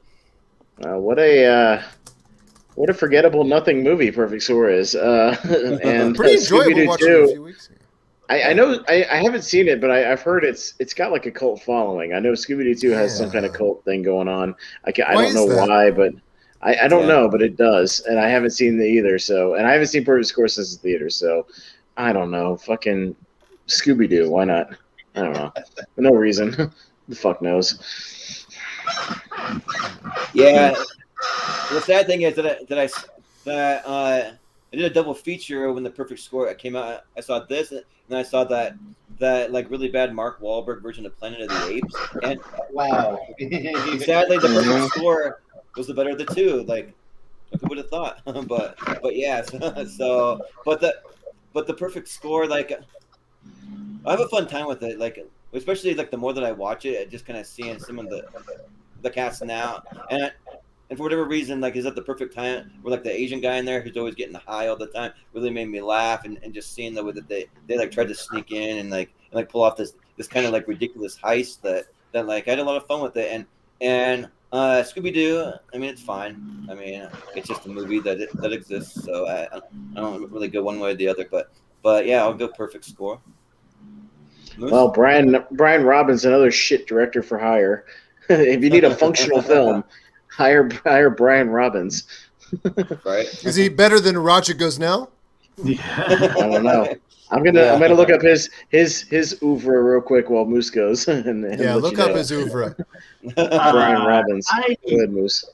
I can't for the life of me remember anything about the Perfect Score. Exactly. That's about right. I even had to just Google it right now, and I was like, I still don't remember anything about this movie. I watched Scooby-Doo 2. I have an eternal crush on Linda Cardellini. I think "Do the fright thing" is a funny tagline for a Scooby-Doo movie. So Yeah. I will advance Scooby-Doo as far as my vote goes. Sure, yeah. Richie? And Brian Robbins, real quick, started out as a Nickelodeon guy, directed Good Burger and a lot of All That and Keenan and Kel Yes, episodes. I believe it. So Good Burger went on to Varsity Blues, hit or miss. Some people like it, some people don't. Okay. But that was a big Then- hit. That was a big hit. Then Richie, Ready to Rumble with Dave Arquette. Oh, end of career. Oh. End of career. Not quite, Almost made my list. It almost made because it. then he directs Keanu and Hardball, the baseball movie. Then Okay. the perfect I'm a big score, papa. the perfect Nobody's then favorite. the perfect Keanu score, whatever. Then Tim Allen in The Shaggy Dog, if anybody remembers Oh, that that used movie. to- Oh, Robert Downey Jr. that classic. movie doesn't exist. Oh, Yeah. we're not done yet. Yeah. We're not done yet, because here's the two career enders that ended it, and he has not directed a movie since. What's amazing is Morbid- everything you've said so far did not end his career. Continue. No. These two did. Amazing. Oh, he wasn't there yet. But he got into Eddie Murphy in late 2000s with Norbit. Oof. Oh, And Holy Man. And, no, Meet Dave. Oh Meet my Dave. God! What a career! Yeah. Wow. Man. And Outstanding oh, career. I'm sorry. One more Eddie Murphy. I apologize. He had a trilogy with 1,000 words, the one where he doesn't Oh talk. my God! oh. He Ooh. ended Eddie Murphy's career the second time. Yeah. Yeah. 2012. That's his last directing efforts. 2012. 1,000 words. Ouch. And that ended Eddie Murphy's career for a while. Like he Pretty much, just came yeah, back for with a Dolomite, while. but he stopped Yeah. after that. Oh yeah. That Oh, guy yes. ended Eddie Murphy's comedy career. So his trilogy The of second Brian Robbins comedies and Wow. quotes, jokes and quotes, man, Yeah. gone. Jokes and quotes. Woo. Wow. I had mean, to- that I almost just makes me had to want to go root over for that. this. Yeah. Wow. Uh, How So the perfect terrible. score, maybe his best movie. You could make an argument. Wow. His crowning achievement. Could The be. perfect score. Yeah. So, I don't remember much about the perfect score. But yeah, I vaguely remember it coming out. Scooby-Doo 2, the cast was great. I think Matthew Lillard is really good as Shaggy. And I just wish there was a better movie around it. But just because I haven't seen Perfect Score, I'll go Scooby-Doo 2. the fun fact, though, Matthew Lillard also in the perfect score as the older brother to Chris Evans. So. Okay. Yeah. But anyway. Is it me? Yeah. Okay. I've come across both these movies recently. I didn't watch all of either of them, but yeah, I was fascinated by the perfect score. But Scooby-Doo 2, I'm pretty sure, like I watched and I was like, well, this is actually much better than I thought it was going to be. Like, I really kind of enjoyed Scooby-Doo 2. I'm going to go Scooby-Doo 2 on this one. And maybe that's what people are talking about, that this movie has some reputation as being better than people know. Because I watched it and I was like, wow, I'm not hating this. I'm really enjoying this. And it wasn't the first one. It was this one. So, yeah. Yeah. Isn't Rowan Atkinson like the main villain at the end of Scooby-Doo 2? Yeah. He's in the first one. He's in the Okay. first First one. one, okay. Okay. Maybe I'm Yeah. confusing the two. But he's It like felt like barely in it. It felt like Scooby-Doo 2 was doing much more of what the cartoon did than I felt the first one did, Yeah. even though it's been a long time since I've seen it. Much like Teenage Mutant Ninja Turtles Out of the Shadows is straight up Turtles, whereas the first one is trying to not be Turtles in case you don't hate those, or don't like Yeah. those, or whatever, you know. It felt like this is Yep. doing the same Yeah. thing. Yeah. Scooby-Doo moves on, and I just wanted to I wanted to reconfirm Eddie Murphy after 1,000 words. The only thing between that and Dolomite, a 7-year stretch, was that weird movie Mr. Church that he did in 2016. Yeah. Serious one. And other than that, just like random Shrek short films, like random Christmas specials or Right. whatever Halloween Right. things with Shrek, and that's Wow. that's it. Nothing. Wow. So it really did. Brian Robbins killed Eddie Murphy's Wow. career. That's Wow. an He really incredible revelation tonight. Wow. Yeah. Right. There you go. Well, moving on to the next round, we got Double Take going up against Rock of Ages. So, Oh, boy. and who's first? Do you remember? Jordan. Okay. Mhm. Well, to say Double Take is my pick because I just like these kind of weird, kind of early 2000s comedies. Like Yeah. You like these like, really weird, yeah, bad yeah, early yeah. 2000s comedies. Yeah. Yeah, like they just hit me at like a certain time when I was in high school that just I don't know, I like get for it. whatever reason they just worked. But But for me, I just kind of like the kind of trading places aspect where like Orlando Jones is on the train and he's like, no Sliss malt liquor. No Sliss malt liquor. How are you supposed to run a successful business when you ain't got no Sliss malt liquor? And he's like trying his hardest to like do all the little Eddie Murphy kind of ism kind of things. And like I have a lot of fun with it. Like there's a good kind of crime kind of like just like crime is the best way to really say it. Like almost like a drug kind of thing where they're on the run from these guys. So and then I've not seen Rock of Ages, so I really can't comment on it. So I'm gonna go for double take. So. Is someone snoring? I mean, I agree, but is someone snoring? I don't know. Someone is. I don't know. Oh! I know what that. My dog is right next to me snoring. I apologize. Look, we know the show's going long. Do you have to remind us? She gets pissed at me when we go this long because she wants to go into the actual bed, and I'm still sitting here on the couch. So she just gives up at one point and just goes to sleep. So with this, I got to go to work in like 3 hours, so I'm just gonna sit in my chair and try to sleep. But yeah, it is what it is. So yeah. Well, all right. Well, Moose, what do you think? So Rock of Ages was mine, and yeah, it is a God-forsaken movie. But you can't deny that the songs are catchy. Tom Cruise commits. Yeah, that's not that movie's. The movie didn't create those songs. Yeah, those songs are catchy when you listen to them on Def Leppard's album too. Tom Cruise commits, like fully commits to Stacey Jackson. He sure does. And just him as Stacey Jackson is fun enough to watch. Baldwin knows the entire time he's on screen that he's in a shit movie, and he acts like he's in a shit movie, which makes it even more fun. This movie is historically bad, but still fun to watch. Oddly enough, like Bryan Cranston is like the mayor of Hollywood in this movie. Like Jordan, you took the show away. There's so many weird things about Rock of Ages that it's just kind of fun to sit back, drink as much as you can while enjoying the fun, upbeat songs, and then randomly Mary J. Blige comes out and she's the head stripper. And yeah, it's so bizarre in its casting and it's so bizarre in its acting, but it's still super fun to watch. So Rock of Ages is my vote. All right, Richie. Yeah, it's interesting to see like throughout the years, like in certain eras, who Hollywood desperately tried to make a thing. Like Orlando Jones. Like Orlando Jones, yeah. So yeah, Double Takers. He was in 12 movies that year. Well, Double Takers where they tried to make Orlando Jones and to a lesser extent Eddie Griffin, I think. But yeah, it's definitely Orlando Jones with this and then Evolution, which is also going to be. Also, you could argue people could be put on this list. It's not a good movie. But yeah, he just didn't put him in great movies, unfortunately. He's a talented enough actor. But yeah, just because I remember watching Double Take, I don't remember much about it, but just because I'm not a fan of musicals at all, I find them cringy. I will go Double Take. Yeah, sounds good. Adam, what do you think? Yeah, this is a weird choice because Rock of Ages should be enjoyable on some level, and it just isn't. I mean, talk about a movie that had everything stacked in its favor and just fell down. It's really nuts. But I've never seen Double Take. And so... Do yourself a favor. Yeah, I mean, so what do I do here? Because Rock of Ages does not deserve to go on. So Double Take. Yeah. Take that, Rock of Ages. That's what you get. Sounds good. Austin? Yeah, Orlando Jones, he was in just in a couple of years, The Replacements, Chain of Fools, Bedazzled, Double Take, Say It Isn't So, Evolution, The Time Machine, Drumline, Biker Boys. I mean, that guy, Runaway Jury, this guy fucking worked. That's all in 2 years. But then that's all in 3 years, and then after that, TV, just random television. I mean, I think everybody was done with him at that point. And although to his credit, TV to this day. To this day.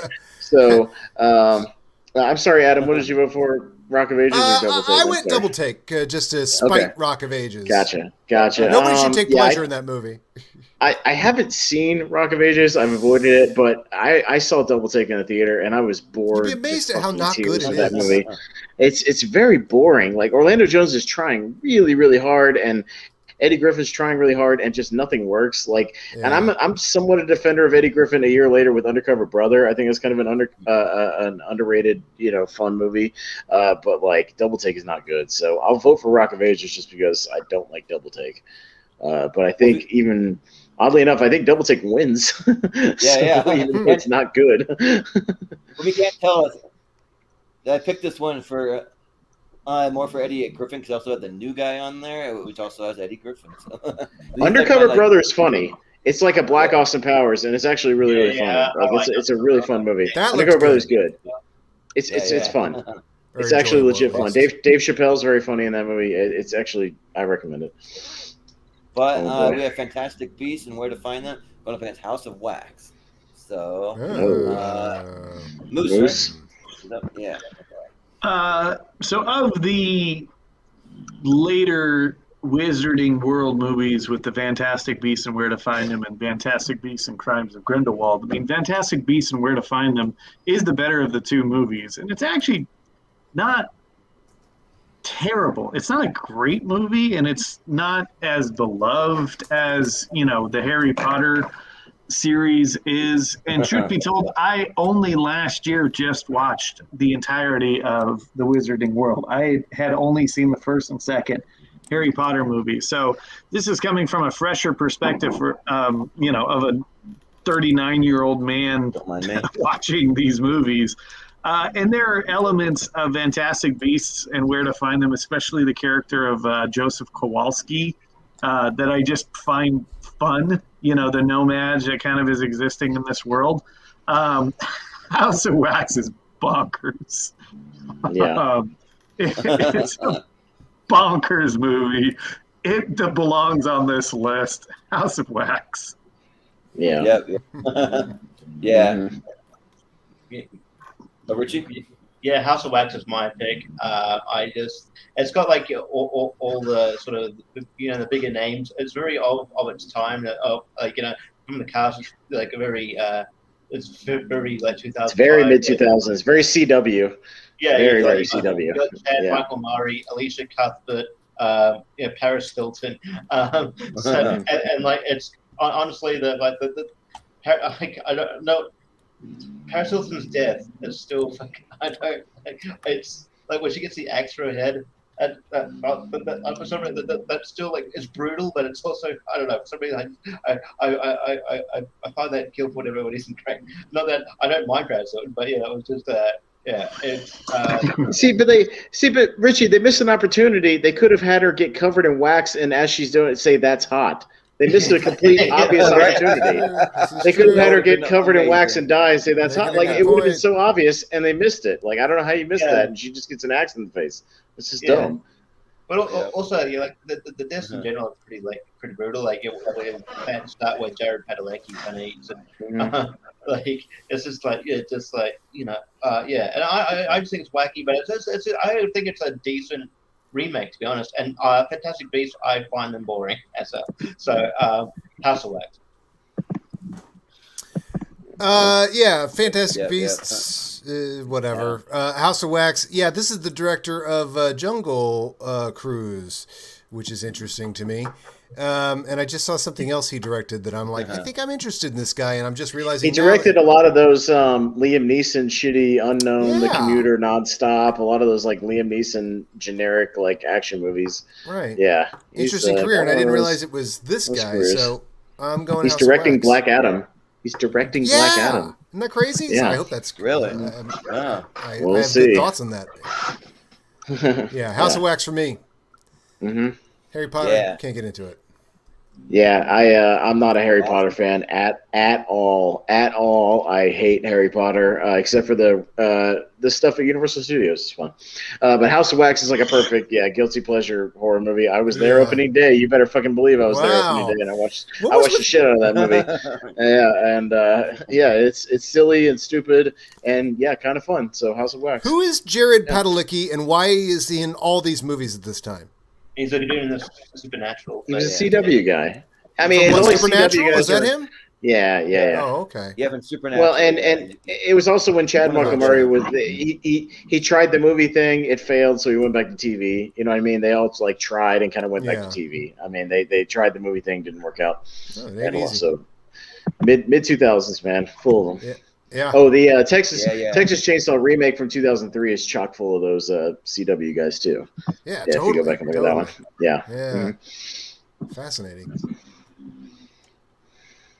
Jordan? Yeah, like I was looking at a lot of the director Jimmy Collette Sarah, like he's directed a lot of kind of mid, kind of almost guilty pleasure kind of movies. All those Liam Neeson ones you were talking about, and then he directed like the Shallows. He directed like let's see what else. He just did he have? started popping up on pop here. culturally. He had Anna. Mm-hmm. He had a bunch of those. Yeah, and so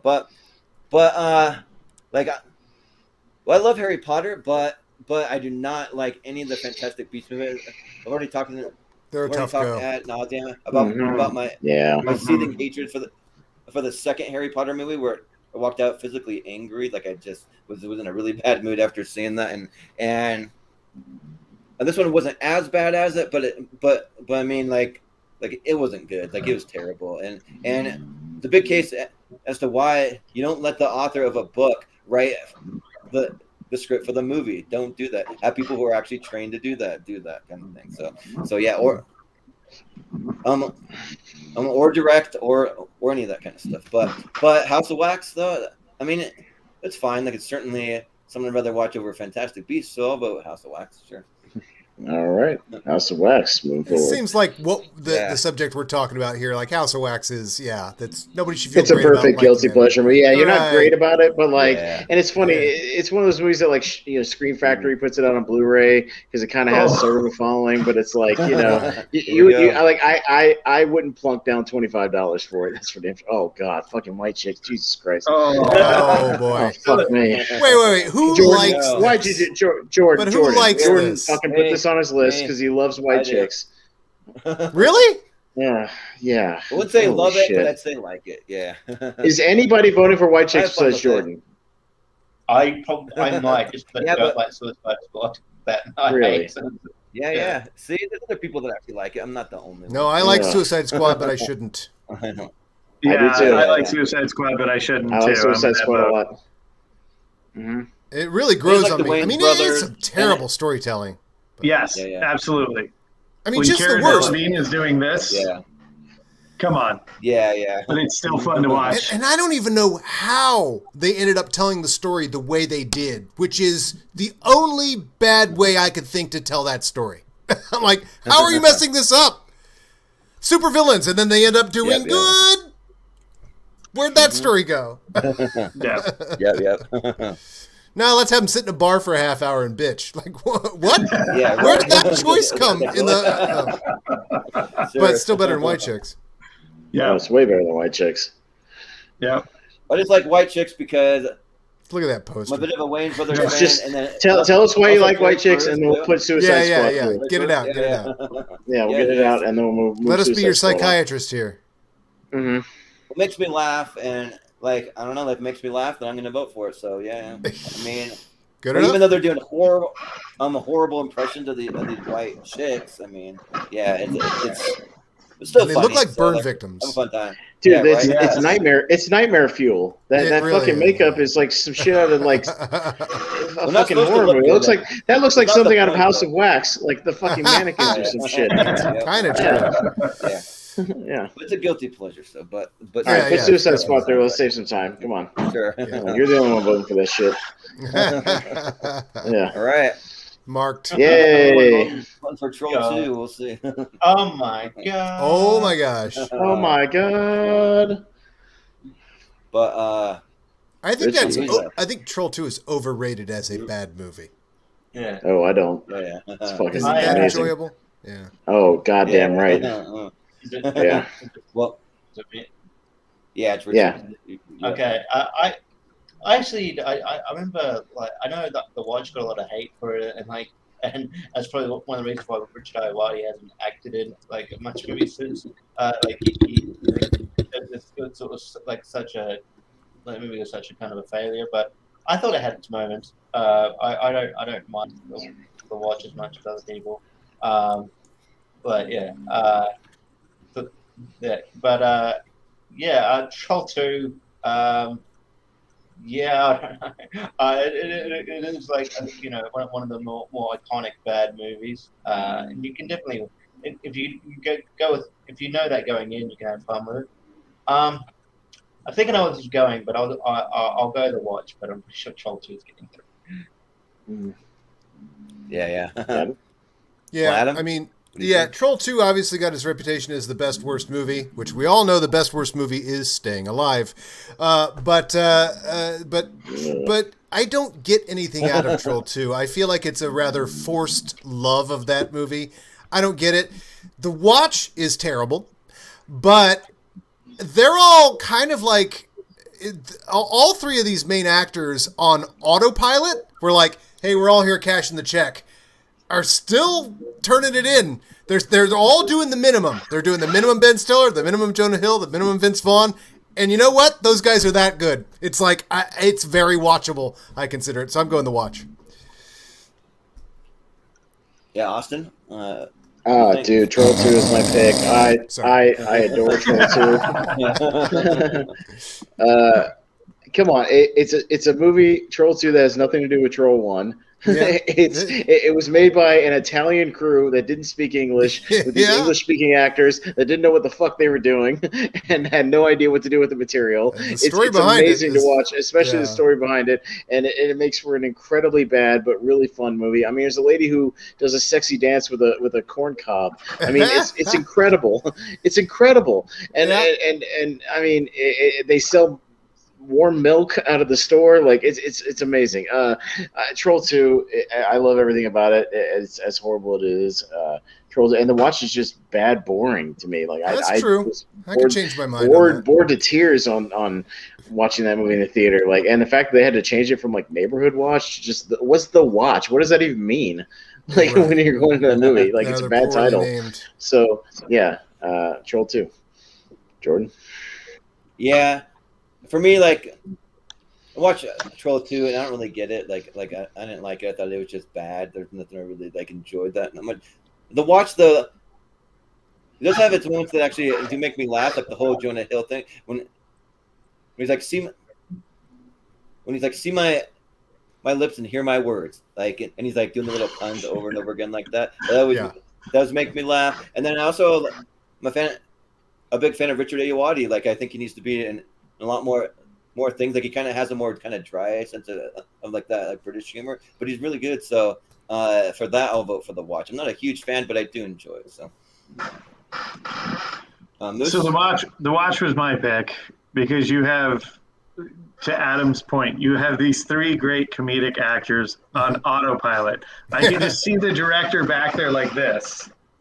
All right, you guys do this scene with the alien. You do the Vince Vaughn thing, and you do the Ben Stiller thing, and I think that's like that's like Gus Van Sant and Jay and Silent Bob Strike Back. We're like, so action, Gus, and he's like counting his money. Gus? He's like, I'm busy. Ben, I'm busy. Right, busy, very busy. Yes, right. That's exactly what happened with this movie. Because they were just like, hey, you guys be Ben Stiller, Vince Vaughn, Jonah Hill. And there's so many fun quotable one-liners out of this movie. And agreed. I like just the chemistry of the four of them when they're on screen. It's the stupidest premise, and it's a dumb movie, and it's just bad. But there's so many fun, stupid one-liners. And yes, Jordan, when they're like interrogating the like high school kid that was throwing eggs. He's like, look at his face, but hear my voice. Right, that whole thing. Which again is just them trying to work to get any laugh whatsoever. And then they're eventually, the three of them can push that cart up a hill because they're genuinely funny people, I think. Yeah. So, it ain't good. For the watch. I have seen Troll 2. Again, I don't get it. I don't take any pleasure from it. It's Fuck kind of me. I can't get Troll 2 out of the first round on any of these goddamn tournaments. Even on the worst movie tournaments. It's a painful watch, man. But that's what it fails at. Watch, man. What are you talking about? It fails at being a movie that's so bad it's good. It's not. Right. That Troll 2 fails at that, in my opinion. I beg to differ when I saw Yeah. a in-theater double feature of this and Best Worst Movie, and we had a see it with the fucking crowd, blast. Dude, it's great. Like, Yeah. you guys are out of your minds. You got to see it with the crowd. Someday I'll see it Get with the crowd. Yeah, New Beverly will show it. You mean Maybe. you and the 4 other people in the theater that enjoyed this? Oh, sold out? Oh, I'm sorry, sold out? Standing room only? Double feature, man. All right, Jordan's Richie, going to bounce off for a you go- second, and because he's glitching, yeah. So he's going to go to the next round real quick and then come back in. Actually, I think that I'm good Yeah, now. Richie- For some reason, my wireless headphones died. We've been going so long, and so my wired ones wouldn't kick in, but they just did. So we're good. Okay. So the watch it is. Or wait, no. Yeah. Yes, Yeah, the watch. Yeah. You're right. I've been wearing We got- headphones for 4 hours. My ears Ah. hurt. Yeah. So we got. Pitch Perfect? Pitch Perfect. People like Pitch This was Perfect. Malcolm's pick. That was Malcolm. Okay. So and then, He's picking movies that people like. I don't think he Yeah. understands the concept of this show. I think Waiting's actually Malcolm's also. I think this might be like a double Malcolm. Like If you had Pitch Perfect 3 or whatever. Yeah, if you had like Pitch Perfect 3 and Waiting, I think a lot of people like Waiting. And what would you like on your 2000 movie platter? Would you like Justin Long, Dane Cook, and Andy Milonakis? Yeah, right. Yeah, right. Oh, and the first Ryan Reynolds, the one we didn't like, Yeah. and Luis Guzman. Man, that is one 2000 cast right there. Dude, Pitch We weren't Perfect, sure about 81%. 81% on Rotten Tomatoes, 7.1 Yeah. IMDb. People like Pitch Perfect. Why is that on this list? Put Waiting through because Pitch Perfect. It's written by American Treasure Kay Cannon. What was an alternate pick for Malcolm? He had to pick an alternate, and that's what he gave me. Ah, I don't like Pitch Perfect, but I like Pitch Perfect. I don't like it. Yeah. Put through Waiting. Yeah. We'll just put through Waiting. Waiting. We'll make Go it into easy. Waiting. Yep. Yeah. All right, we got Grandma's Boy. Let's cut and some Congo. time. Here we go. Yeah. Okay. Again, Grandma's Boy's good. I don't know. No, It's fucking it's great. not, but Depends Yes, who it you is. ask. It's fucking fantastic. Grandma's Boy has Every gone single one of my a family hell of a members will tell following. you Grandma Boy's bad because it's I- not their. Grandma's their Boy's got a hell of a following over the last 15 years. it does have a following, and I don't think anybody should feel bad for liking it. But it's not a No. good movie. Yeah. The guilty or pleasure is Congo, obviously, But who's up Or for which Adam. sucks. Adam, you can tell us why Congo is in Grandma's Boy. Okay. All right. Not better than. Have you misunderstood the competition here? Congo is not better than Grandma's Boy. Congo is a shitty movie like Grandma's Boy, and I feel bad for liking it, so I'm going with Congo. Yep. Yeah. Austin, what do you think? I like Congo. I'm a defender of Congo. So maybe I'm in the same boat, but like Grandma's Boy, yes, people perceive it as bad, and at the time it was trash, but like it's fucking good. So I'm voting Grandma's Boy because it's really goddamn funny. And there's some really good funny performances in it. Yeah. So Grandma's Boy. I'm gonna vote for Grandma's Boy because it's the best Adam Sandler movie without Adam Sandler actually in it. Yeah, exactly. and Congo. I remember walking into my parents' room and it was him watching this movie where like gorillas are ripping people's heads off, and it kind of freaked me out when I was 10 years old. So I'll vote Grandma's Boy. So, Congo kills Bruce Campbell in the first 10 minutes. Fuck you, Congo. Oh yeah, screw that. How do you waste Bruce Campbell in 1995? Yeah, Oh. at the prime of his career, but Moose. So these are both my movies, Oh. so I'm okay if either one Nice. advances. But I mean, if you're gonna give me Grandma's Boy versus Congo, I mean, I love the whole Amy loves Peter, signing, talking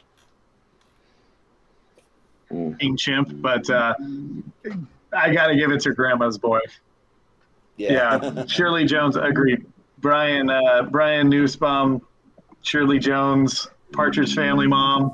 Just making out with Nick Swartzen, like the whole movie. Yeah, it's great. Yep.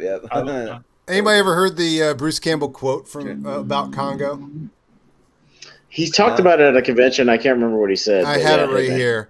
He says, you know, you never know. They say, why do you make B movies? He goes, you don't know what these movies are going to be. And he goes, what if I offered you a chance to appear in a movie based on a Michael Crichton novel? It'll be directed by industry veteran Frank Marshall, the producer of Raiders of the Lost Ark. Stan Winston will handle the special effects, and it'll be a big budget Paramount production. Sound good? Yeah. Congratulations, you just greenlit Congo. So you never know. Yep. I once gave Charlie Chaplin a hand job. Was it silent? I love that one. Grandma's Boy is not a bad movie at all. I think it's fun. Like George said, it's one of the better Happy Madison film without Adam Sandler. It's a lot of fun. And Congo is. I can see why Big be pleasure, but no, it's not for me. So yeah, Grandma's Boy. Yeah, Nick Swartz is one of the best of the Adam Sandler. Sorry, she's really cranking it up next to me. I apologize. It's so funny. And at this point in the show, I agree. 4 hours in, how would be keeping her up? Right. You can't see her face, but there she is, right next to me, and she's curled up right next to me, just snoring away, having dreams. Pretty soon, wait till she has the dog dreams, and she starts going. She does as well. Yeah. But Grandma's Boy, moving on. So. Starts having a dream that she's in Vice Squad. Yeah. Ramrod's chasing her. Yeah. But yep, we got Nothing But Trouble versus Power Rangers the movie. So. Oh boy. So I'm going to go first. Wow. I'm up Good first. picks, guys. Yeah. Good picks. Oh, yes. Yeah. Power Rangers is my pick. I'm an unabashed Power Ranger fan. I have been forever. To this day, I'm a Power Ranger fan. I fucking love the Power Rangers. And the movie itself is absolutely atrociously bad. But I'll be damned if, man, when Tommy lines them up, man, they're getting their asses kicked, and he goes, "Let's do it, guys! It's morphin' time!" And they crank on the fucking song, the theme song, and they flip through the air. Go Power! I'm like, let's kick some ass, dude. Let's go. And I feel like a kid again. So I love Power Rangers, and I legitimately think Paul Freeman is having a great time playing Ivan Ooze. If you watch that movie, he is eating up the scenery. He knows exactly what movie he's in, and he's having a blast. And, Belloc from Raiders? It's Belloc from Raiders playing Ivan Ooze. Yes. Oh, wow. What He's happened Ivan to Ooze. your career that you're playing Ivan Ooze? Hey, you poor bastard. You ask him, Moose, and he goes to these conventions, and he has just as many people signing Raider shit as Power Rangers. Guarantee it. 100%. He does. People There's a fucking fan base love it, for man. Power Rangers. I get it. So, yeah. So, Power Rangers the movie. My pick, my vote. Yeah, Raiders is rapidly becoming that old movie to the current generation. Yeah, right. I mean, that must look like a Humphrey Bogart movie from when I was a kid. That's old ass. Yeah. Jordan? But yeah, I got to go with the Power Rangers movie also. It's right in my wheelhouse from when I was a kid, and I've never seen Nothing But Trouble, but the cast, it really intrigued me. That is an all-star. It's very, very bad. So. It ended all of those careers. Yeah. It sounds like it, yeah. Pretty much.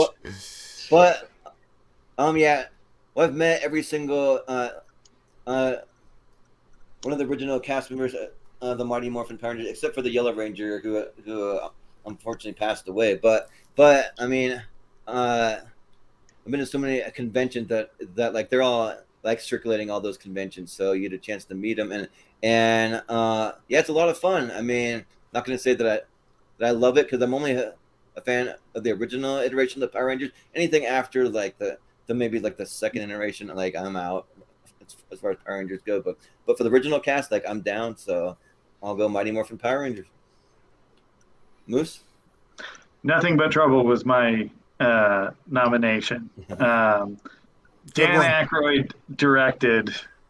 Feels like a Dan Aykroyd directed movie. Yeah. First and last time they let him do that. That's right. It's like William Shatner directing Star Trek V. Oh yeah. This movie is Hope you had fun. Yep. This movie is so bizarre. So it's bizarre. so crazy. There's a scene where Dan Aykroyd, where Chevy Chase looks away and looks back, and he envisions that Dan Aykroyd's nose is a pecker. as a dick. What? And then he like shakes it out of his head. It's so bizarre. Tupac Shakur shows up and raps while Dan Really? Aykroyd's old man is playing the keyboard. It's so freaking bizarre. It's like there are no rules in the world where this movie was Wow. made. Yes. So in the neighborhood of guilty pleasure movies, Boy, there good is one. love for the Power Rangers franchise. It is adored. People enjoy these movies. So Power Rangers is considered an enjoyable movie. Nothing But Trouble is a guilty pleasure movie. That's got my vote. Not to the critics. Not to the critics. Go look it up. No, I'm no, not no. talking to critics. I'm well aware the critics hated this movie, and with good Oh, yeah. reason. I'm just Yes. saying. Yeah. Well, it sounds like I need to take some edibles and go watch Nothing But Trouble. Like, we'll do it that way, you know. but yeah, Richie, what do you think? So I got this taken when I was a kid, when I was in America. So you see, that's Tommy, but that's me. That's Tommy. Mhm. I was a kid. Right on. Mhm. But yeah, so like I think Mighty Morphin Power Rangers was one of my first theater experiences because yeah, I'm a huge Power Rangers guy. Huge Power Rangers, huge Ninja Turtles guy, and yeah, I absolutely unabashedly love it. And yeah, I don't remember being. I mean, I was only 5 or whatever, so my taste in movies is like, oh, you know, if it's a movie, then I'll like it. But yeah, I'm sure it wasn't as great. But like, you know, it's got Amy Jo Johnson in it, and you know, she's my first crush. So yeah, I haven't seen that much. I've heard things, not great things. But Red Letter Media did a rewatch of it recently. But yeah, I'll go Mighty Morphin Power Rangers for sure. Yeah. Power Rangers the movie filmed in Australia, Richie. Yeah. You can tell. And Nothing But Trouble filmed in hell, as far as Yeah, I know. right. Yeah, right. What do you think, Adam? If you want to see what Dan Aykroyd looks like without any restrictions, like if you've ever heard the story of his first Ghostbusters screenplay, and then everybody came in and put restrictions on it, took this away from him, took that away from him, Harold Ramis rewrote this, Ivan Reitman did that. Like, they took as much Dan Aykroyd as they could out of Ghostbusters, and that's what we got with Ghostbusters. Cut to this, Dan Aykroyd has been on kind of a straight-up trajectory. He'd had a few hits, and this is him cashing a blank check, and woo! Dan Aykroyd needs restrictions. Yeah. Now, I do not, and also this ended a relationship. I think I took a girlfriend to this, and she never wanted to see me again. So I don't know if I can call this a pleasure of any sort, but I've never seen Power Rangers, and I do get the guilty pleasure aspect of Nothing But Trouble if someone enjoys it. This is a classic type of guilty pleasure. Let's go Nothing But Trouble. All right. Yeah. So it's a close one, 3-2 for Power Rangers. I guess Power we got some Rangers. younger people on the crew, and it is what it is. Yeah. And I recognize what you're saying about Power Rangers, the original Lone Ranger from 1981, which is terrible. As soon as they hit the theme song for Lone Ranger, I'm like, I'm in. I love that movie. Like the Go-Go Power Rangers, I have to watch it just for that. Yeah. Here we go. Now we're finally in the talking, second right? round of this side. Yeah, so now we can slide through like 10 seconds. Now we can or fly less, through just again. make your pick and, Yeah, get to the Yeah. finish here. So so we'll go with Jordan first. Salvation versus Viva Rock Vegas. I gotta go Terminator Salvation, easy pick. Hell yeah. Moose? I'll go Salvation. Yep. Richie? Salvation. Yeah. Adam? Salvation, baby. Yep. Austin? Rest in peace, Anton Yelchin as Kyle Reese. Indeed, Terminator right? Yeah. Salvation. What a great Reese. Right? Oh, Mhm. forgot about that. Yeah, man. Yeah. Mhm. Yeah, I missed Anton Yelchin. Dang. Mhm. But Oh, My man. Bloody Valentine versus Surf Ninjas. Here we go. All right, Mr. Moose. Moose. Surf Ninjas. Fuck Yeah. yeah. Richie? Surf Ninjas. Yep. Adam? I'll go with the crowd here because My Bloody Valentine is a good movie. Surf Ninjas. Mhm. Sure, yeah. Austin? I'm going to check that movie Surf out. Ninjas all the way, babe. We're gonna get into a second poll, like we did for the yes. family movies. Yeah, Surf Ninjas, easy. Yep. Look at that poster. I have a heavy favorite You there. ridiculous It's a movie. great poster. What a great Yeah, poster. yeah. Ooh. But We're in we got Jurassic Batman Park. Forever versus Okay. Jurassic Park 3, JP3. So, All right. Richie. Batman Forever. yeah. Adam? Batman Forever. Yeah. Austin? Jurassic Park. And just because we already have a Batman that made it so far, I'm going to do Jurassic Park. Moose? Yeah, we don't want Batman versus Batman. That would not be a great ending. Jurassic Park. All right. right. Jurassic Park makes it. All right. Nixed it. The Would've been a worst fun the worst ending, Batman maybe, movie but I don't know. is already in the championship. So It is. yeah. Yeah. Oh, More of a boy. guilty Jesus pleasure. Christ. What are we doing with our lives? Yeah, seriously. This is the only place you'll ever see this matchup in the history of the Oh. internet. Right. Yeah. I posted one to Yeah. Twitter from earlier. I was like, Scream Yeah, 3 right. versus Baby's Day Out. I'm like, you'll never see this matchup again. Yep. I mean, look at this shit. We'll never- All right, Adam. Oh my God. Ugh. Baby's Day Out. Ooh. Austin? The better guilty pleasure is Baby's Day Out because It last is. section here was good. Baby's Day Correct. Yep. It's the better one. Well, for me, Baby's Day, not in any way a pleasure for me, so I'm going to go with Last Action Hero. So, Oh, you're correct as well. Yeah. Moose? We're all right. These are Yep. terrible. Yeah. Oh, right, Baby, Baby's Day Out. Out. Hey. Yeah. It's knocking out my picks left and right Richie? in Last Action Hero. Yeah. Sorry. It was mine, the baby. so. The baby takes down Schwarzenegger. The baby, wow. Oh, yeah. Yeesh. All right, Scooby-Doo 2 versus Double Take. Whoa. Okay. Oh, pass. Didn't these two already meet? All right. Jesus. Yeah, didn't we already have this match? Yeah. Fuck. Yeah. That's what It I feels thought. like we already did. Ugh. Yeah. I don't care for either fucking one of these. Scooby-Doo. I gotta go I Double don't Take because it makes me laugh for whatever reason. But For Moose? whatever reason. My crush for Cardellini will continue. Scooby Doo. yeah. Yeah. Richie? Scooby Doo. Yeah. Scooby-Doo, baby. Scooby-Doo 2, Monsters Unleashed. I have a feeling that's a very enjoyable movie. I think that's the one I saw where I was like, I can't believe I like this, but I do. Yeah. Interesting, but we got House of Wax versus Suicide Squad.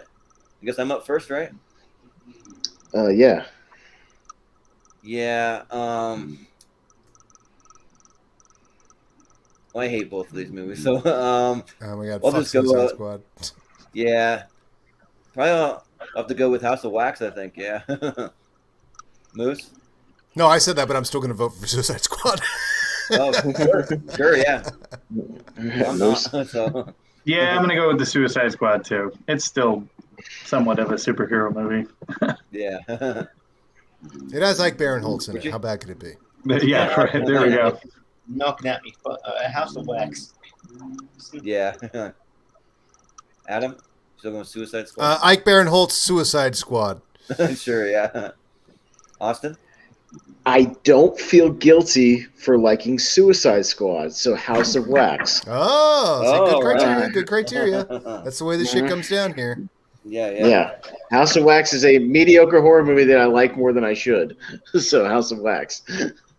I'll just say that the Amanda Waller character is like one of the most grating characters to me in any comic book movie. She just gets on my nerves. I don't know. But House of that's She Wax, just can be me. played It's so much better than she is. But Yeah. everything in that movie is just played like ketchup thrown at a wall. Yeah, right. But Oh, we got a boy. couple comedies. We got The Watch versus Waiting. So, and it's Moose. the Moose first. Yeah. I'm gonna go with The Watch. Yeah. Richie. I'll go with Waiting, because I don't think it's a bad movie. It should go through. Yeah. Mhm. Adam. What a choice. I mean, I think Waiting is the more enjoyable one, but I've watched The Watch more, like as though is a pleasure. Like I've watched The Watch like 3 times. Why is that? So I got to vote for The Watch. Yeah. I've seen Waiting once. It's fine. Yeah. Austin. I worked at a restaurant, so I like Waiting. It's basically the There you office go, right? space of restaurants. So Yeah, Waiting. totally. Yeah. For me, I probably hate to say it, but I think I kind of like the watch just a hair more, so I'll go with the watch. Yeah. So, Ugh. yeah. Yeah, no, it's interesting. So what- Our criteria is shifting all over the place on these. It's fascinating. Yeah, that's okay. And sometimes it's really personal, sometimes it's really logical, you know? Yeah. All right. It's what makes this Was fun. it waiting though? Oh, is that the one that actually won? No, it's the watch. The watch Okay. squeaked it out 3-2. Wow, the watch Okay. won? By I didn't see that by coming. some miracle. Yeah, All right, so I Remember believe which one? Yeah. So I believe of this, or after this one, the winners of the next round will go to the poll. Yeah. So yeah, go to Yeah, the Elite right. Eight, but after this round. So we still got Grandma's Boy Power Rangers. This round. Richie. All right, this is hard. This one's hard. Using Austin's logic, I don't feel guilty about about liking Grandma's Boy. Mm-hmm. You could probably Correct. you can probably make me feel guilty about watching liking Power Rangers now. So I'll go Power Rangers the movie. Yeah. Adam? Power Rangers. Yeah. Austin? Yeah, I feel more guilty about being a 35-year-old man than having just watched Power Rangers the movie like 3 weeks ago on HBO Max. So yeah, Power Rangers. Shame. Shame. Yeah. Yeah. Yeah, I kind of feel a little more guilty. That one of my favorite experiences ever meeting a celebrity was meeting Jason and David Frank for like an hour. Me and a friend of mine, we got to do a private meet and greet. We just got to hang out with them. So that was fun. So yeah, I'll go with Power Rangers. Moose? It's not going to win at this point in time, but I would have voted for Grandma's Boy. So. Yeah. Well, Moose, it's because Power we Rangers like it is. Grandma's Boy so much. We think it's good. yeah, right. It's a good movie. You should watch it. People should watch it. Yeah.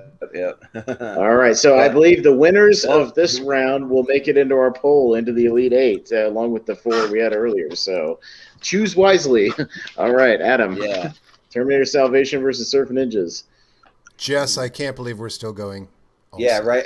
Yeah. Me neither. I cannot believe We're it. almost I've started there. working in the background, by the way. I'm like doing other stuff.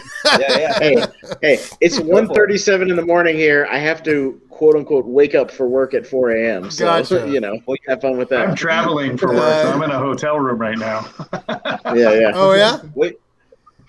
Terminator Salvation, baby. Yeah. You're always willing to drop out, Austin. I know that, like these. No. We're plowing to the finish now, so it's fine. Yep. I'm still We're awake. almost there. Surf Ninjas. Kwansu dudes. Yeah. What if my house blows up? And then it actually does. I got a quote from Rob Schneider, Surf Ninjas. What if I tell them I just found out you were adopted? Yeah. Yeah. But I still love that Ernie Reyes Jr. and Rob Schneider made a movie, and it was somewhat successful. Surf Ninjas. Yeah. Yeah, Surf Ninjas. Yeah. Mm-hmm. Surf Ninjas. All right, so Surf Ninjas makes it into the. All right. Yeah. All right, so we got the Jurassic Park 3 and Baby Day Out. Boy. Oh, my These God. matchups. Hilarious. These matchups are There's nothing I want to see Take more it than as a pterodactyl. a pterodactyl Yeah. swoop down and just pick up the baby and fly off. Pick up that baby. I'd watch Yeah. that movie. Yeah. And Can we do all like right. Baby's Day Out 2 in Jurassic Park? Yeah, right? Yeah. See what hijinks happen there. Yeah. Maybe if it's that is less Sorna. Yeah. Baby's Day Out, by the way, had a $50 million budget. Where the fuck did that money go? Anyways, Wow. 1994. I guess. Like, what the hell? Yeah. Jesus. All right, so I'm up first. I think Jurassic Park's pretty good. I feel more guilty about Baby's Day Out. So Baby's Day Out is the bigger guilty pleasure movie. Well, I said it before. There's nothing pleasurable to me about Baby's Day Out, so Jurassic Park 3. Moose? This is tough because I nominated Jurassic Park 3, but there are redeeming qualities of Jurassic Park 3. Baby's Day Out is, again, why are grown men voting on this movie but still find some sort of pleasure in it? Because I had the foresight to nominate this brilliant film. That's right. I'm going to go against my own creation. There are Baby's some Day clever Out. choices here. Yeah. So you're voting for Baby's Day Out? Legit? Makes you think. I'm going to vote for Baby's Day Out. Man, All right. All right. Jurassic Park 3 All is right. my nomination, too. Wow. Yeah. wow. Oh, wow. You got to feel All right, guilty about Richie. liking Baby's Day Out. Yeah, I mean, movies about dinosaurs are always going to be badass. Trying to convince, in my 30s, trying to convince people that a movie about a baby that goes exploring around and outwits 3 grown men on a skyscraper. Yeah. And also thinks a gorilla. It's, a baby stay out. All right. Hilarious. Oh, Well, Adam. So funny. Is it me? Yeah. Yeah. Oh, Baby's Day Out for sure. Yeah. Oh, all right. I love it. Makes I love the poll. That's Yes. awesome. Baby's Day Out makes the poll. This is gonna be our I mean, best it's an poll inspired ever. choice for a guilty pleasure. Yes. What in the world? Are, It's a true coming to? guilty pleasure. True is guilty Baby's Day pleasure. Out. A true I should guilty not like pleasure. this, and I do. Mhm. Didn't It's these really two good. meet Not like already? Yeah, I know. right. All right, let's get rid of the Sounds Scooby like Doo a- shit. And just vote House of Wax. Like, what the fuck are we doing? House of Well, Wax. I don't know. Jordan, come on. Yeah, House of Wax. Moose. I don't know. I thought we already voted on these two fucking. I did too. I guess not the I'll ball, go. I'll go along with House of Wax. Yeah, pass. Richie. House of Wax. Yeah. Adam. Scooby Doo too. Ooh, all right. See, House I of haven't Wax? seen Scooby Doo 2 Right. to know if I should be guilty of seeing it. Like, because I'm not 8 Yeah. years old. So, House of Yeah. Wax. Yeah. House of Yeah. Wax, I like it way more than I should as a guilty Yeah. pleasure. Yeah. Take my You word just for it. said You'd feel that, terrible right? if you liked it. You just Yeah. said that, but you keep Right. putting through Power Rangers. Come on. Exactly. But again, I'm a 35-year-old man nominating and voting for Power Rangers and watching it on a regular basis. That's guilty because I'm 35 fucking years old. Okay, that's a guilty pleasure. Yeah, Moose. yeah. Hence, you can watch Scooby Doo. Yeah. Uh, Hey, Power Rangers has kaiju monsters and dinosaur robots and fucking martial arts. That's Scooby Doo does not. True. So, all right, Moose. So we got the Watch versus Power Rangers. I mean, I'm gonna vote for the Watch. I don't get the whole Power Rangers thing. That's I Yeah, you don't. got to be for the Exactly. generation, I think. But Yeah. yeah. Richie. It's a pity I didn't put the Turbo Power Rangers movie in here to see how. No, that movie's just shit. That Yeah. movie's just fucking garbage. Yeah, Even Power Ranger fans know that movie is dog shit. So that's how you know it's Oh, yeah. bad. Yeah. Which one? That's how you know it's bad. Turbo, a Power Rangers movie. Turbo. The sequel, Turbo, a Power Rangers movie Ah. in 1987. The sequel is legit dog shit. Like this one Wow. at least has redeeming qualities. That one is When you just switch straight out when you switch out the garbage robot dinosaurs for like cars. for fucking cars. cars. Yeah, Yeah, cars. Like, come on. We switched out dinosaurs for cars. Fuck Yeah. that. Yeah. There must have been some other franchise doing that they wanted to take some of the. Yeah. Yeah. Right. It's the worst season of Power Rangers Get a too. piece of the pot. Anyways. pot, yeah. Richie, sorry, Richie. I feel like I hit a nerve. Power Rangers. Yeah. Yeah, that season sucked. Yeah. Adam. Power Rangers Turbo season. Come on! Is it me? Yeah. Yeah. Yeah. Oh, the Watch. Yeah. Austin. Power Rangers. Power Rangers. Well, it's like, which one do I feel more guilty about though? Because I actually People like could The Watch, understand if you like the Watch. It has been still invisible. People, you're a fucking grown man watching Power Rangers. People are gonna go, "What the fuck's wrong with you?" That's a guilty pleasure. That's exactly what it is. Not if they're from Yeah. your generation. They'll completely understand. They're all in the same Yeah, boat. yeah. They're gonna be like Rich G. They're gonna have him as Tommy the White Ranger. Yeah. The Yeah. Watch is a bad movie. That should deserve to go forward. Yeah. Like I think that The Watch deserves some love. I'm gonna vote The Watch. Sorry. Power Oh, Rangers. fucking. No. You had a good run. They're gonna be like the Watch. Yep. The Watch it is. Boom. But all right, Surf Oh, Ninjas, too Baby's Day. Oh soon. shit! Damn. Damn. Put something to rest. We'll This see. Baby's Day out. I wish it was Baby's Day Out versus Vice Squad for the finals. I wish I could put them in That Vice would be Squad great. for that reason. Let's see if not Ramrod baby geniuses. could hunt down the baby. I don't know if he Right could. on. He might outwit him. Yeah. Yeah. Richie? Shit, Richie. Me. Okay, well, it comes down to what movie I feel more guilty to admitting that I like. It would probably be, I feel like ninjas are still cool. So yeah, it would be Baby Stay Out. Ooh, all right. Well, Adam? I reiterate my initial thoughts on Surf Ninjas. Haven't seen it. Baby's Day Out. Baby's Day Out. All right. Well, Austin, I feel like Surf Ninjas has gained a cult following. People kind of dig it. I'm more guilty about Baby's Day Out. Baby's Day Out. Are you kidding me? No. No. Like I can't even utter the words that I enjoy that in any capacity. So Surf Ninjas, man, that's a crime. But Moose, Baby's Day Out. man, Yeah. Baby's Day Out's gonna win what's this with whole the love fucking for thing. Baby's Day Out? This movie is horrible. It's one of the worst movies ever conceived. Yeah, and I feel ever. guilty for liking it. I feel guilty for liking it. But how It's can you terrible. like it though? Like what do you like? Because about it's got it? good It's funny. slapstick comedy. It's a funny movie. Funny. Funny, like what's funny, It's funny. about it? It's The a baby bad, and- dumb story. Those three with, like, characters, man, are funny. Those three main Well, Baby characters is are like- fucking. They're Three Stooges We're funny. calling on a scaffolding about to fall to its death. Or Yeah, it's the old Bugs Bunny cartoon of the thing going on in the Looney scaffolding. Tunes shit. Yeah, it's Looney Tunes. Looney Tunes shit. Nonsense. Watch Yeah. the Looney Tunes then. Haven't Watch these Baby two Day Out. played together already? Yeah. How did the watch make it this far? Ah!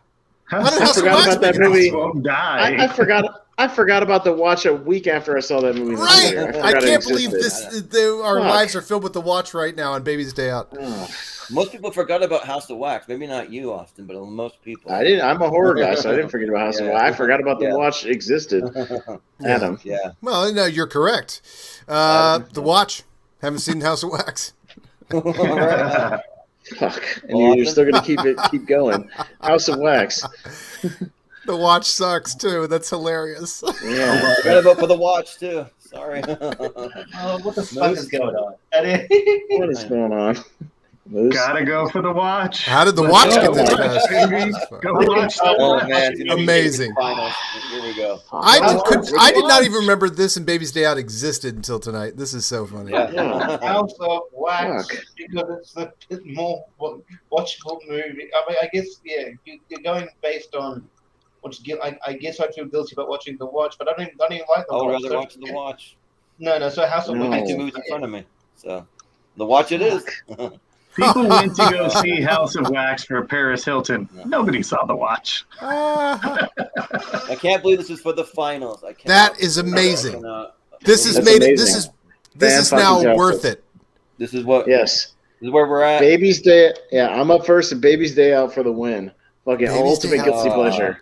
It's the Wow, ultimate guilty it's pleasure. the ultimate. And I didn't Yeah. even realize till this moment.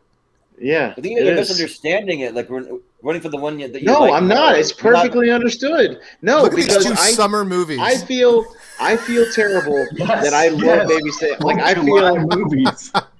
Hey, I I like Baby feel. Day Out better than like Terminator Salvation, Jurassic Park 3. I mean, come on. Like, Yeah. What are we doing here? Because What are we and I doing? feel shitty about that, which is why it's a guilty pleasure. Yeah. Yeah, Yeah, but I would put it on. I am for- not Which happy was with better? myself about the fact that I like these No, movies. that's exactly the definition.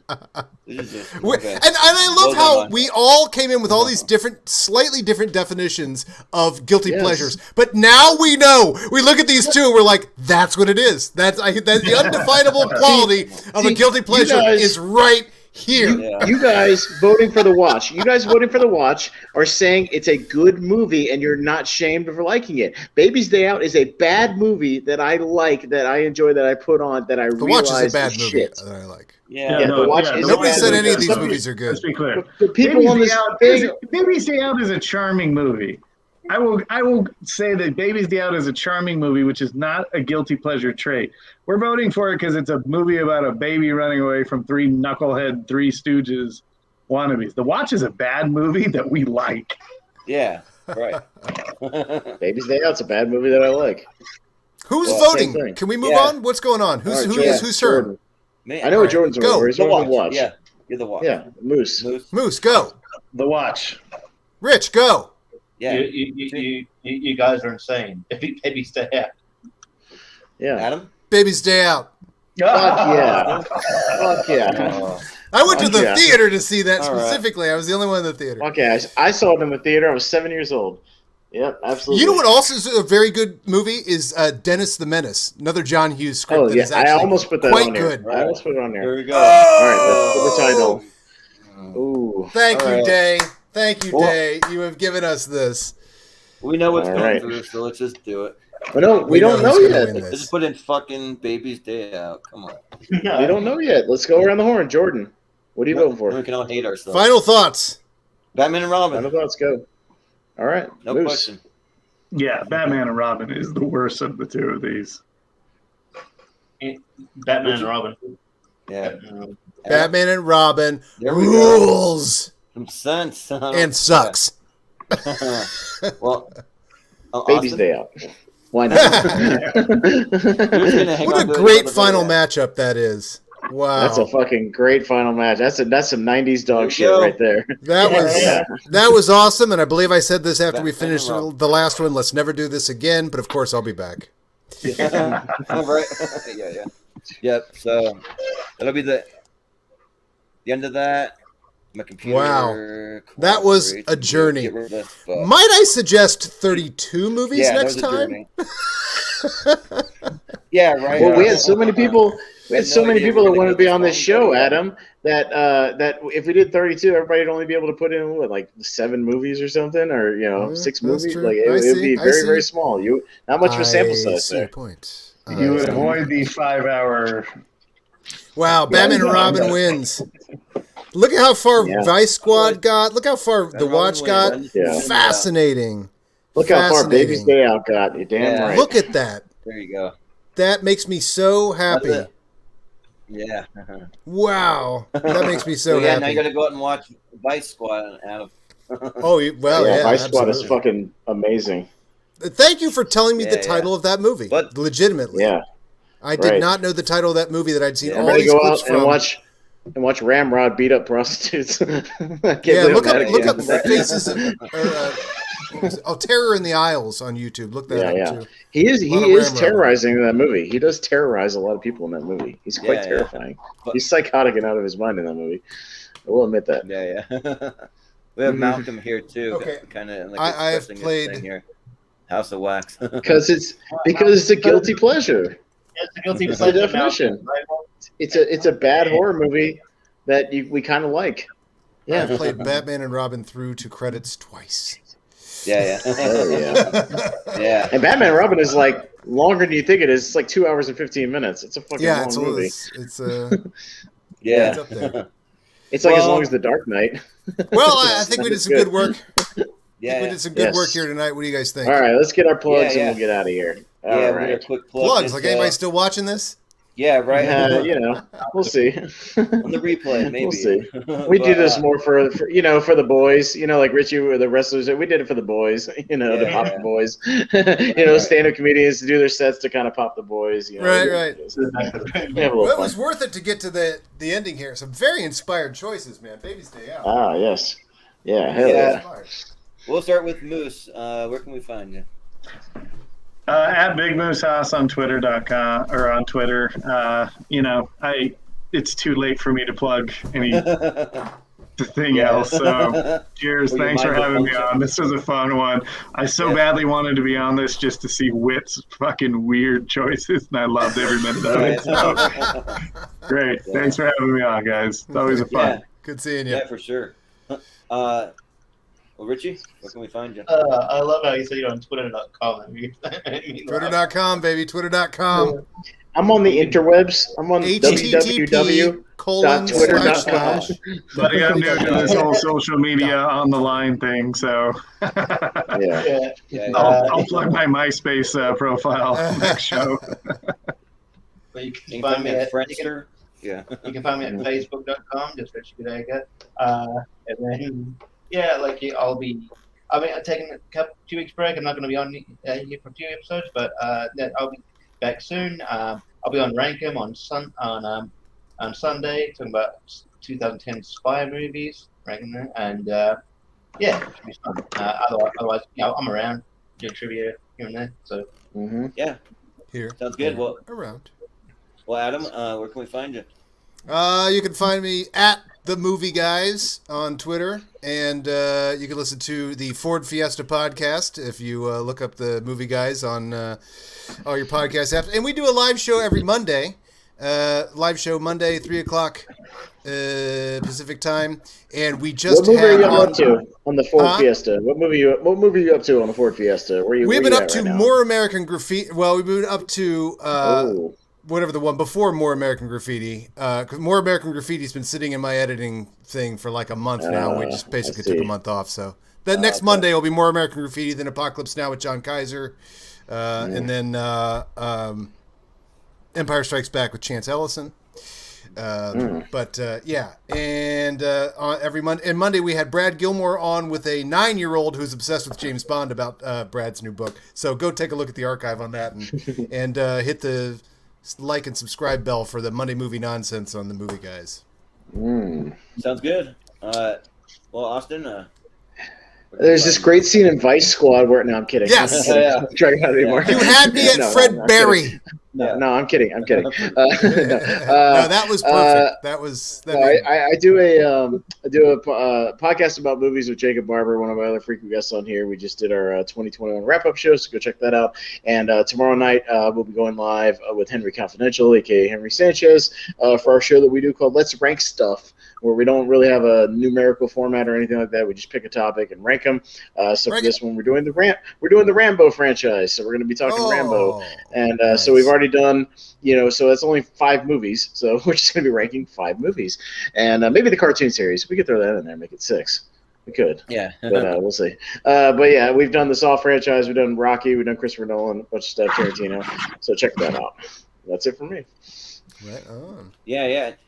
And I'll just give a quick little plug to a couple things. So I've been talking about the 100 subscriber giveaway. As soon as I'm finished here, I'm gonna take pictures of everything. So first thing in the morning, we're gonna have 10 trivia questions over on the Schmodown Friends and Family group, as well as on our Twitter and our Instagram at Movie Hero 2121. There'll be 5 questions about the channel, 5 questions that are just general movie knowledge, and the first person to answer them in the quickest time, we have a grand prize. I'm just going to Venmo you $50, and then for the second prize, I have a whole bunch of one-sheet movie posters from my time working in the movie theater, so I'm going to post 10, and you can pick 2 of them, and I'll send them to you. So we have that going on, and then tomorrow night we're going to be doing this again. We're going to be doing Henry Sanchez's top 64 movies of all time. So I've been trying to watch what I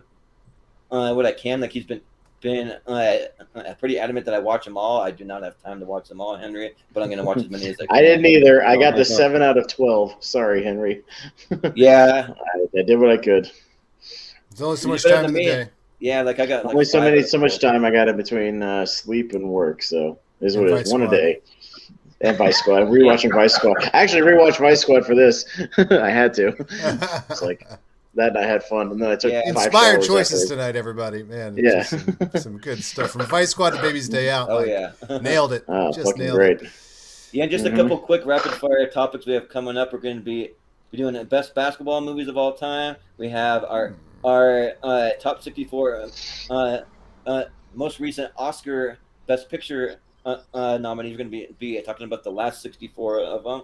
We also have best monster movies coming up, and we have best one crazy night / day movies coming up. So those are some things you can look forward to. So yeah, but that'll do it for us tonight. So thank you for everyone for joining us tonight. That was a fun time, definitely a long time, but a fun. What a marathon! yeah. But it was fun. Fun times. Yeah. But yeah, we uncovered some. I mean, truly at the end there, when we got to what are truly guilty pleasures at the end there, I thought that was great. That the very synthesis of this entire thing ended on the second to the last vote before the two. Hey, and just an observation. 5 of them were mid-90s trash, and you gotta fucking love it. The mid-90s were something special. Oh, man. Yeah. Represented. Late 90s and early 2000s were represented perfectly tonight. Freddie Got Fingered. That was an inspired choice. Didn't make it far. Oh, yeah. Yeah, that was good stuff. Yeah, but I will say the poll did not go how I thought that it would go, but it was a lot of fun. Like, And like it's just fun to just see how it actually went, though. Yeah. So, I can't wait for the poll when I post it to be like, what the fuck is Vice Squad? Like all these other movies would be like, okay, I know what that is. What the fuck? And I'll be like, watch the movie and I'll tell you half of it. Yeah, you can Watch listen the to that. show. Oh yeah, Well, no, why it's great. Baby Thanks J for bringing out the quotes with a too. That watch. was good. Yes. On there, yeah. But anyways, yeah, that'll do it for us tonight. So for Moose, for Richie, for Adam, for Austin, also for Malcolm, I've been Jordan Movie Hero Anderson, and we will see you guys next time. Let's see. Hold up.